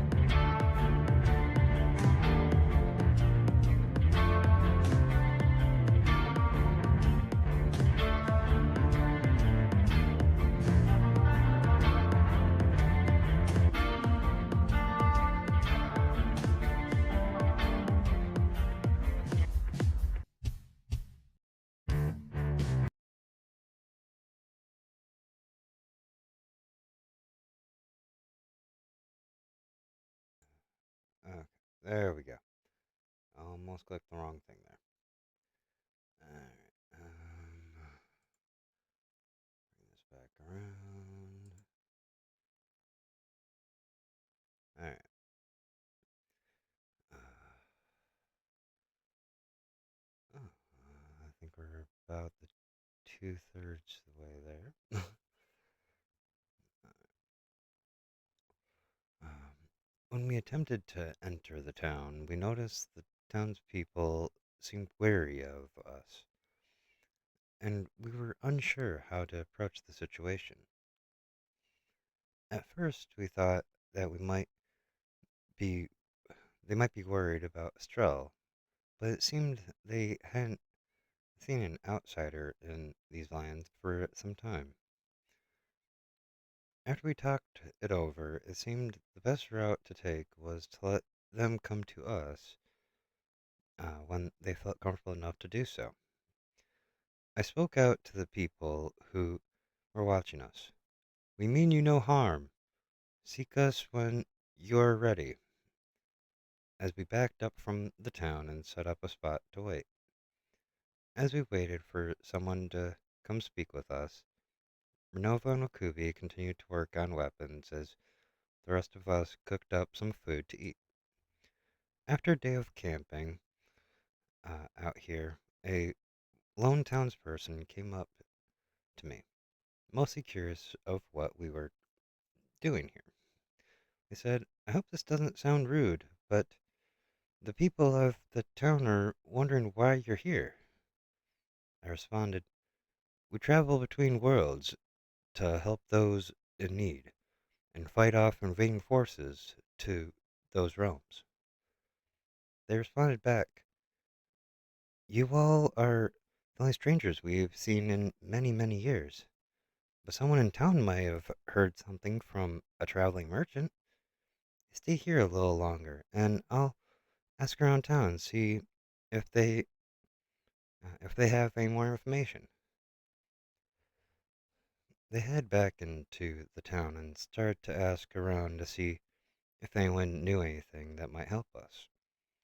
Before long, the person returned to us, and the people want uh, and told us the people wanted to meet us. Just before uh, people wanted to meet us, just try to not scare them in the process.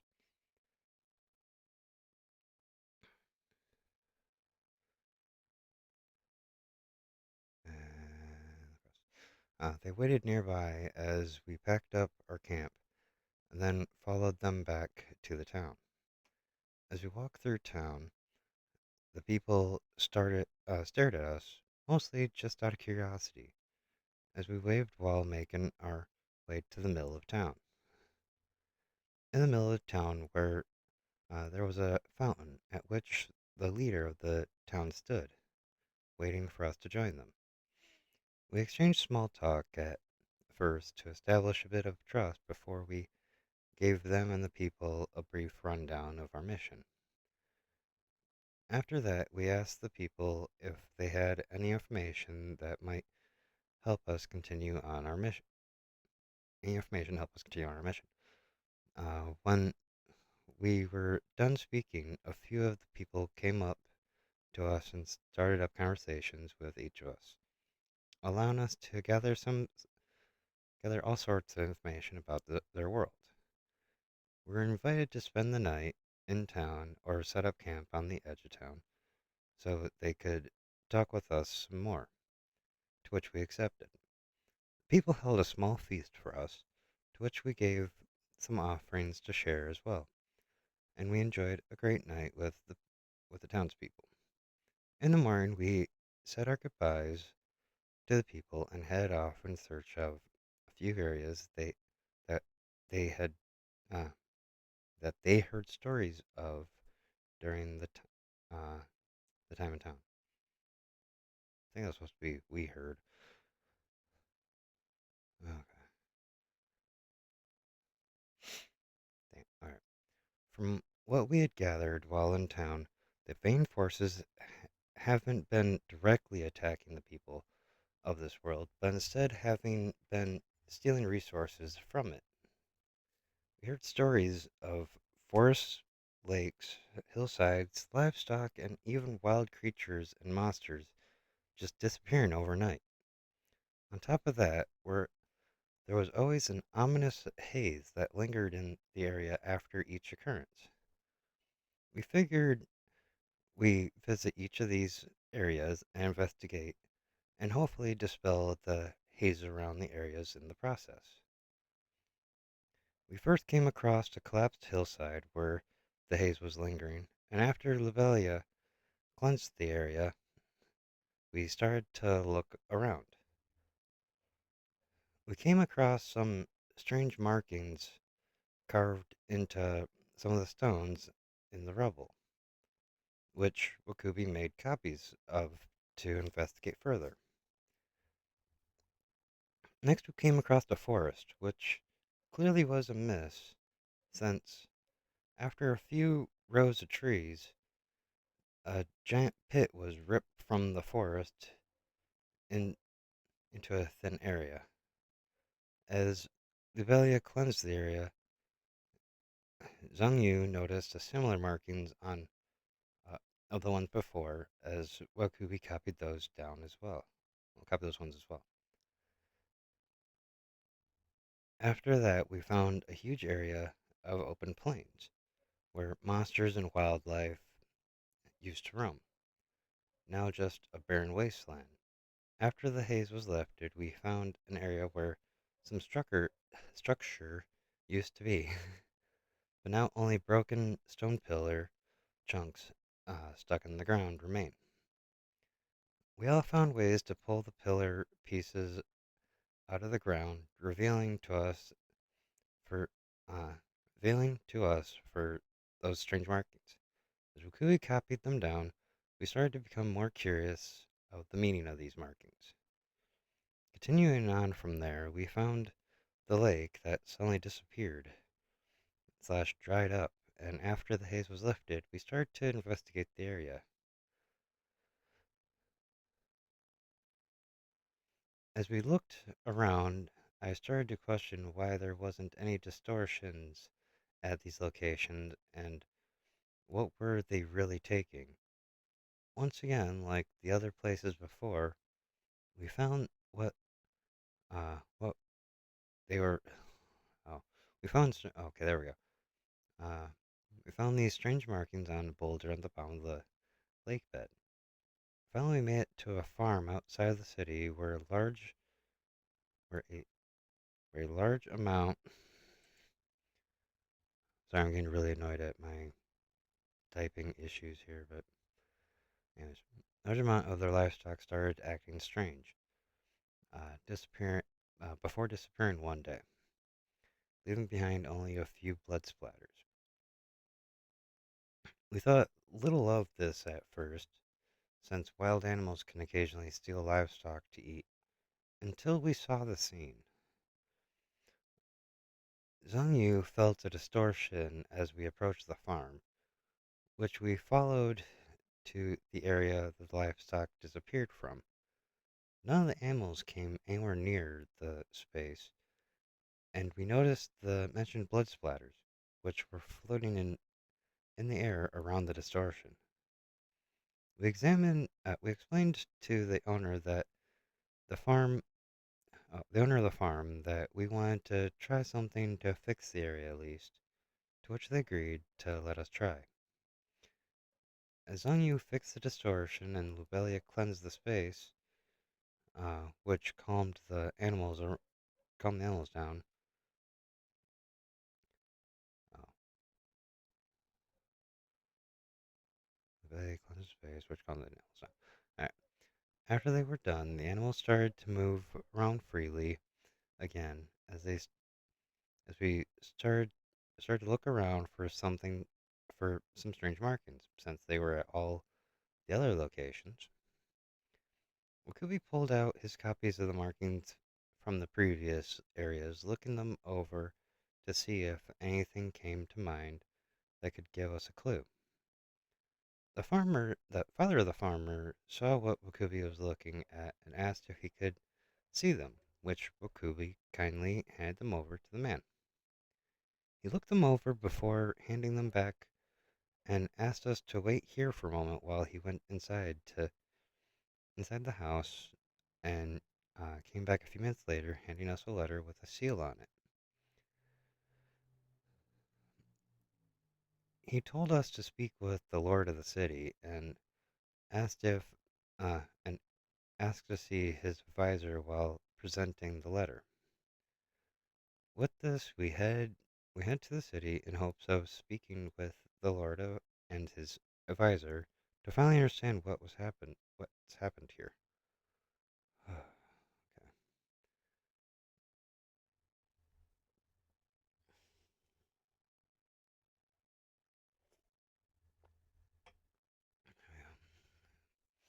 We made our way to the gates of the city and gained permission to enter. We asked around the city where we could find the Lord and what we would be required to do to have an audience with him. The people were kind enough to give us directions to his manor and told us to request an audience with the person at the entrance. We made our way over to the manor and spoke with the person standing at the entrance, showing the letter to them. After they saw the seal on the letter, we were asked to wait a moment as they stepped inside the manor to report our request. A few minutes later, they returned and uh, asked us to follow them to speak with the Lord. Um, we followed them to a room used for private meetings and were asked to take a seat and the Lord should be in momentarily. After we took our seats uh, and small talked for a little bit, the Lord and his advisor walked in and sat down. I thanked them for their time and handed them the letter, telling them that the older man from the farm outside of town told us that they might be able to help us figure something out.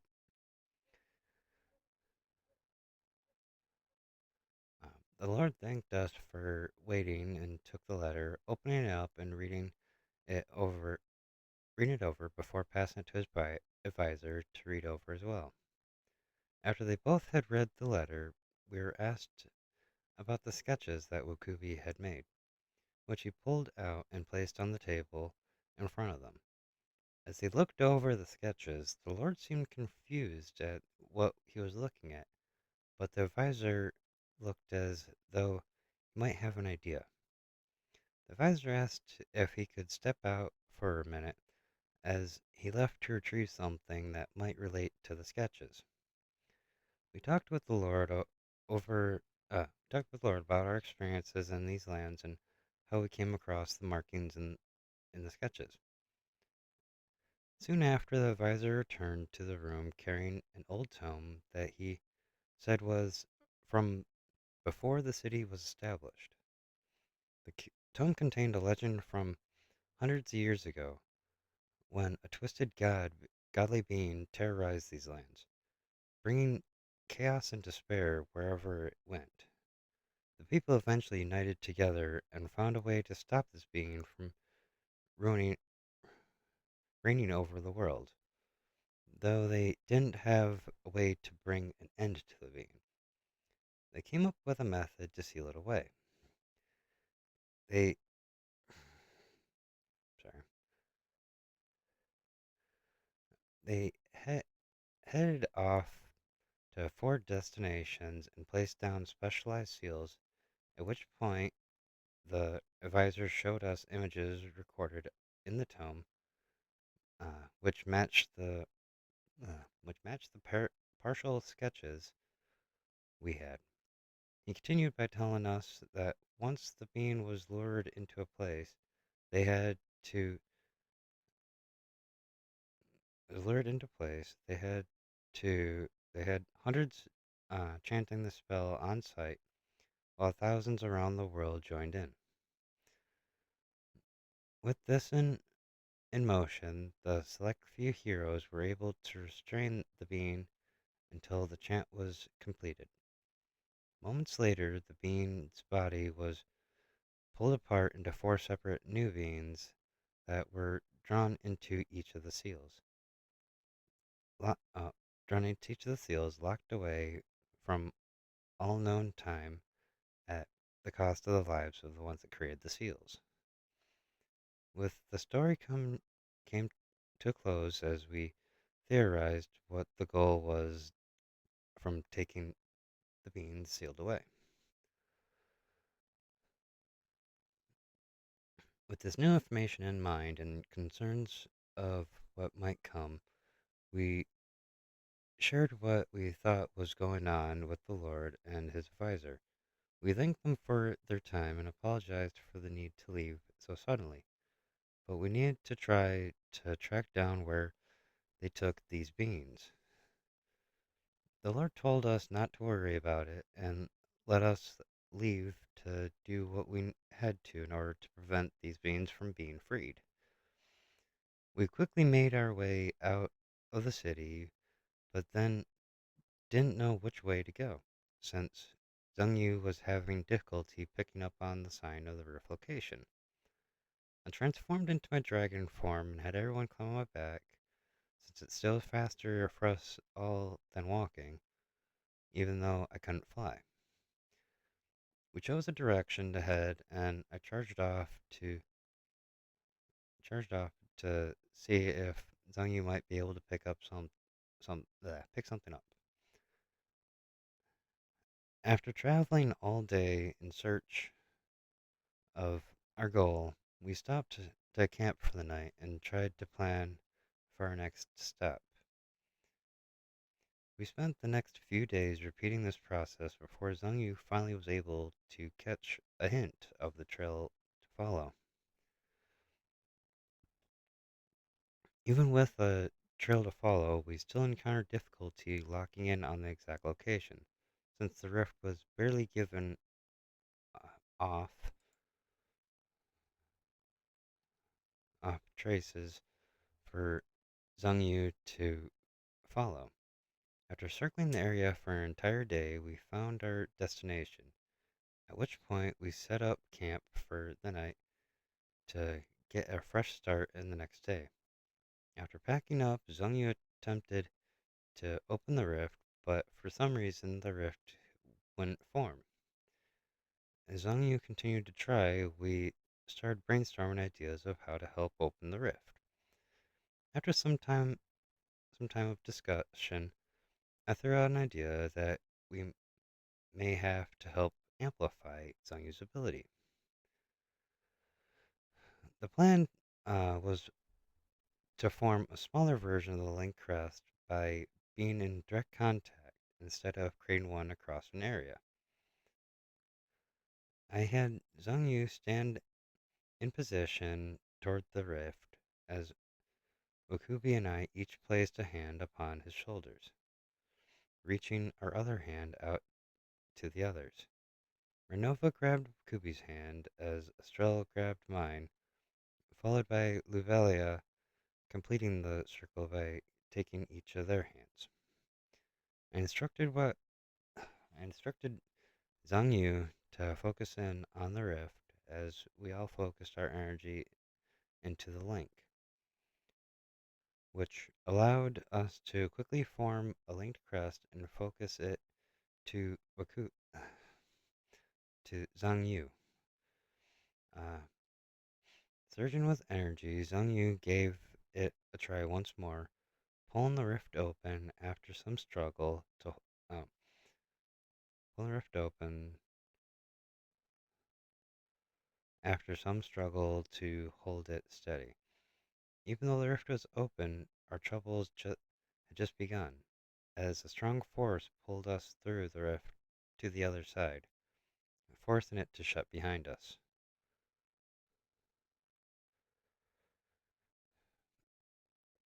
While we were falling through air on the other side, we disengaged the link crest and prepared for our landing. As we approached the ground, Ubelia cast some wind magic and created a cushioned landing for us right before impact. After landing, we recollected ourselves and started to look around the area in this new world.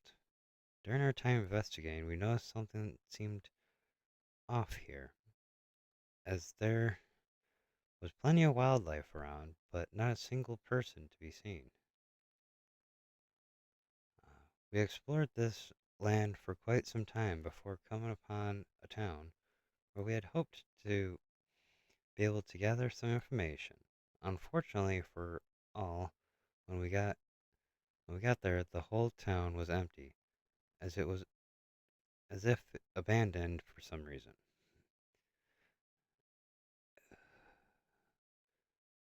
It did feel strange to us since there was no sign of people leaving, or even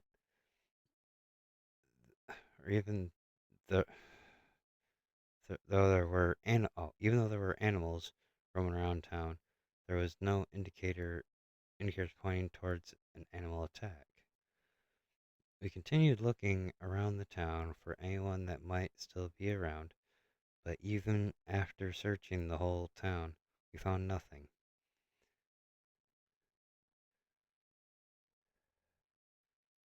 Okay. As we were able to head, um, as we were able to head out of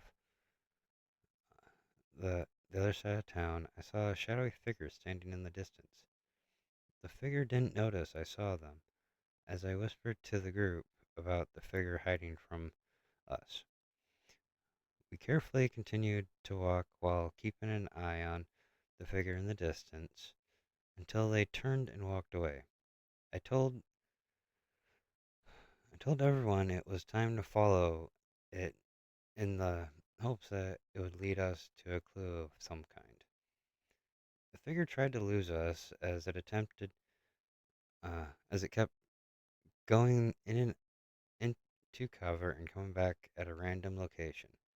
After some time, we came out into an area of open plains where we were where we started to gain ground on the bean. While regrouping as I got closer, I suddenly could see its face, realizing it was the strange man that kept popping up in random worlds watching us. I shout out, "It's you! You're not getting away this time!" as I picked up speed and started to fire off magic at him. As the others caught up, we drew him to an arch to an archway, at uh,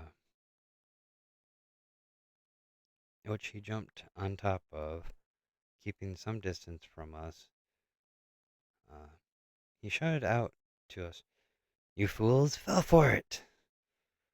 placing his hands on top of the archway, activating the lines of runes all over it. When this was completed, the center of the archway started to light up, tearing open a gateway. Shortly after the gate opened, hundreds of tears started to started to open around the world, releasing demons all over, flooding the world beyond what we've seen before. At this point, we knew that we had a truly dangerous fight that even we didn't know if we could survive.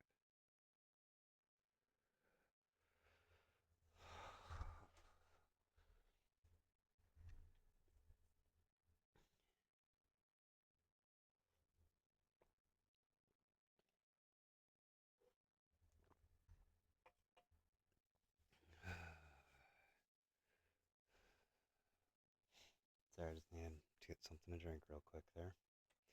And one more second.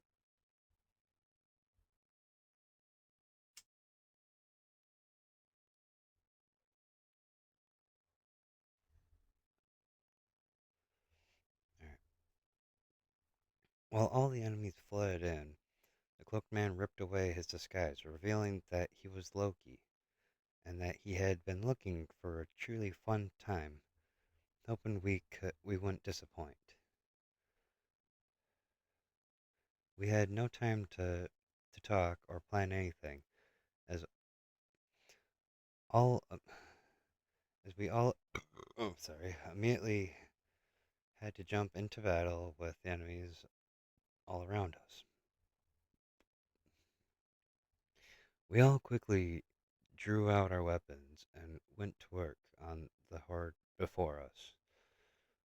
Luvalia cast buffs and protection spells on the group, while at the same time casting out hurricanes uh, through that was probably supposed to be toward those approaching us. Ukubi pulled out handfuls of strange black pearl-sized objects, quickly chanting something into them before hurling them into the hurricanes, spraying them all, spraying them through the air for miles. Sorry,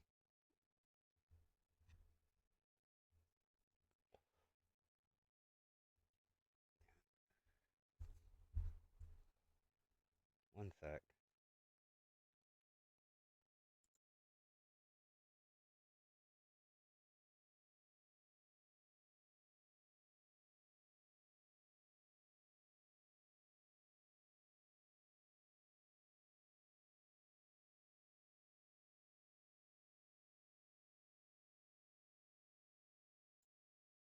Okay. Handfuls of strange black pearls. Kubi pulled out two long chains and began chanting as Zhang Yu said to him, "Now I know what you wanted those for." Quickly pulling space around us into a barrier as the objects landed, releasing various spatial effects where they made contact. Zhang Yu used the released space to control the effects, crushing enemies and distorting various tears as yeah, destroying various tears. As Zhang Yu released the spatial barrier, Estrella, Minerva, and I launched off onto the battlefield, ripping apart enemies before us. Okubi finished his chant as marks engraved into each link started to shine, following us onto the battlefield, flinging around demons while the chains ignited their flesh. Luvelia formed up hundreds of spinning wind blades, uh, speeding up their rotation to hypersonic speeds before launching them across the battlefield, ripping apart enemies they cut through while gathering various things while flying around and growing. Zhongyu shifted their form and drew out multiple weapons, joining the rest of the group in wiping out as many enemies as they could. At this time, I shifted my attention to Loki as I leaped into the air and glided towards him.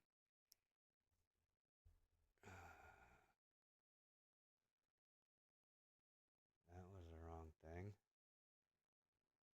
There we go.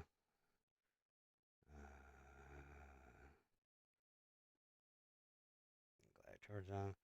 Uh, I was about to attack him.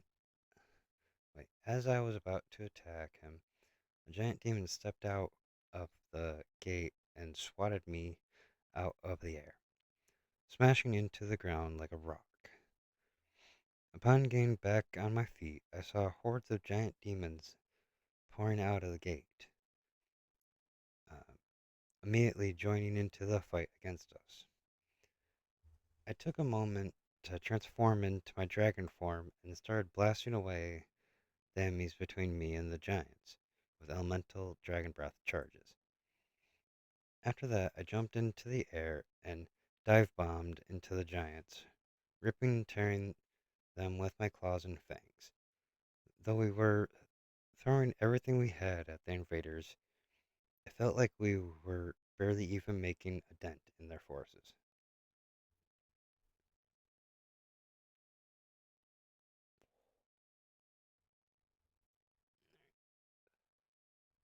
Moments later, loads of hounds and swift demons, oh dang, came running out of the gate to join the fight. The swift demons started to run around the battlefield, springing surprise attacks against us every chance they got, while the hounds ran around eating the fallen demons and growing in size and strength.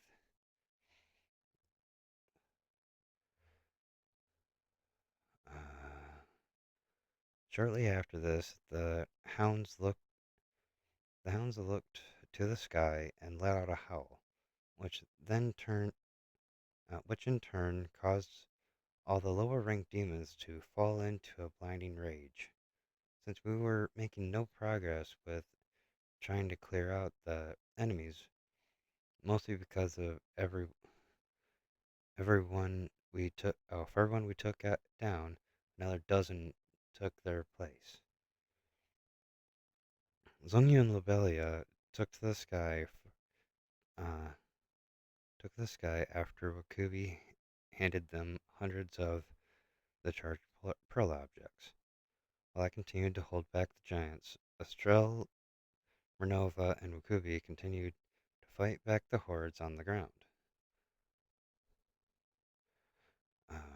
Lobelia formed numerous vortexes aimed at the tears in space, while Zhongyu started to throw the pearls through, firing them off at the tears and distorting the space, causing the tears to collapse and close.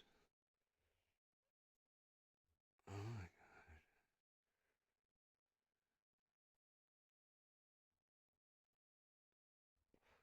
Even though this slowed them down, we were still being overwhelmed by the forces before us, and the gate still held strong. Flying imp demons started to shoot out of the gate, attacking Luvelia and Zhengyu, knocking them down, knocking them out of the air.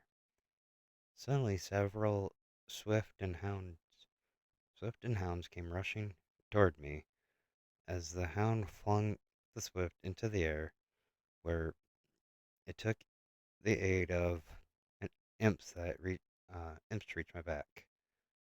From there, it picked up speed while running up my back and slicing my wings clean off. The hounds below devoured the wings, rapidly grown in size, but got taken out by Wakubi before they could finish, as as his chains wrapped around the hounds' necks and snapped them off as he pulled the chains back in.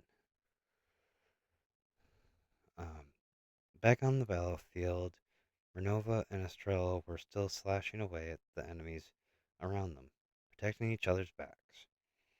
As they as they swept the enemies away, Swift silently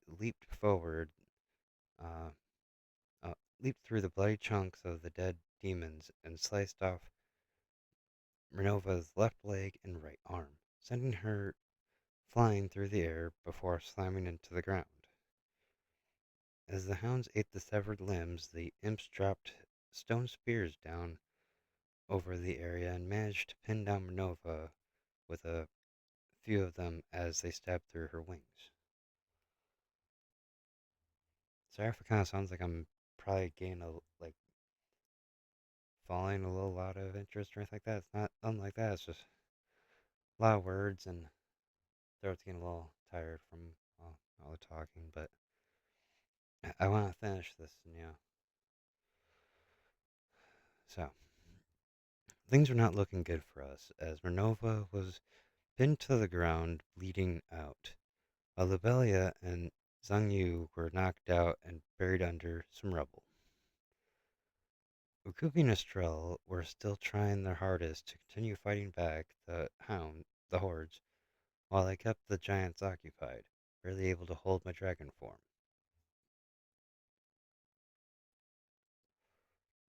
Estrella took uh, an opportunity that presented itself, jumping off an enemy's weapon in an upswing, launching her into the air. While in the air, Estrella pulled out throwing needles Vukuvi enchanted and whipped them into the imps, ripping into them and making it difficult for them to remain airborne. While Estrella was doing that, Vukuvi was hurling metal rods through the hordes, taking out whatever enemy in their path. As I bit off a giant's head while smashing two more into the ground, crushing their chests, I noticed what Estrella and Wukubi had done. I charged up a lightning blast and fired it into the sky, at which point Estrella and Wukubi ran toward where Lubelia and Zheng Yu were knocked out. Moments later, lightning came raining down across the field, connecting all the needles and rods in a huge electrical storm.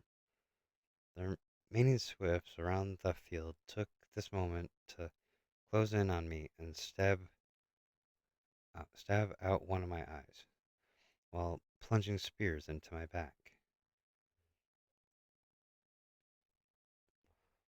Estrella was unable to wake Zhang Yu, while Wakubi scooped up Lobelia, having them run for cover, while trying to figure out how to help Renova and I.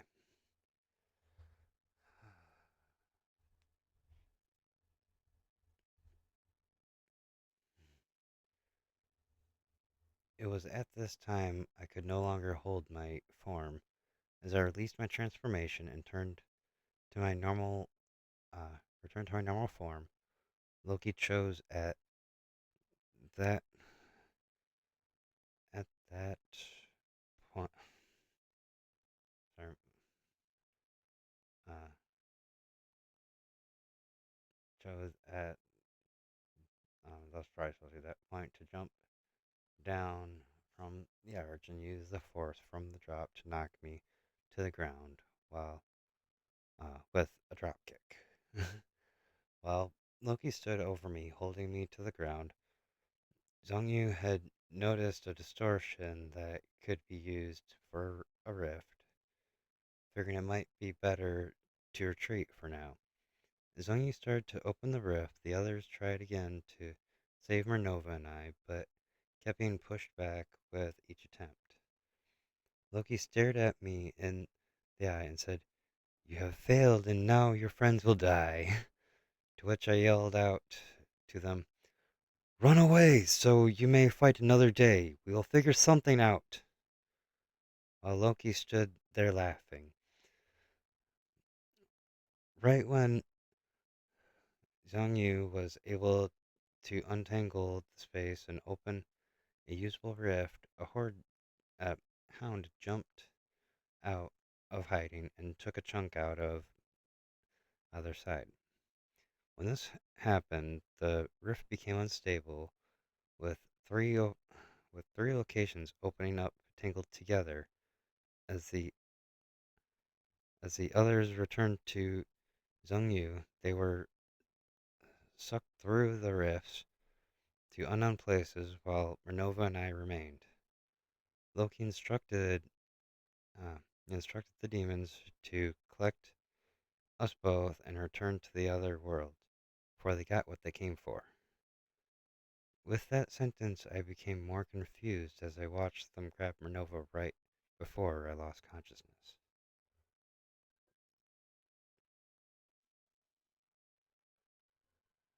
Before that starts interfering with the background, I'm going to mute my mic for a second here.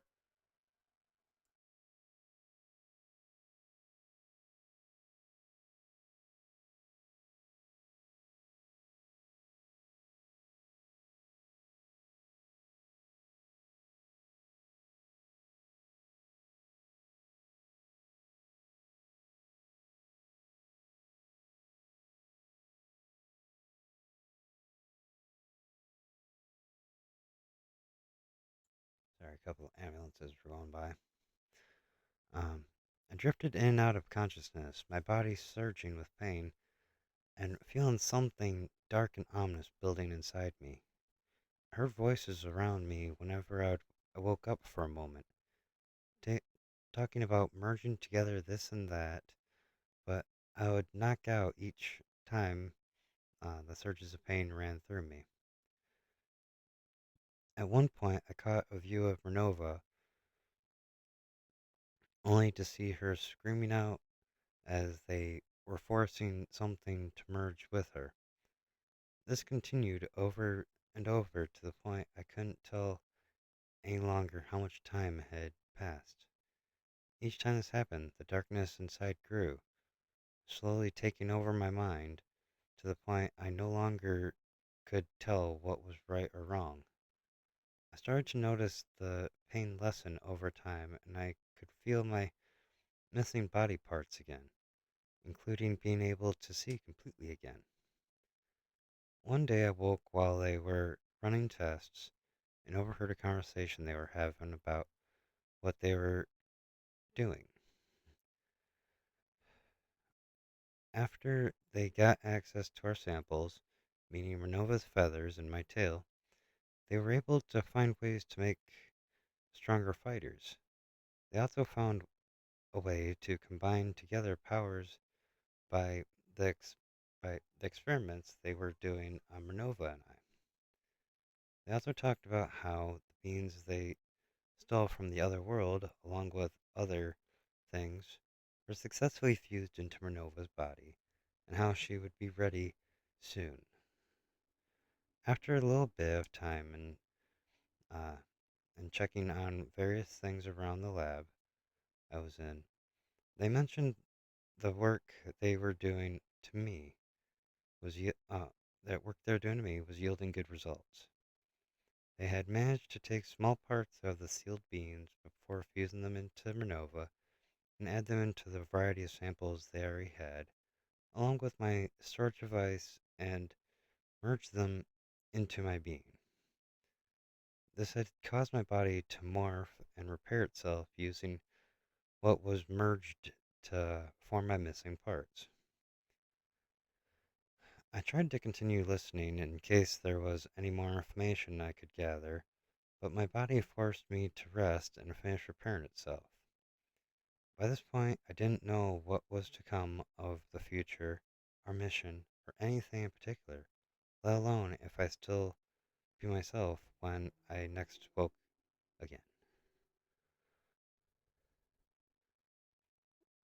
As I next woke, I felt something ominous and powerful flowing through me, breaking the restraints on me just from moving my hand. As I stood up, I started to examine the changes that they made to me. As I looked at my reflection, my eye was replaced with an angel eye. My wings were replaced with one phoenix and one demon wing, and my tail replaced with a cybernetic enhanced beast tail. My crest had transformed into a multi-layered seal, which granted me full access to all the abilities of the beings I'd stored and items I've held, while giving me the ability to absorb anything I wished into me to gain its power. All this came at a price to me, as the only true desire I felt anymore was the craving for power at any cost, realizing the darkness had taken over. As I came to terms with my new form, I felt a familiar yet strong presence approaching me. I turned to see Renova walking into the room, her body regenerated by the powers granted by the godly being recombined within her. She too seemed to be in the same predicament, having a general sense from the energy flowing from her. We talked for a bit before some demons came strolling in, followed by Loki, who was looking us over as he entered the room. The demons start to check us over as Loki explained to us what they wanted us to do and why we should fall in line. I'd already known most of what he was telling us from the conversation I overheard whenever I woke up. What I didn't know was they had implanted devices within us to keep us in line and make sure we shared their goals. We didn't feel any need to resist or and let them continue with explaining the purpose we're to fulfill. The biggest obstacle in their way at this point was the rest of the crest bearers, which we were which they needed us to track down and take care of. After we were after Afterwards, we were to aid them in wiping out all that still remained of the dimension. We decided to go along with their plan for the time being and asked where we should start. They gave us a location to search where we believe one of the rifts led out, and we set off to hunt down the others.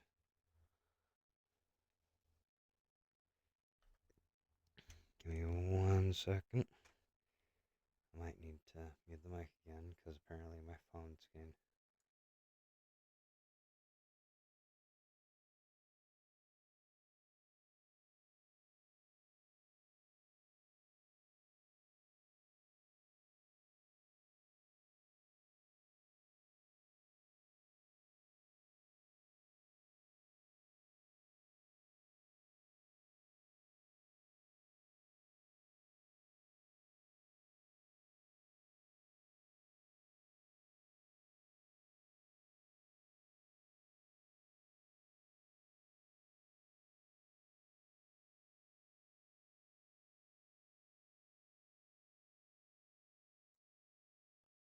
Okay. Uh, We headed off to where they had a group of demons gathered, whom upon seeing us approach, opened a tear in space for us to walk through. Without any hesitation, we stepped through to the other side and started to look around for any signs of the other crest bearers. At first we were having very little luck in the search. That was until my senses picked up a familiar presence in the general area.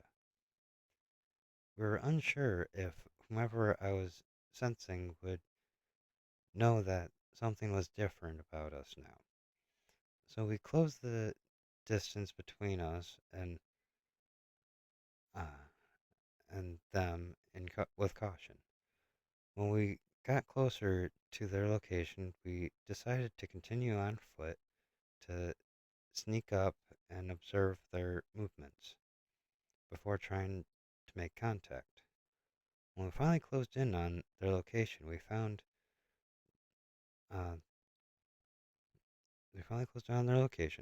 We found the first one as we watched Estrella walking into a cave on the ridge a little distance from the nearby town. After a short discussion, we believed the course of action was to have Renova try make first contact with her since she looked closest to our original forms. We suppressed the excess energy flown from ourselves as it seemed like Estrella was settling in for the day. Renova carefully made her way over to the cave we saw Estrella go into and made contact with Estrella. Whoever came, made contact with Estrella, whom came running to Renova to give her a hug. They chatted for a bit before Renova told Estrella about how I looked a little different after they experimented on me. At this point, they waved me over, so I made my way over to them, as Estrella stared in shock at what had been done to me.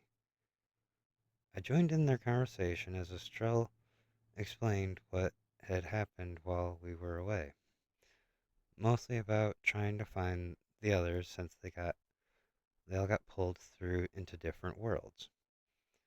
Estrella came up to me and grabbed on for a hug, with tears flowing from her eyes, happy that we were safe and together again. As I wrapped my arms around her to hug her back, she said to us, "I thought they were going to kill you." While Renova walked up behind her, oh, while Renova walked up behind her. As Renova placed her hand on Estrell's shoulder, I leaned down and whispered into her ear, "They did much worse than kill us." Before Estrella could fully understand what she just heard, I summoned out the blades through my arms, slicing her into pieces as my seal activated, drawing the parts into my body. The blood that sprayed out was turned into energy as it flowed through the air before being drawn into Renova's body. We stood there for a moment as we thought over what just happened and realized we didn't feel remorse for our actions, but instead desired to feel the surge of power flow through us again. We headed over to continue the search for the main crest bearers. With one down and three to go, we made our way back toward where we entered. And I'm going to have to take a break here because apparently the person I keep telling I am busy is not getting that through their head.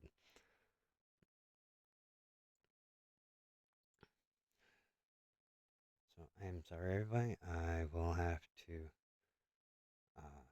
take a short break here as I go and get this resolved.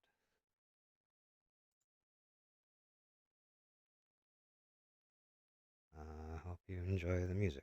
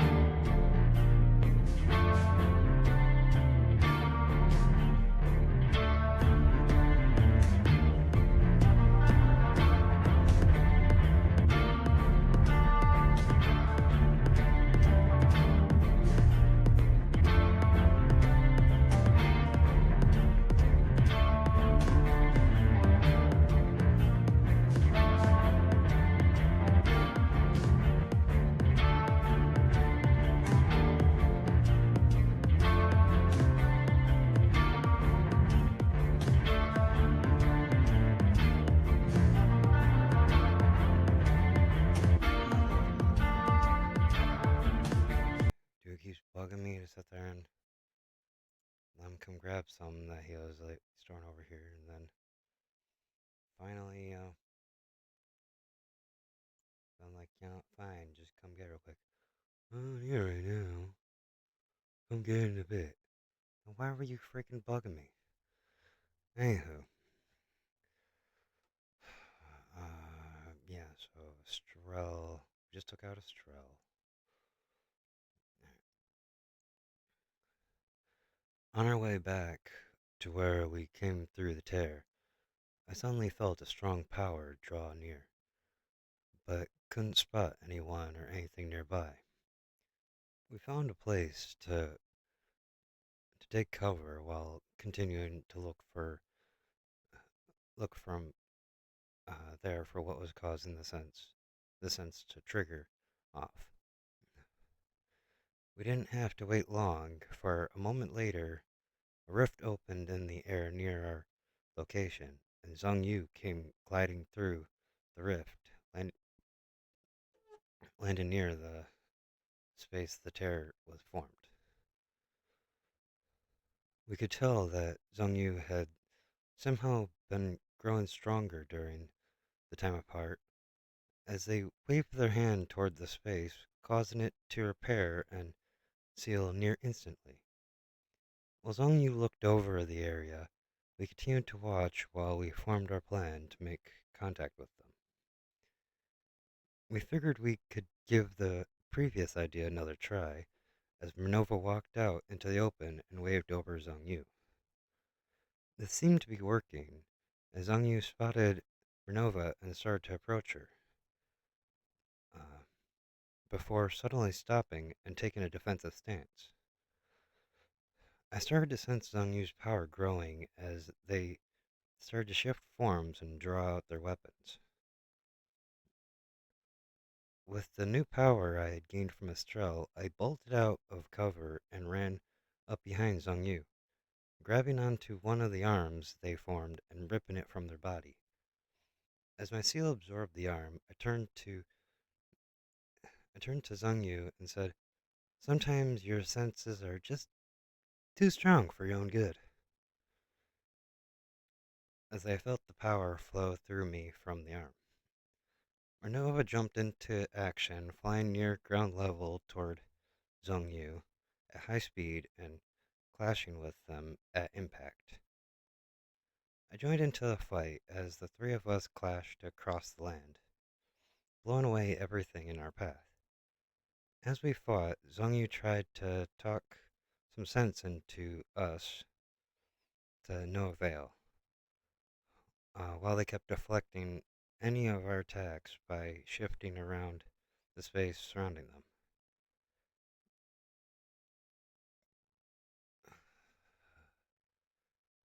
They kept trying to get through to us as the fight continued, even trying to convince us that we need the power of the linked crest to stop the forces. I decided it was time to end this, as my body finished combining the power from before with my body. Okay. Anyways. In the last-ditch effort to hold us off, Zhongyu twists the space around them, forming a complete barrier to stop us. I leaped towards Zhongyu as I gathered power into my hand. Just before making impact, uh, gathered power in my hand just before making impact and blew apart that barrier. Before they could react, I quickly plunged my hand through their chest as I said to them, "Who said the crests have to be separate to create the link?" As I merged together several abilities, forming a mini black hole in that palm, causing Zhong Yu to implode and absorb into my body. In that moment, as the full spectrum of Zhong Yu's abilities came under my control, I started to feel a sense of those across the realms and could tell where we needed to go next. Now, with two of the four other crest bearers taken out, we prepared to head to the next location, as I waved my hand and opened a rift to the next world. Oh, dang. Didn't realize my cough was going to be that loud that I could actually be heard, and I turned away.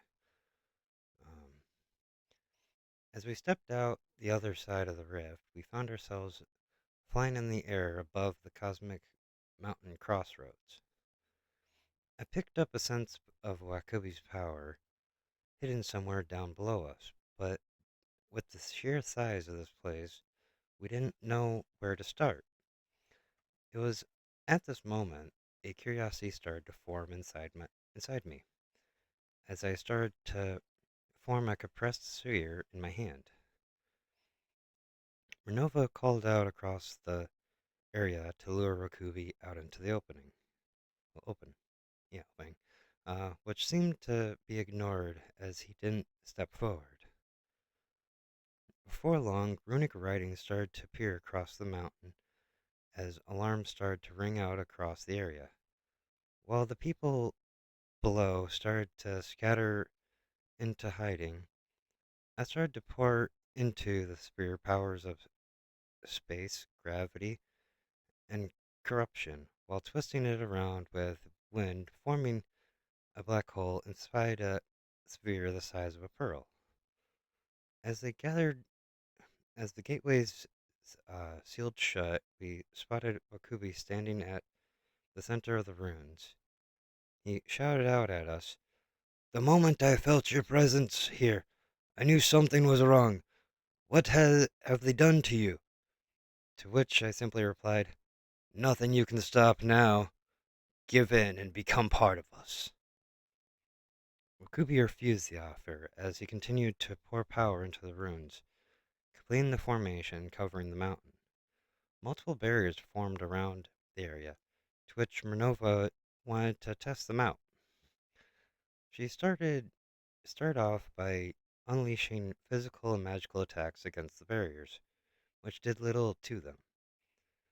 Next, she slammed her hand down against the outer barrier, and started to dig her fingers into it, drawing its power into herself, until the barrier shattered. This, however, didn't last long, as new layers started to form, sealing them up from us and letting Okubi feel confident in his work. As Renova returned to me, I looked down at Okubi and said, "Have it your way." As I flicked the tiny sphere out of my palm, we watched as the sphere hit the barrier, breaking open and unleashing the black hole within. As it as it started to rip apart the barriers and absorb its power in the process. Okubi struggled to keep the barriers up as he questioned why we were doing this and telling us that it didn't have to be this way. I told him I told him it was no choice by this point and that he should have just given in to me before. Now he's dragged the entire crossroads into this. This statement shook him for a mere moment, but that's all it took for the formation to break, releasing the barriers around the mountain. In a matter of seconds, the mountain was broken down into dust and forcibly drawn into the black hole. As the black hole closed up, any free-floating scraps broke down to energy and absorbed into Renova. As we now stared into the void of empty space, the gates still remained mostly sealed up, but the gateway portals had ceased to function anymore. We started to feel a new power build in us once more as Okubi's abilities started to merge into mine. We only had to find Bubelia by this point, and what seemed her energy seemed to, and by this point, and what it seemed, her energy seemed to be coming from Renova's homeworld. I opened a rift for us to go straight to Renova's homeworld, aiming for a lower populated area, and we headed through. When we arrived, Minova asked me to stay behind and let her bring Lobelia back here. worried that my appearance may draw too much attention. I, ag- I agreed and thought it would be a good chance to get better control over Zhang Yu's shapeshifting abilities. I found a good place to sit and concentrate on this while Renova flew off to find Lubelia on the islands above. It took some time for me to fully understand this ability compared to my dragon form, but I managed to bring it under control. I transformed my body back to a form that resembled how I used to look and waited for Renova to return. As day turned to night and night to day, I started to wonder what was going on above as I spread my wings and took to the sky in search of her. As I made my way past the lower isles from the last time we were here, I sensed a surge of power and rage come from Renova's direction. Unsure what was happening, I headed off in that direction to find what was going on. On my way to her, I started to get an idea of what was happening. As I flew by the isles torn apart with destructive force, the only signs of life existing there was a few feathers well, scattered about, and half-standing half buildings, it should have said. Um, I picked up speed and flew straight to Renova's location. Suddenly feeling Lubelia's power quickly rise, then fall, I came in for a landing. When I found Renova, oh, quickly came in for a landing. When I found Renova, I was surprised by what I had saw, as everybody on the isle lay dead on the ground with an ethereal tendril coming off of them and connecting to Renova's body. Renova herself was standing in the middle of the city, hand plunged through Lubelia's chest as she converted the other bodies into energy, watching Lubelia's struggle to hold on to life. I approached and asked what happened to the plan, as Renova turned to me and said, "They felt something was off. I figured it was my turn to take the lion's share of power here, since it is my homeworld." At this point, she grew she grew bored of toying with Lubelia and lobbed off her head, throwing it at me as my seal drew it in on its own by uh, on its own to steal the powers. Renova finished drawing in their main energy as oh, Renova finished drawing in their main energy as my body assimilated the Velia's powers and with my own. With all the remaining crust bearers gone, we figured that we should return to the other dimension and tell them of our success. Yeah, quick drink.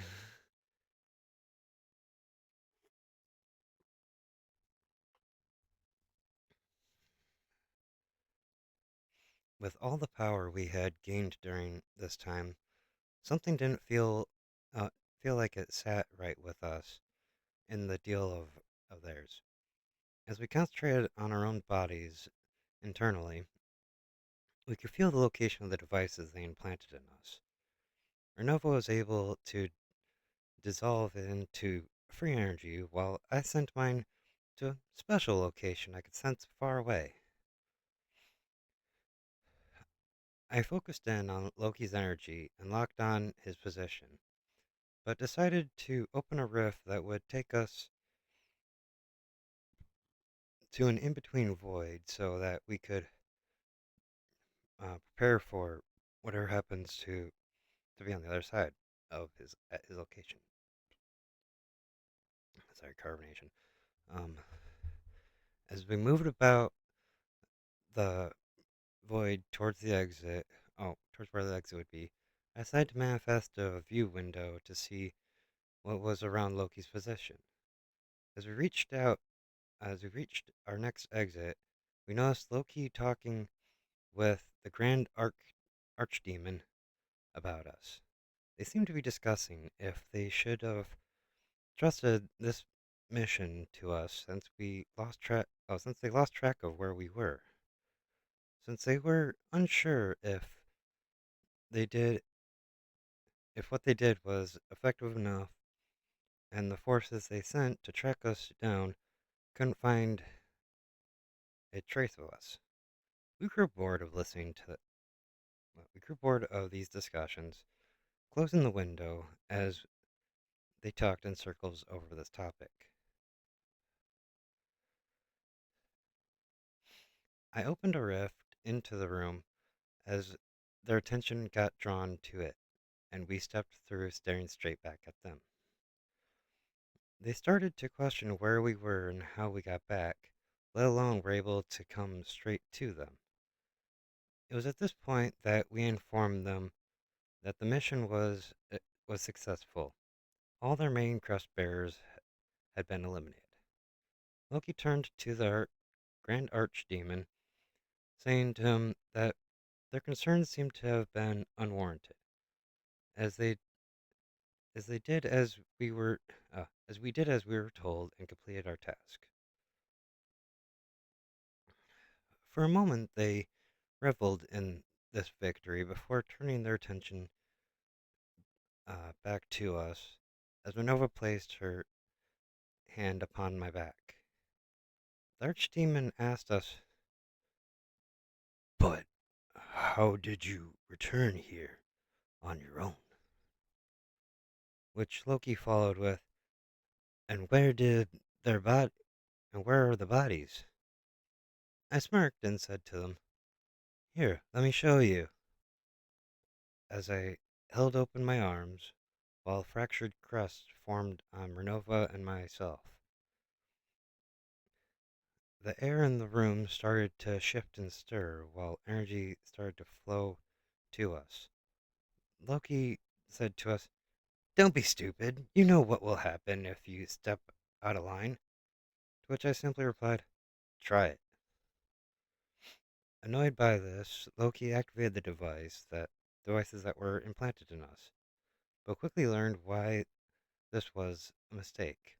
The hole blew out of his chest, watching as one of no, as a hole blew out of his chest, watching as one of his ribs blew from his body, float to me as I absorbed into my seal. Renova started to laugh as the crests linked together, forming a seal under us. As the Grand Archdemon lunged toward us to attack, only to hit a barrier that formed around us. I stared him straight in the face and said, "You tried to control us by turning us to your side, only for it to blow up in your face. Literally." As I released the energy that was charged up, in that moment, a massive explosion was set off, vaporizing everything for miles around, turning it all back into energy that we drew in and reabsorbed into ourselves while we flowed over the crater that was left behind. Now, with the leader of the demons eliminated, we had accomplished the main goal, our original mission. But now we stand on top of the world as the new rulers of the demons.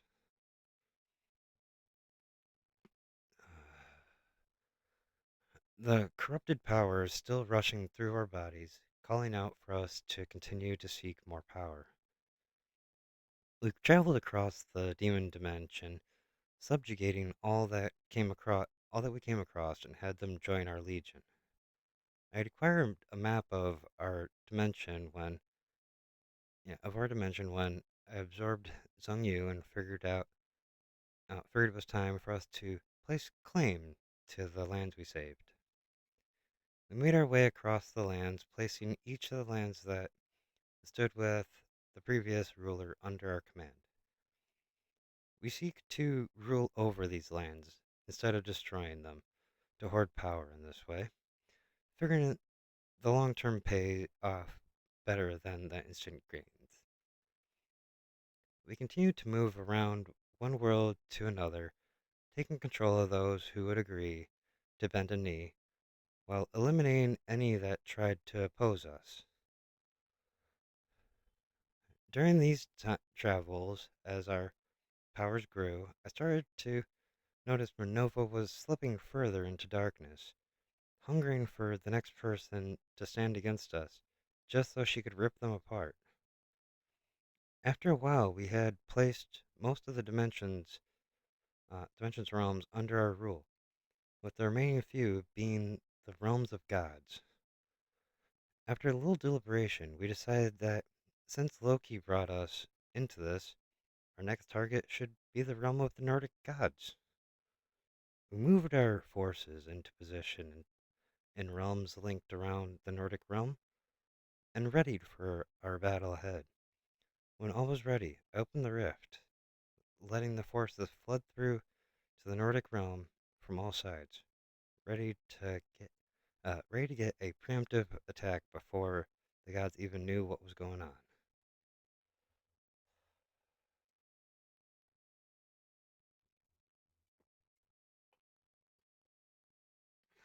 Uno momento.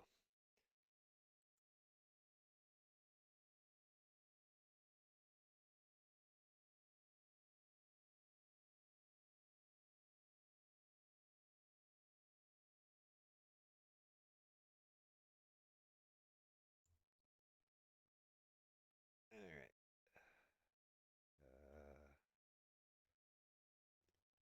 Each group had their mission to accomplish, as Minerva and I searched for gods themselves to take on and gain their powers. Our forces started to tear through the land, any servants of the gods, uh, oh, taking out any servants of the gods they came across.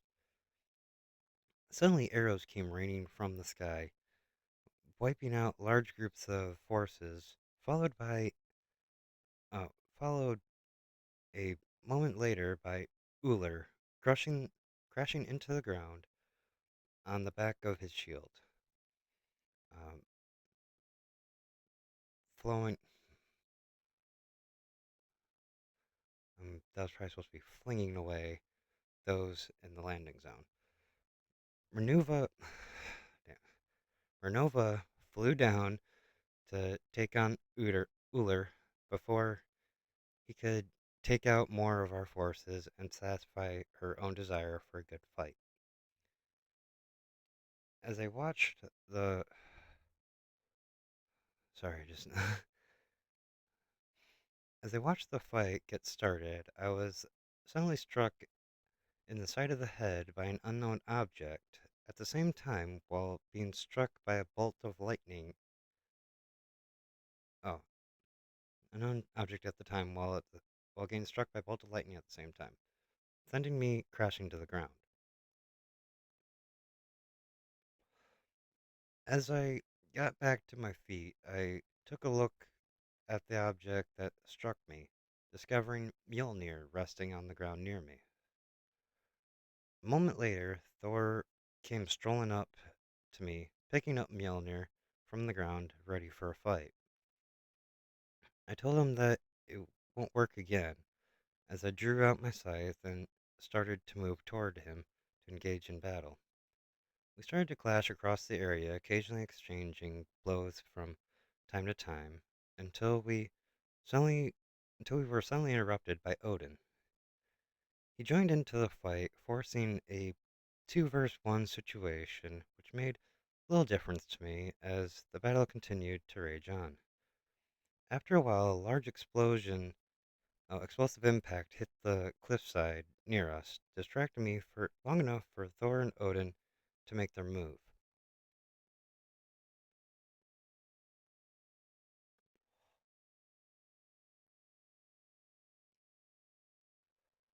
Odin came up from behind me, running me through the chest with uh, Gungnir as I'm probably gonna screw that name up again. As Thor charged up and flew toward me with Mjolnir aimed in for a death strike. Odin said to me, "You should have, you shouldn't, you shouldn't have challenged the gods. Surely Terra will join with Uller and take out your friend by now. I responded back, are you sure about that? As the dust from the impact cleared, revealing Uller and Tyr's bodies broken and distorted on the ground. As Thor was about to make contact, I suddenly shot my tail straight up, stabbing through Odin's jaw, holding him in place as I activated my seal. When Thor landed his hit, he suddenly felt regret as I simultaneously pulled Mjolnir and Gungnir into my body. Before Thor could get some distance, I hooked my scythe around his neck and lopped off both their heads. While I put away my scythe, while I put away my scythe, Marnova came in for a landing after pulling Uller's shield out of the side of the cliff, tossing it to me and tossing to me the weapons and heads of the gods and claiming the bodies of all four gods, turning them into energy and absorbing them. I pulled the weapons and heads into my seal and started to convert their abilities into my own. We swept across the rest of the land, clearing out all that remained, and made our way toward the next world.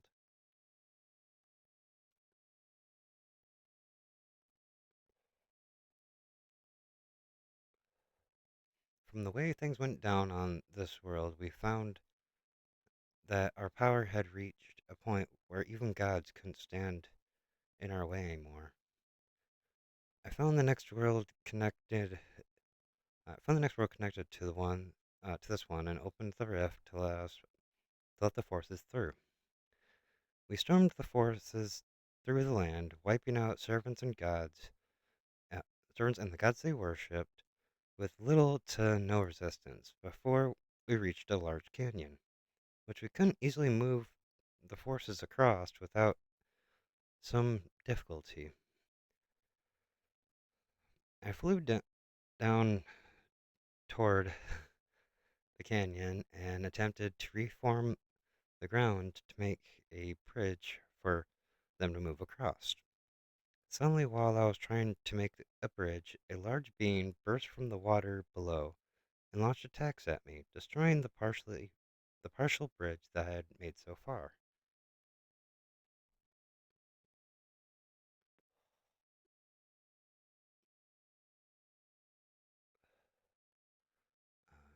Before us now stood Bahamut, a semi-aquatic dragon god, ready to attack us at any moment.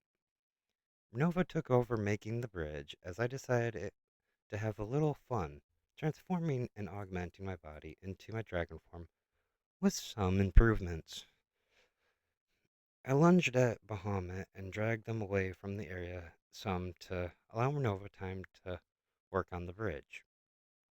We engaged in battle like beasts per se, wildly attacking at each other, completely reveling in the fight. As Renova finished making the bridge and getting the forces to the other side, I decided it was time to wrap this fight up.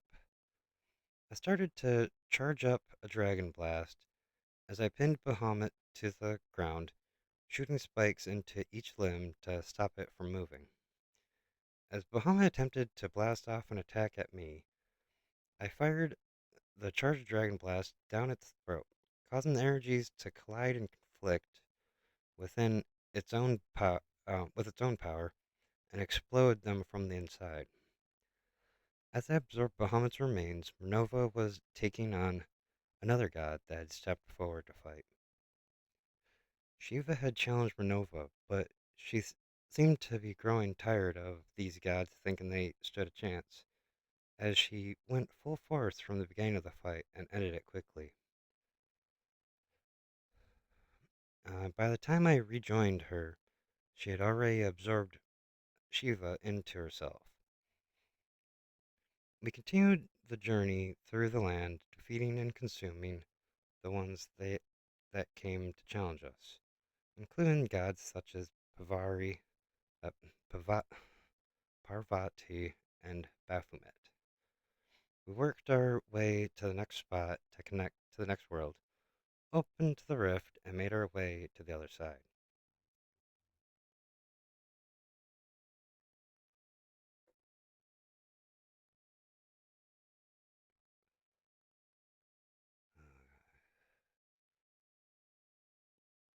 We stepped into a sandy landscape in the next world, ready to take over the realm and bring all one step closer to total domination. Renova called out across the land, "Bring forth your strongest and face annihilation," with the hope that we could finish this fast and move on to the next world. Before long, we saw beings coming toward us, before they landed, revealing who wished to challenge us in this world. Now standing in front of us was Horus Ra, Anubis, Sekhmet, and Osiris. Before we had a chance to pick a target, the gods leaped into action to defend their land. Horus and Ra flew straight at me and started their attacks against me, drawing me away from the rest of the forces. Next, Sekhmet and Anubis charged Minerva, pulling her away from our forces and allowing Osiris to lock down our forces. Renova and I were already used to 2 versus 1 style of fighting from the Nordic realm, but didn't know if the forces we brought with us had the strength to take on a god alone. While we were taking measure of our opponents, our forces started to take massive losses as other gods started to join the fight. Horus and Ra kept me occupied, stopping any attempt I made to lend aid to the forces, while staying out of range or dodging my attacks. Unfortunately for Anubis and Sekhmet, uh, Renova wasn't interested in their plans, as she started pushing them back toward the main forces we had.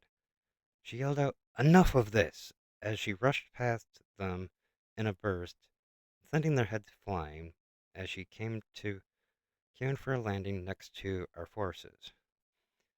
While this was happening, Horus and Ra started to go on the offensive, which I took advantage of by having them strike me back towards the rest of the forces, line myself up with Osiris's location.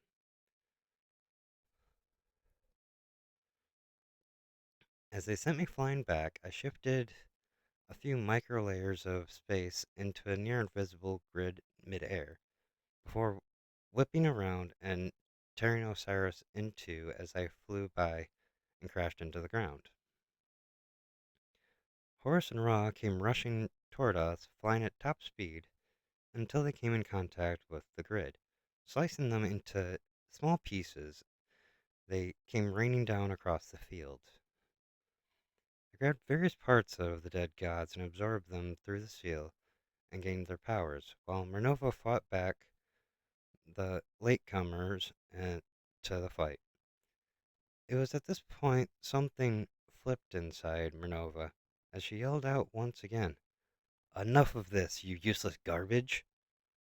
At which point she unleashed ethereal tendrils across the battlefield, absorbing not only the dead bodies, but all of our remaining forces at the same time. A mere moment later, Minerva unleashed a new attack, sending out a blast from her body, nuking the entire realm in an instant. There we go.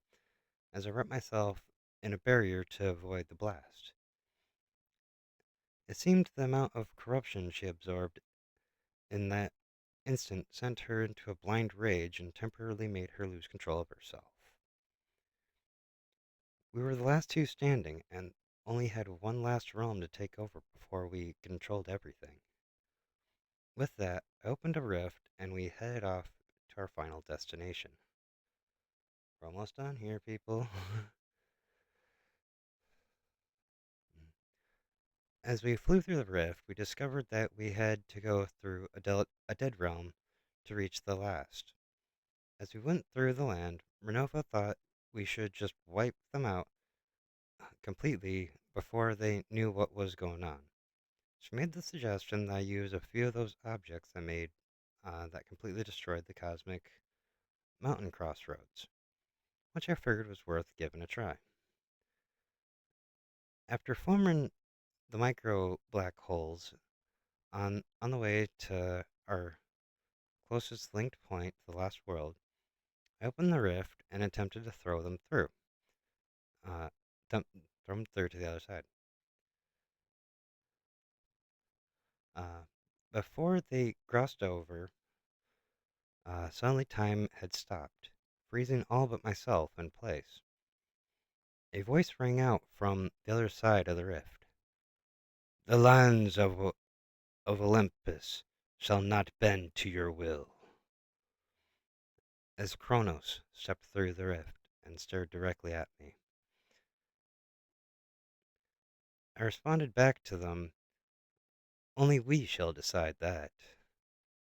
As I wrapped the space around Minerva and tied it to the rift, forcing her through the rift as I sealed it back up, leaving only Kronos and myself standing there in this dead world. As we started to fight, I learned quickly this would not be like my past fights, as each time I nearly landed a fatal blow, time would rewind, moving Kronos to where they were uh, at that point in time. This fight raged on for what seemed like an eternity, as I kept trying every tactic that I could think of until I had a strange idea. While we kept fighting, I left subtle openings with each attack. After a while, Kronos decided to bring this exchange to an end, as they moved time to place themselves behind me, followed by punching a hole through my chest. My body went limp as Kronos said, "You brought this upon yourself. Now let your soul rest as the fates guide it home." I responded back, "I'm not the one leaving life behind today." As Kronos attempted to pull their arm out, but finding they couldn't move. A seal had triggered off and started to pull Kronos into my body. I told Kronos I had no way of stopping them since I couldn't land a fatal blow, but since they struck me, I could finally do something to change the tide. I finished absorbing Kronos as I figured out how to use their power before reopening the rift.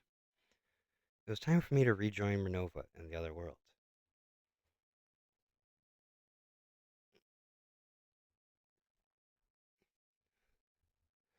As I stepped out of the as I stepped out onto the land of Olympus, I started to question how long I was really fighting Kronos for, as all I saw around me was absolute destruction.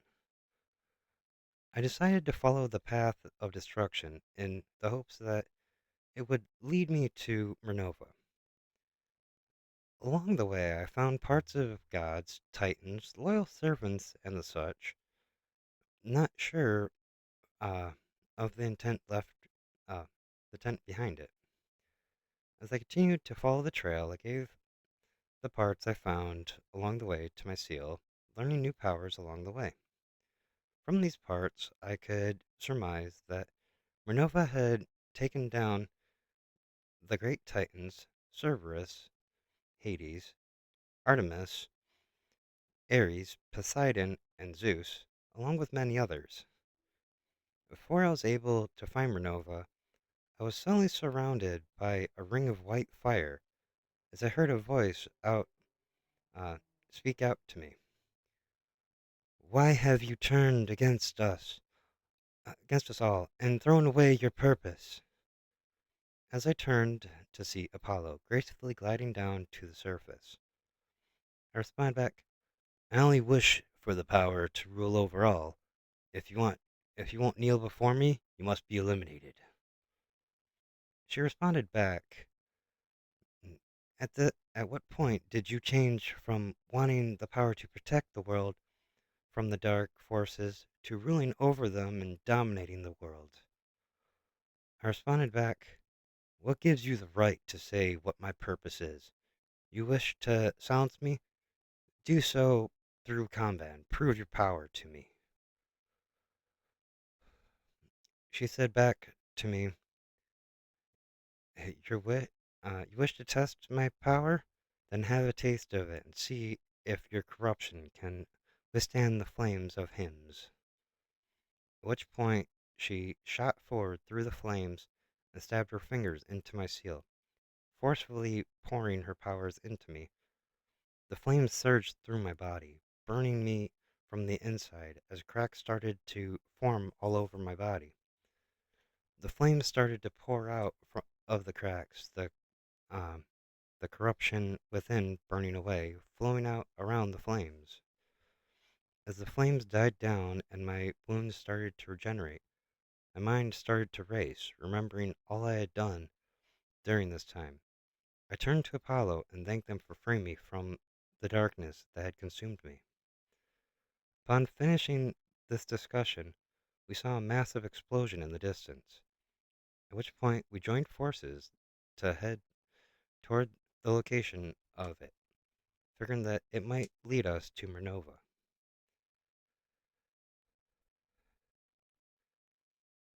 When we arrived at the location, I found Minerva covered in blood, corruption surging from her body, lost in madness.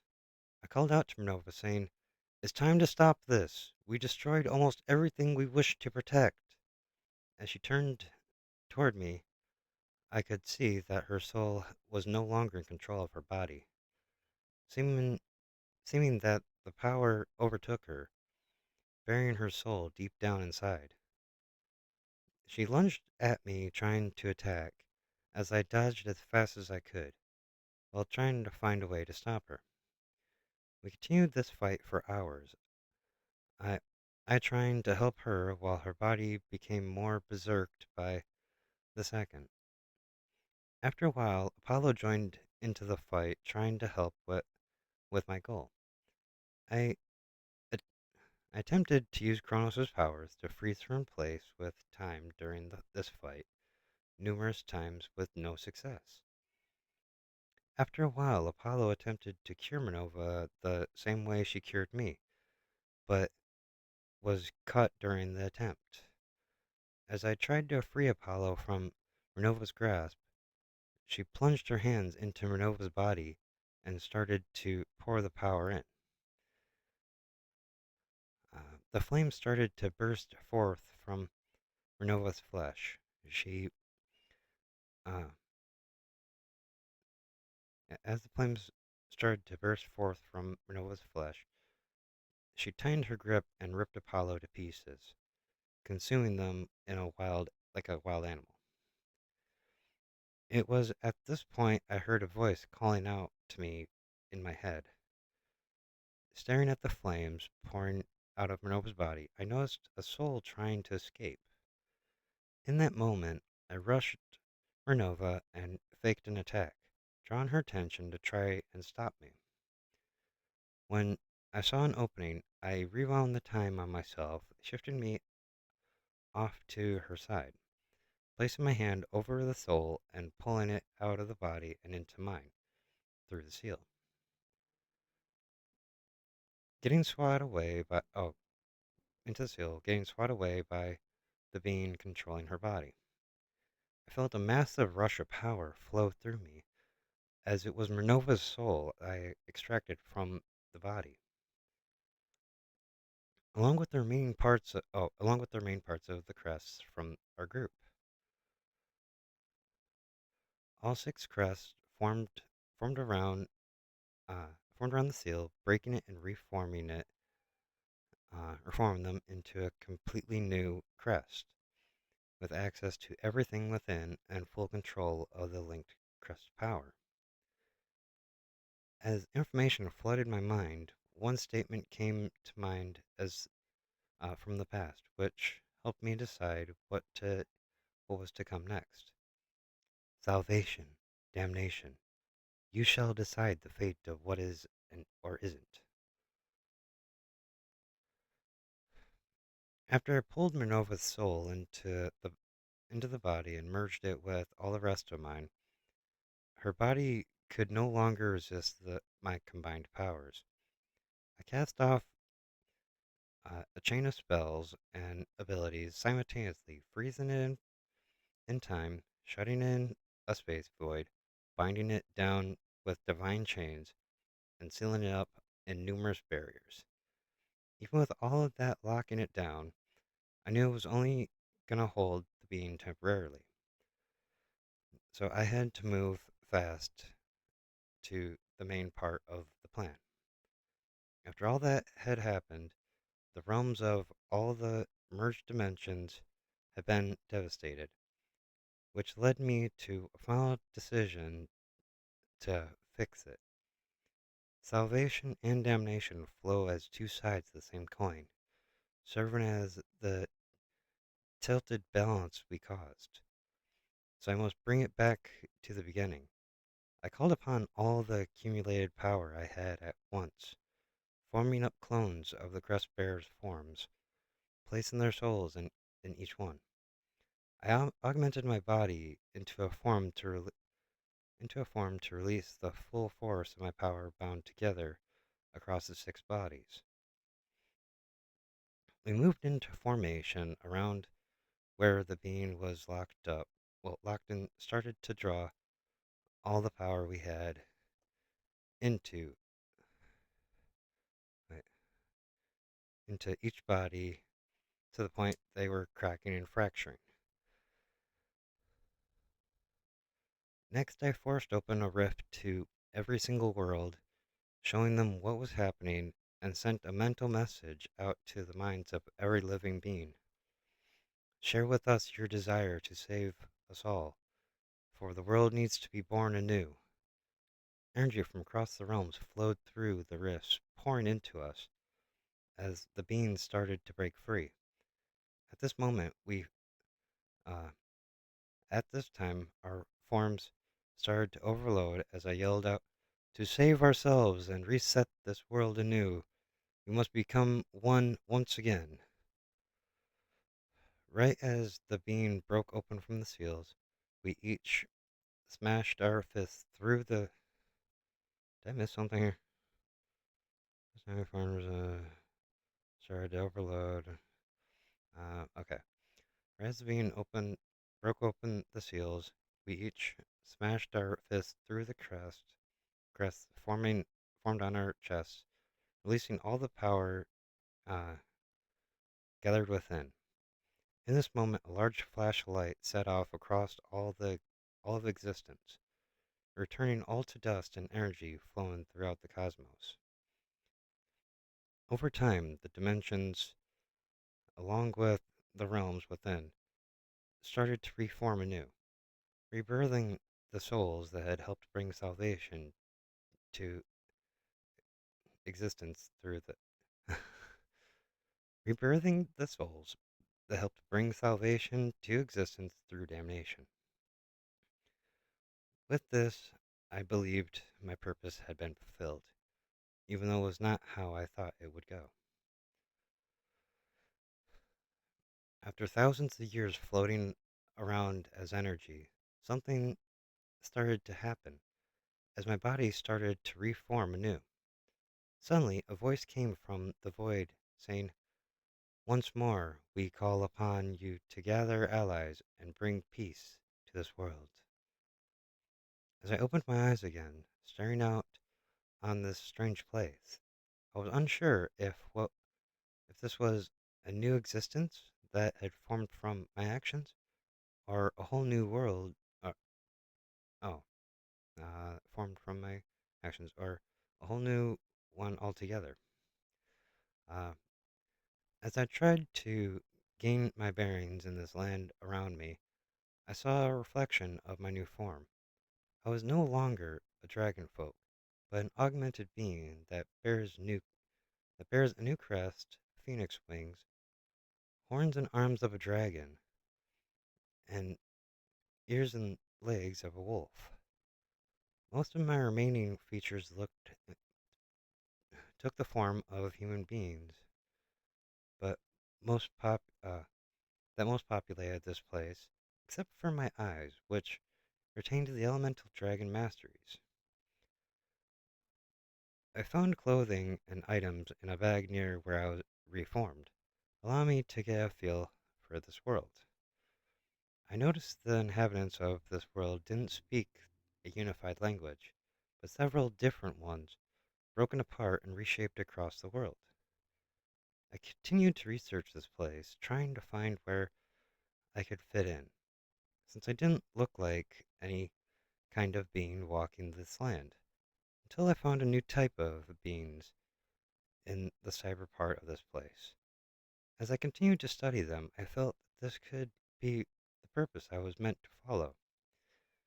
I had I had much to learn from this world and even more of the cyber one, but I had my goal set in front of me.